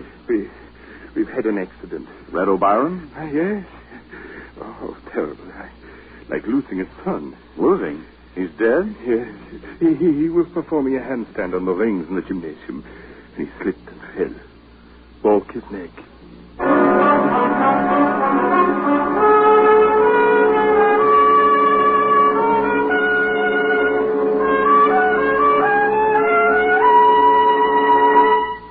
Before we continue with the adventures of Richard Diamond, private detective, here's your Rexall family druggist. Last week, a customer told me that Something I really like about Rexall Milk of Magnesia is that one bottle won't be so thick I can't even pour it, and the next one thin and watery. Somehow, Rexall Milk of Magnesia always seems to be just right. well, ma'am, that's because every bottle of Rexall Milk of Magnesia has to meet an exacting standard of viscosity, or it won't wear the Rexall label. What do you mean by viscosity? Well, an easy definition would be the degree of thickness in a liquid. Now, Rexall scientists conduct scientifically precise tests on every batch of Rexall milk with magnesia to make sure it meets this constant standard of viscosity, because that's one big reason why you'll always get a uniform dosage from every bottle. Oh, and I thought it was all just an accident. Oh, no, ma'am. There are no accidents behind the fact. You can always depend on any drug product that bears the name Rexall. And now back to tonight's adventure with Richard Diamond, Private Detective, starring Dick Powell. Well, hello, Otis. Is the lieutenant around? Yeah, he's around, so what? Otis, did you ever think how silly you'd look hanging from your thumb? Ah, go soak your head. You mean that's how you shrunk yours? Ooh. Well, now, isn't that a coincidence? Is it? I was just thinking how peaceful it is around the precincts when you're not. Yeah. You shut up, you. You tell him, Perry. How would you like to... I'd like a little information, if you don't mind. I'd like you to see what facts you can scare up on the guy who runs the Apollo Health Club. His name is Van Arthur. If I remember right, the stiff we hauled away in front of your office today had a card from the Apollo Club in his billfold. You remember right. And we found out his name was Rudy Lubin. Narcotics has a file on him that goes forever. How about the ice pick? Any fingerprints? None. Well, that's always a help. I should say. Personally, I think Otis did it. Think I did what? You see, Walter, typical pathological reaction. What do you mean? Oh, don't worry, Otis. We won't let them hang you, right, Walt? Right. Not as long as we have a rope and a tree. No. Hey, what's up? Who you calling? Leon's restaurant. Ellen's over there breathing with a diaphragm. And Seymour... Oh, you don't know him, but he's tearing phone books apart. Good evening, Leon. Oh, hello, Leon. This is Richard Diamond. My friend still there? Oui. They are waiting for you, no? They're waiting for me, yes. Let me speak to the noisy one with the biceps, will you? Oui, bien entendu. What's all this about? It's about a guy who got stabbed in front of my door, a masseur named O'Byron who got his neck broken doing tricks on the rings, and something that O'Byron mentioned earlier. Hello. Seymour? Where are you anyway? We've been waiting an hour. That's not the point. The point is, I want you to listen to me. Could a guy do a handstand on the rings if he had a torn muscle in his shoulder? Are you kidding? I'm very serious. Heck no, he couldn't. It's impossible. Shoulder muscles are the ones do all the work. Deltoids, trapezius, upper pecs. Yeah. Okay. Look, Seymour, you got to do me a favor. Meet me in front of the Apollo Health Club as soon as you can get there. Well, how about your girlfriend? Tell her to wait there till I come for her. Oh, okay, then. Only, what are we going to do? Trap or murder her. I hung up, assured Lieutenant Levinson that I was just going to do a little reconnaissance work, and then left for the Apollo Club. Seymour was waiting when my cab drew up in front. I explained to him the part I wanted him to play. Just leave it to me. If this doctor's a phony, I'll find out for you. Let's go.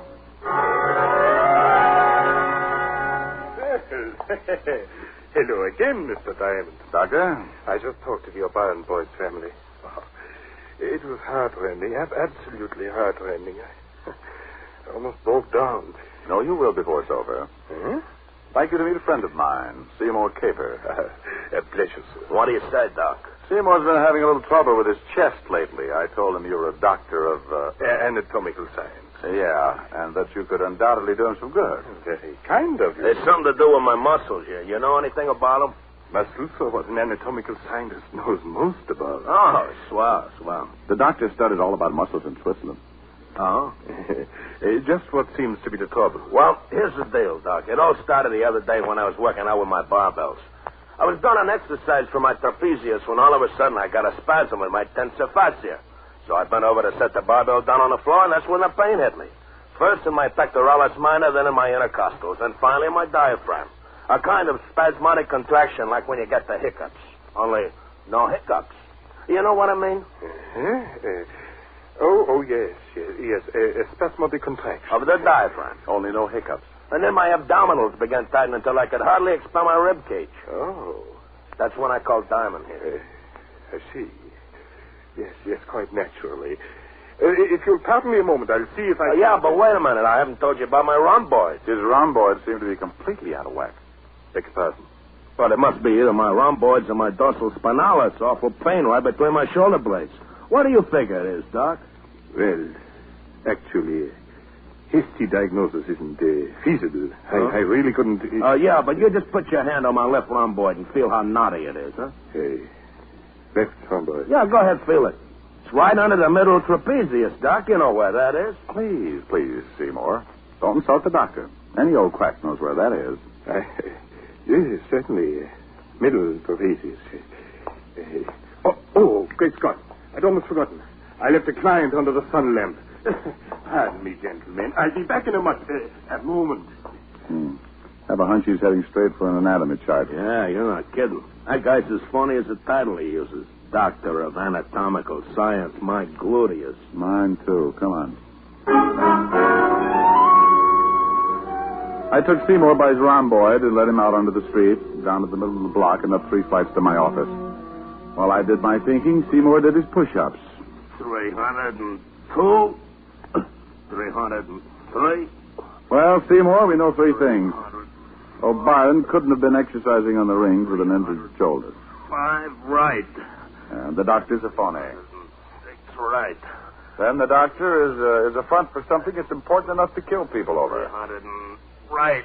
8. As a consequence, you and I are burglars. 9 right. What? Starting as soon as the Apollo Club closes. But you mean we're going to bust into the joint? We're going to bust into the joint or flatten your head in the attempt.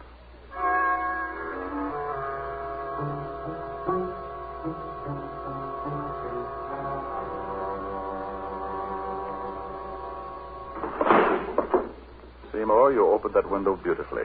Thanks. Remind me to autograph your biceps later. Hey, this detective business is dangerous, ain't it? Oh, yes. But think of the advantages. Long hours, no time for meals. And on a good day, a guy can pick up as high as 200 or 300 bullets in his back. I don't like it. Go on, crawl in. Okay. Don't push. I followed Seymour in, and we waited a minute for our eyes to get accustomed to the darkness. Then we moved cautiously down the stairway to the first floor. I had no idea what I was looking for, but Dr. Van Arthur's office was the first place where I tried to find it. Hey, the door's locked. You want it opened? Well, of course I do, Seymour. Use your head. Okay. Seymour would be pulling plywood out of his scalp for the next week, but it got us in. I took the place apart, but came up with a big fat nothing. So we left the office and headed down the hall toward the back of the building. Hey, look. What's the matter? It's a fruit juice bar. Oh, boy, am I thirsty. Well, go mix yourself up a... Juice bar? Juice bar, that's it. Yeah, good stiff belt of celery juice. No. This is what the little man who was stabbed outside my office was gasping about when he died. A juice bar. Come on. Nothing but juice. Oh. I wonder what's in this cupboard under the counter. Is it locked? Yeah. Think you can pull it open? Just watch me. You see? Seymour. Yeah. Will you marry me? I'll give you a belt and a solar plexus. Later, huh? Lie down. Let's see what's in this cupboard. You got a match? I don't smoke. That's all right. I found one. Well, what do you know about that? Nothing but cans of wheat germ. Hey, you know what that stuff is, don't you? I know that the masseur who got killed here told me that the guy who died in front of my office bought it up by the case. Hand me a can, will you? Sure. Here. This stuff is full of vitamins, you know. You want a handful? Oh, no, thanks. Yeah. Well, it must be some extra special brand. Never tasted anything like this before. Chew a little louder, Seymour. We can dance to it. Hey. Hey. That really hits the spot, man. Hey, you want to wrestle? Oh, quiet, Seymour. You know what, boy? I can fly. Seymour. I can fly. That is, see? Oh, man, do I ever love to fly. While Seymour stood there flapping his arms, I stuck my nose into the can he was holding. Uh-huh. Once you've smelled opium, you can always recognize the aroma, even when it's mixed with wheat germ. I was trying to decide what to do with Seymour when he slid slowly to the floor under the counter and rocked out. I loosened his collar, then started for a telephone. Leaving, Mr. Detective. Wow. Doctor, working late? I'm glad I arrived in time to offer you a drink of fruit juice. Well, thanks loads, but I'm driving. Where you're going, Mr. Detective, the weather is too hot for driving. Now, isn't that a nasty thing for a guy who sticks ice picks in people to say? Oh, that was the most unpleasant experience, I assure you. It's just that Mr. Lubin began demanding a little too high a percentage for us to be in my health foods. Even went so far as to threaten me with exposure. So you grabbed up an ice pick from your juice bar and followed him out of the club. Mm-hmm. I doubt if he ever knew what hit him. Oh, I bet he had a hunch. Well, I perceive that you sampled my wheat germ. No, I opened a can or two. Personally, I never touched the stuff without bananas and cream. You've made the same unfortunate discovery that Red O'Brien made, Mr. Detective. Oh, that's why he called me at Leon. Yes, and that's also why I had to resort to the unsportsmanlike expedient of luring him to the balcony of the gymnasium and then pushing him over head first. I was about to call the doctor a particularly dirty name when Seymour's hulking shoulders loomed up behind the juice bar, not over 3 feet from where the doctor was standing. Doctor, you're wrong. Seymour is not a sissy. What? I don't think you could beat up Seymour with one hand. That's what. Mr. Diamond, I'm afraid you're asking to be shot. Yeah, well, just to try it. Who said... Yeah. I'll teach him to call somebody who knows how to fly a sissy.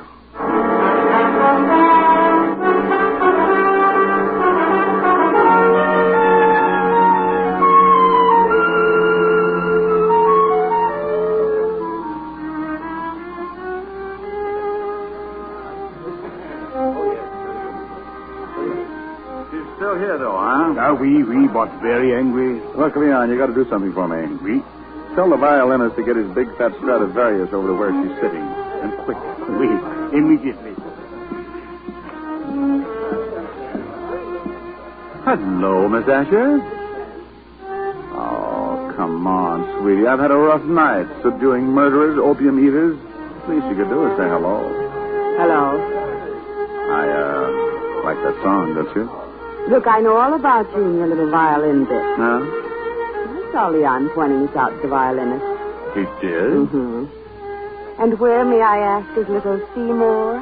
Little Seymour ate too many goodies. He's having his stomach pumped.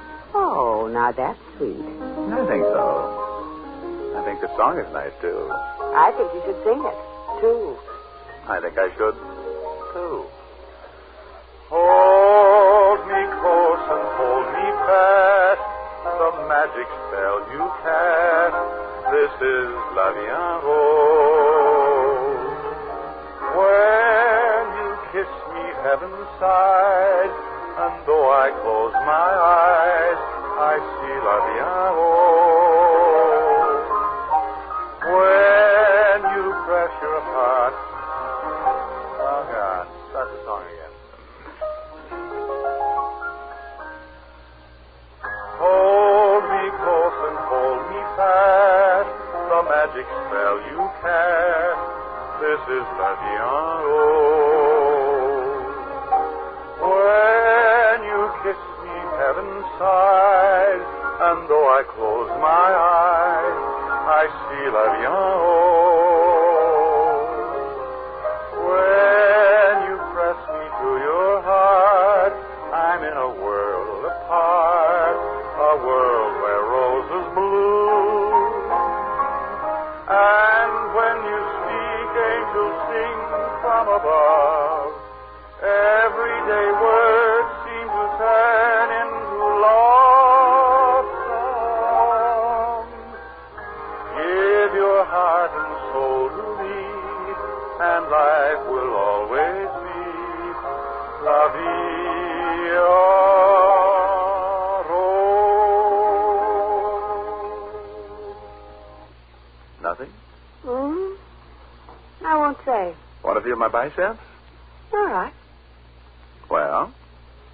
Nothing.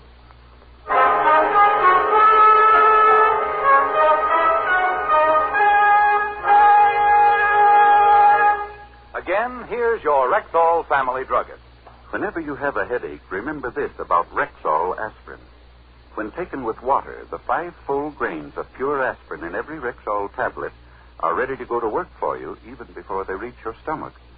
So whenever you have a headache, Remember that about Rexall aspirin. Ask for it at Rexall drugstores everywhere. And remember always, you can depend on any drug product that bears the name Rexall. Good health to all from Rexall.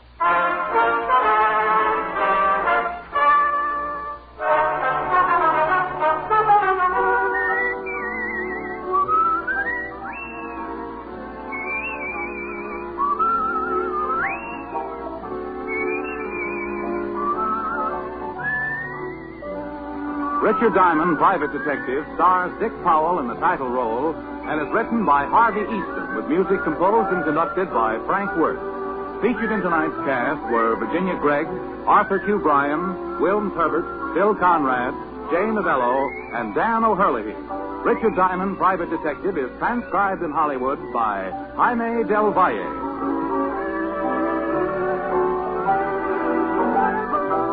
This is Bill Foreman inviting you to be with us next Wednesday at this time when we will again bring you Dick Powell as Richard Diamond, Private Detective.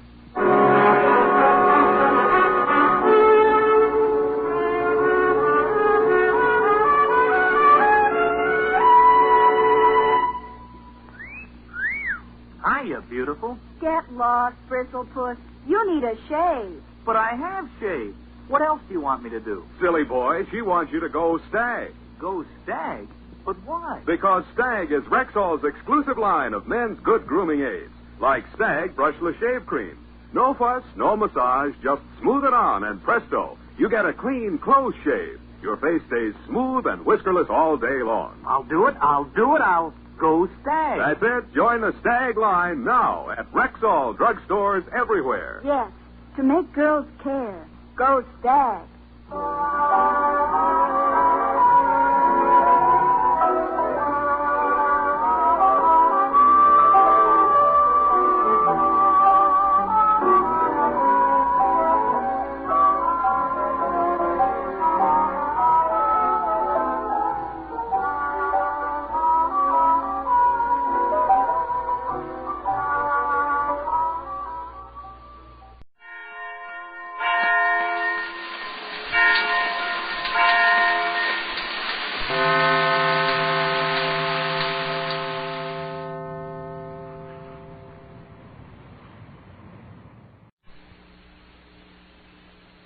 The National Broadcasting Company presents The Adventures of Sam Spade, Detective.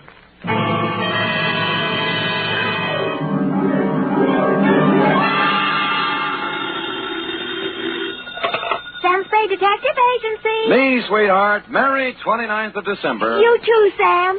Did you take the little boy home? Yep.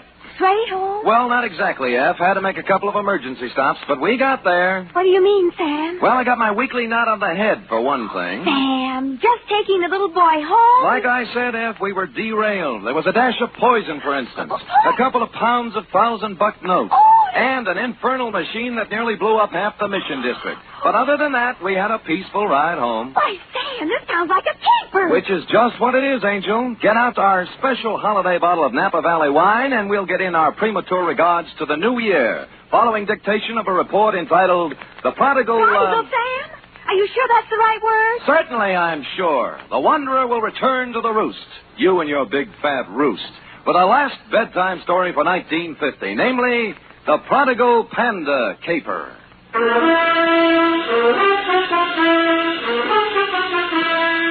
For NBC, William Spear, radio's outstanding producer-director of mystery and crime drama, brings you the greatest private detective of them all in The Adventures of Sam Spade. Effie? Miss Perrine? Coming, Sam, coming. I've been looking in the dictionary. Huh? Sam, you've fallen into the trap. Again? Prodigal. Here, now, see? Prodigal. Given to reckless extravagance. It doesn't mean wandering at all, see?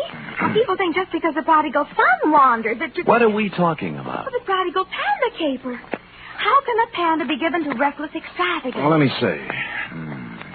Oh, here.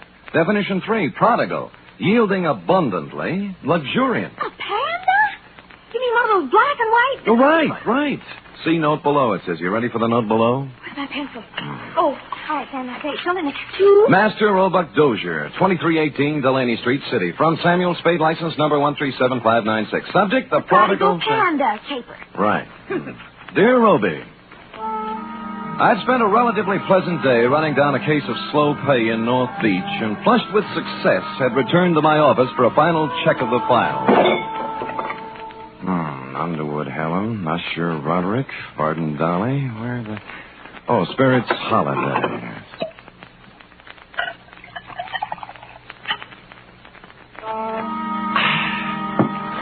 I sat down, put my hat and my feet on the desk, and was loosening my collar when I noticed just to the right of my off ankle one large bag of jelly beans. Sighting past it, I saw in the corner chair an open copy of a magazine featuring on the cover a blonde in a low-cut dress taking a .38 slug from a slack-jawed bug in the background under big red letters spelling out Thrilling Crime Comics. And behind all this, sound asleep, was you. Hey, Sonny. Hey, wake up, will you? Come on, Redley's blowing. Huh? Oh. Hi. How long you been here? Oh, a long time, I guess. What's your name? Roby, short for Roebuck. Well, what can I do for you, Roby? I've been to the police. They wouldn't do anything. They said I should come to you. You mean you got a job for me? Yeah. Dangerous? Yeah. A hoist. You mean a heist? What was it? My Panda bear. Oh, someone stole it? Yeah. It's not mine, really. I bought it for my little brother, Barney. Mm-hmm. He's 5 and he's always wanted one. So when I got the junk money, Money? Oh, bottles and papers and stuff. Oh. I collected it from the neighbors and earned $6.15.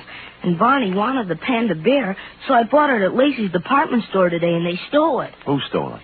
Well, there was this man in the checkered coat and the lady in the red silk dress, just like the story in the comic here. Oh. The man looked like that, but the lady looked different. Mm-hmm. She had black hair and a red dress, and her eyebrows went up this way instead of sideways. Oh. I was walking down the street with my Panda bear, and the lady called me over to a car she was sitting in and started to talk to me. Mm-hmm. And right away, the man in the checkered coat ran up and grabbed at my Panda bear, and they chased me up a fire escape. And the man pulled out a big black gun and said if I didn't come down and give him the Panda, he'd shoot me and Barney and Mom. So I came down and gave him the Panda. Well, that's quite a mouthful. Oh, excuse me, Roby. Hello? Sam? Yeah, Dundee. This is Dundee. Oh. Sam, there's a little fella about 8 years old on his way over there. No, he's here now, Lieutenant. What's the deal? He gave us quite a story. Well, how'd it go? Oh, we took it down. I got it right here Good. somewhere. Let me see. It's about a man in a checkered coat and a lady in a red silk dress. Yeah. Oh, here it is. Quote, I was walking down the street with my Panda bear, and the lady called me over to her car. Okay, Dundee. He hasn't changed it any. Yeah, we got hold of his mother. Runs an elevator in the Russ building. Good. She says he reads too many comic books. You better send him home. Okay, Lieutenant, thanks. Come on, Roby. You're going to send me home? Lieutenant Dundee called your mother, old man, and You don't believe me either. Oh, it's not that, Roby. It's just But I can't go home without the Panda bear. What do I tell Barney? I promised him. My own brother. Oh, he's home now waiting? Yeah. Well, tell you what I'll do, Roby. You let me put you in a taxi and send you home, and I'll take the case. You'll get my Panda back? It wouldn't be at all surprised. So if Barney's face hits the floor, just tell him Samuel Spade Incorporated's working on it. Only one thing. Huh? I haven't any money left. Oh, you got jelly beans, haven't you? Yeah. Okay, you can pay me off in jelly beans. Now, come on now, let's find a taxi. Which we did, Roby. Like the psychology books said, I didn't discourage the child imagination, but I did try to tout you off thrilling crime comics and onto Alice in Wonderland. This, I could see, would take some doing. It was almost closing time when I got to Lacey's, but I talked my way past the man at the door and hustled up to the 6th floor and the toy department. The clerks were doing whatever clerks do at 5:30, but I found a handy floor walker. Dear me, Mrs. Spade, I just don't know. I just don't know. You mean you counted your cash and everything, but you can't... It's not that, Mr. Spade. Oh. I am perfectly willing to stretch a point to please the little fellow. We like to think we're human here, you know. Well, that's nice. That you like to think so, I mean. But you see, something very strange happened this afternoon. Come over this way, sir, by the escalator. Oh. We had the giant pandas at this counter here. 25 of the large size. I assume that's what you're interested in. I guess so. Then what then? Well, for Christmas, they didn't do anything. Just sat here, huh? Yes. But would you believe it, sir? This afternoon, all 25 were sold. Well, how do you account for that? New Year's gaiety? Well, if you want my personal opinion, it's... An impressive panda bear, Roby. It was hard to figure out how you could lose anything that big, and harder still to figure out how I'd explain this kind of thing to people who stopped me on Market Street. Be that as it may, my floor walker friend took my cash, tore off the sales slip, and I was about to set sail with my Panda when I heard him make the kind of a noise floor workers make when they see what he was looking at. Miss Greenbar! Miss Greenbar! She pointed weakly, turned pale even by floor walker standards, and sagged to the deck. I turned in time to see Miss Greenbrier collapse at the top of the escalator and watched her come down, draped across 3 steps like the cover of one of your books of bedtime stories, Roby. She was the last passenger of the day, or so I thought.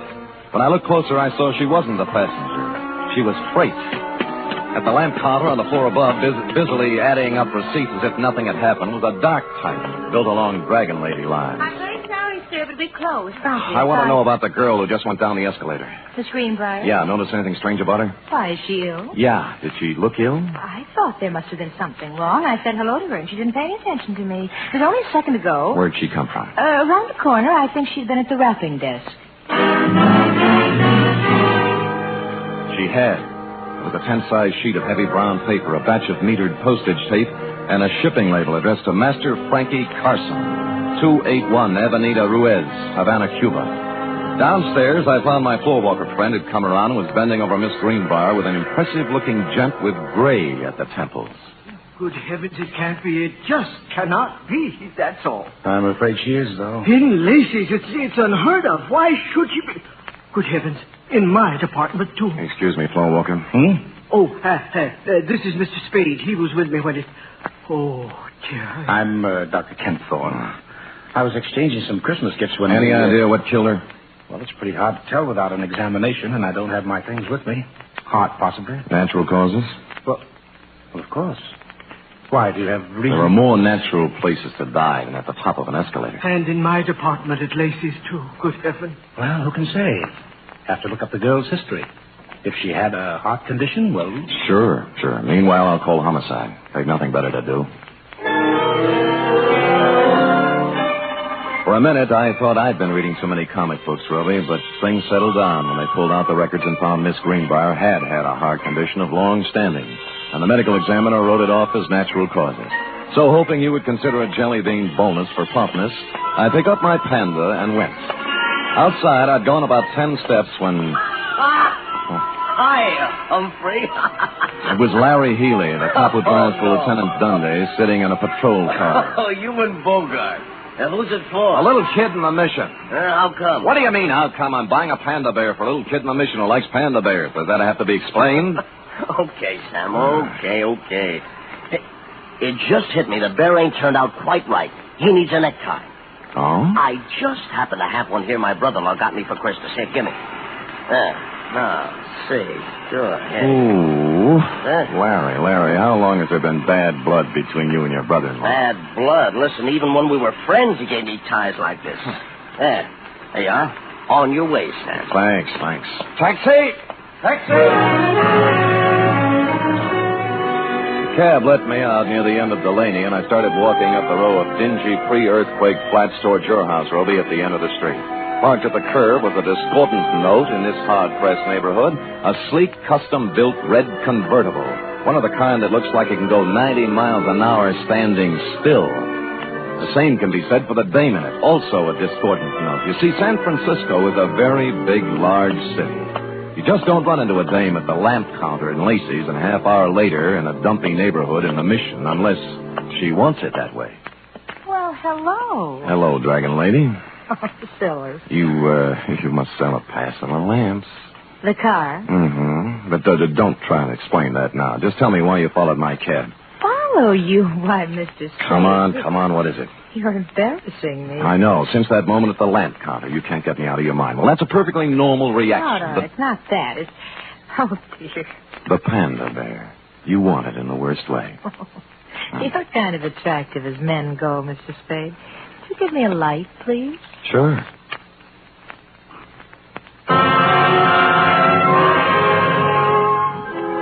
Holding the match up to her cigarette, three things hit me. The black hair, the red dress, and eyebrows that went up instead of sideways.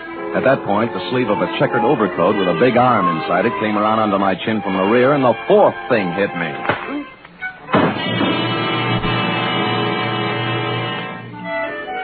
How long I dwelled in Panda Land, I don't know, but it was real nice while it lasted. I was a panda, too, I remember, and I was going somewhere with a big overstuffed private detective under my arm when a lady panda batted her big brown eyes at me and began pulling my nose. She seemed to have a very, very high voice. Wake up, Mr. Spade. Ruffle is blowing. Oh. I call Lieutenant Dundee, Mr. Spade. Summer's wait. Lucky. Over here. Good Christopher, Sam. What happened? Well, it was this way, Dundee. I was walking down the street with my panda bear, and the lady called me over to the car she was sitting in and started to talk to me. And right away, the man in the checkered coat up.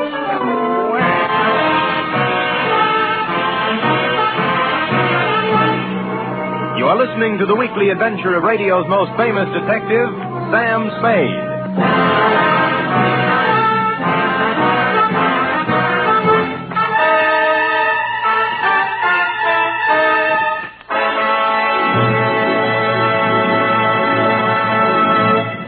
Van Heflin stars this Sunday in State Fair, another outstanding 60-minute production by Theater Guild on the air.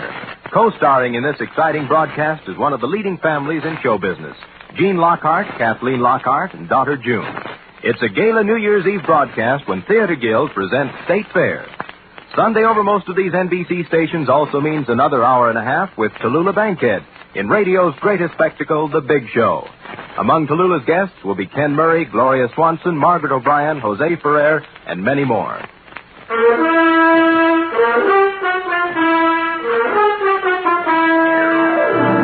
Now back to the Prodigal Panda Caper, tonight's adventure with Sam Spade.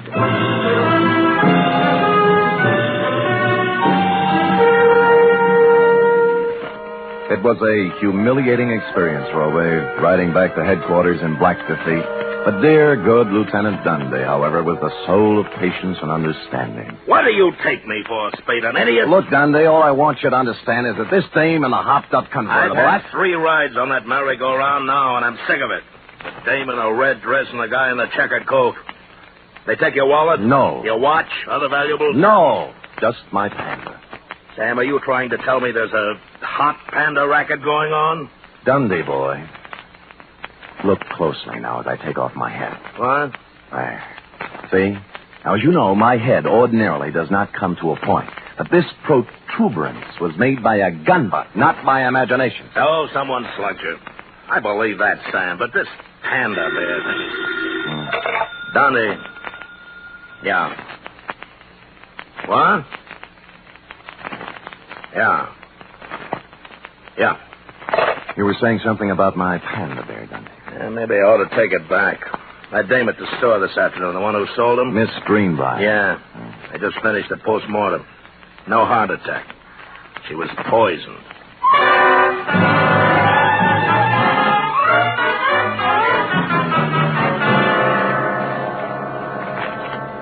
It's a strange thing, Mr. Spade, very strange. I leave my business thoughts at the store. Floor Walker, just try and remember the Dragon Lady's name, huh? Dragon Lady. My good gracious, I can't remember my own name. I'm so upset. Oh, now concentrate. Now, look, dark hair, up-tilted eyebrows, red silk dress. Works in lamp department on 7th floor. I can picture her so plainly. Dark hair, Floor Walker. Dark hair. Upshot eyebrows. Eyebrows and the red dress. Yes. Red. Scarlet. Scarlet. Scarlet, that's it. Easy now. I got a list of employees right here. I'll tell you. Scarlet Townsend. Scarlet Townsend, that's the dame. Floor Walker.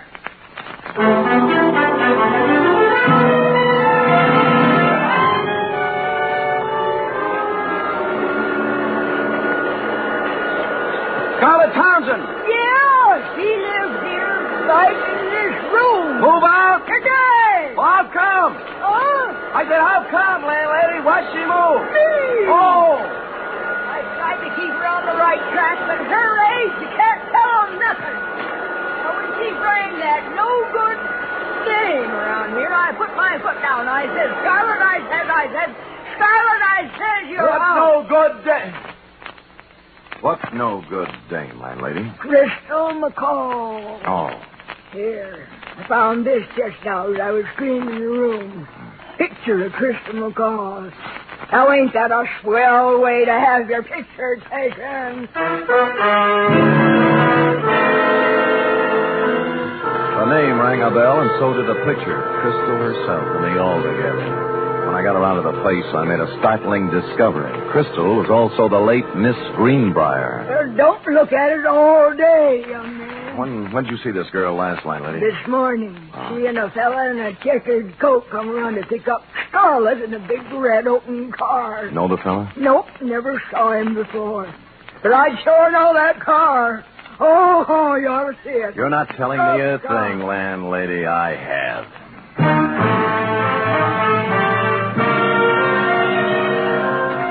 In Los Angeles, I'd have been dead, but San Francisco is not a convertible town. I found a free phone and began calling the dealers, figuring a bright red custom-built convertible is something you remember, whether you see it or sell it. An hour of this got me nowhere, and I'd begun to wonder if the car had been smuggled up from the unmentionable side of the Tehachapi when the wind changed. Sold the yellow one a while back. Thanks, but near misses don't count, friend. But the buyer had it painted red. Special job. Well, you're improving. Who's the buyer? Kim Thorne. Dr. Kim Thorne? Right, Dr. Jules Kim Thorne. Lives on Motley Drive in Burlingame. That's the only red one I know. Great. That's the only red one I need.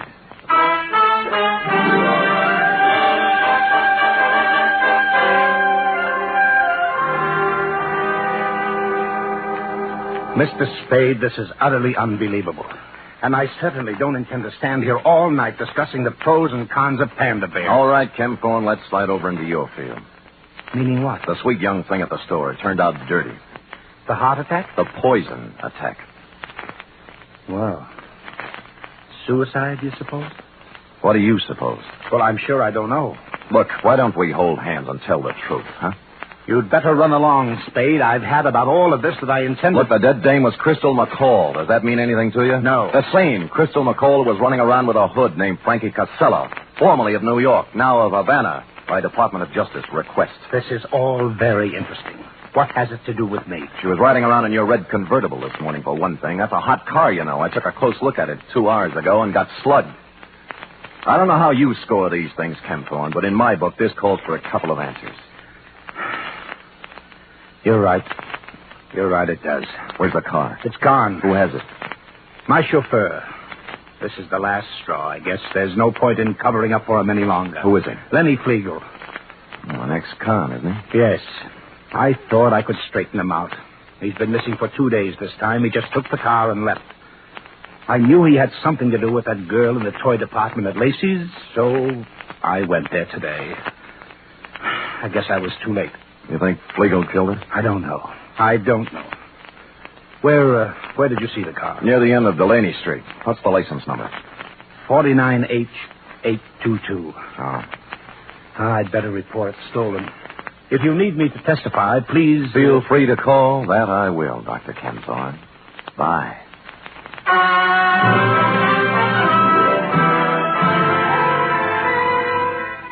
What I had in mind, of course, was to call Lieutenant Dundee and have him slap a 24-hour tail on the good doctor, but something intervened.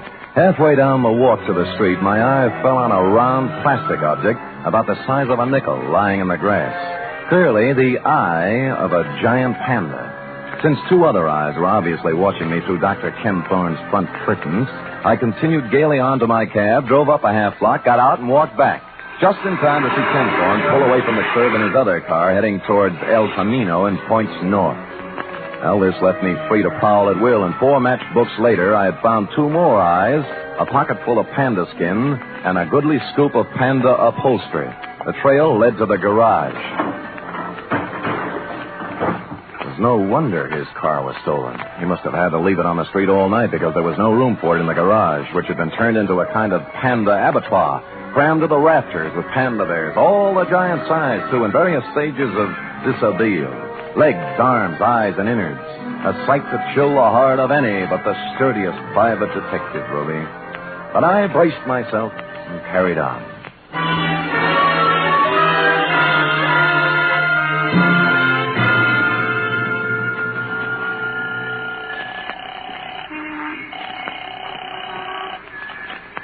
Homicide, Dundee. This is Sam, Dundee. Sam, where you calling from? Phone booth in a drive-in on El Camino. Listen, the license number on the red custom job is 49H822. And the guy driving it is Lenny Flegel, an ex-con. Don't talk to me about that car. Larry Healy picked it up tonight going 90 on the Bay Shore. Great. Lousy. Why? What happened? Next time I see one of them Panda bears, I'm going to spit right in its eye. So Larry pulls the guy down, and first thing he sees is the Panda bear with a necktie. What about the dragon lady? She came second. All Larry can think of is the hot Panda bear. Figures they stole it, so he takes it back to the patrol car to return it to the kid. No. Yeah. By the time he got the exhaust smoke out of his eyes, they were gone. Oh, what's that license number again? 49H822. You sure? Positive. I'm looking right at it. Oh, Sam. Dundee. Yeah. We're all at Anderson's Drive-In on El Camino. Put it on the air.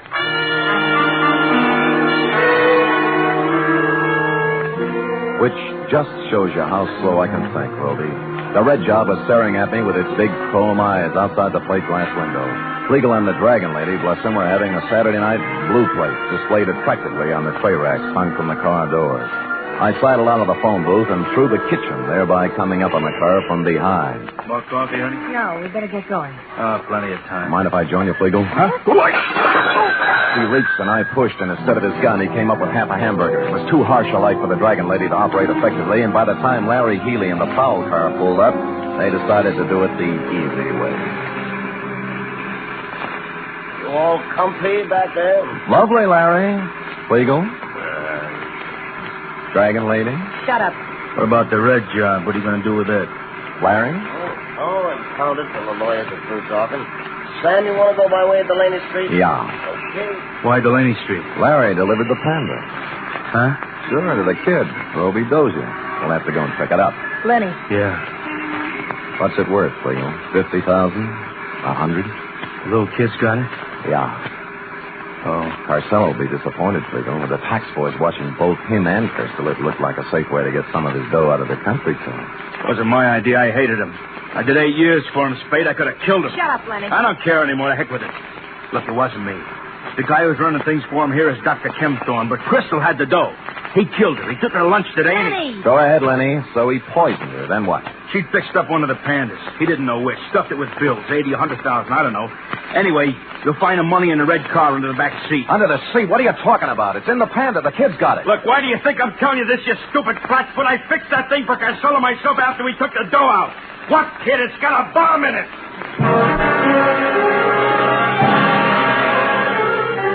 I don't remember much about the ride from then on, Roby. All I could see was a white line unwinding in the headlights. But somehow we got to the end of Delaney Street and around that corner again. Roby!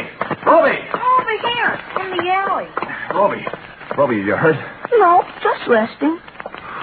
Where's the Panda? Well, I'm through with pandas, and so is Barney. Next junk money, I'm going to buy him an elephant. What happened? Well, a policeman brought it. Yeah? I started home with it when a car drove up, and a man with gray hair got out. Kempthorne. What then? Same thing. He grabbed it and got in his car and drove off. He's around the corner there playing with it. Go ask him. I don't care anymore. Around the corner? You mean he...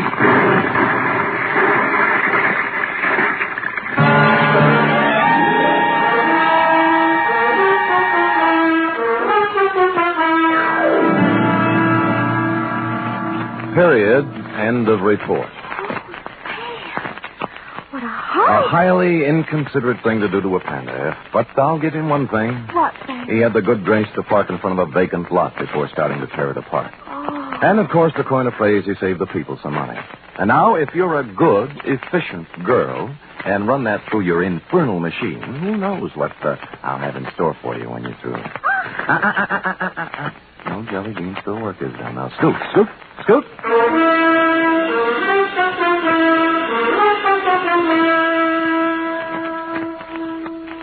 Three chimes mean good times on NBC. Friday means another visit to that entertaining eat establishment, Duffy's Tavern. Archie, the manager, and his whimsical friends have cooked up another fresh half hour of laughs and typical Duffy's Tavern madness. And you're all invited. There's also another delightful adventure with Chester A. Riley, played by William Bendix, tonight on The Life of Riley. Keep your dial set to NBC for the very best in radio entertainment.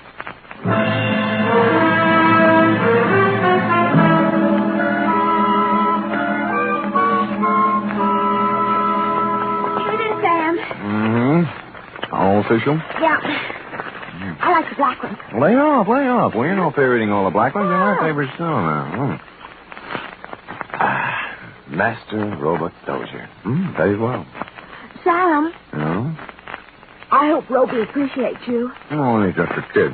How can he appreciate me? Oh, I appreciate you, Oh, Sam. I appreciate you too, sweetheart. You're so pretty and so efficient. Am I, Sam? And so good about not hitting me all the time for your back salary. Yep. Right, when I stop and think of you, I go all choked up. Me too. Black one. Come here. Huh? Angel, Yes? it's all yours, dear. The rest of the jelly beans. Happy New Year. Oh. Good night. Good night, sweetheart.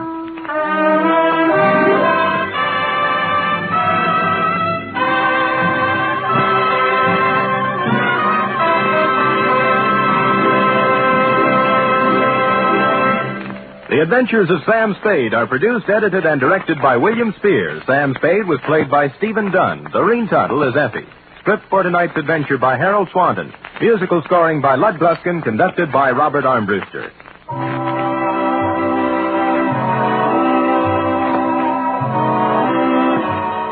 Join us again next week, same time, for another adventure with Sam Spade. Enjoy the magnificent Montague, then Duffy's Tavern on NBC.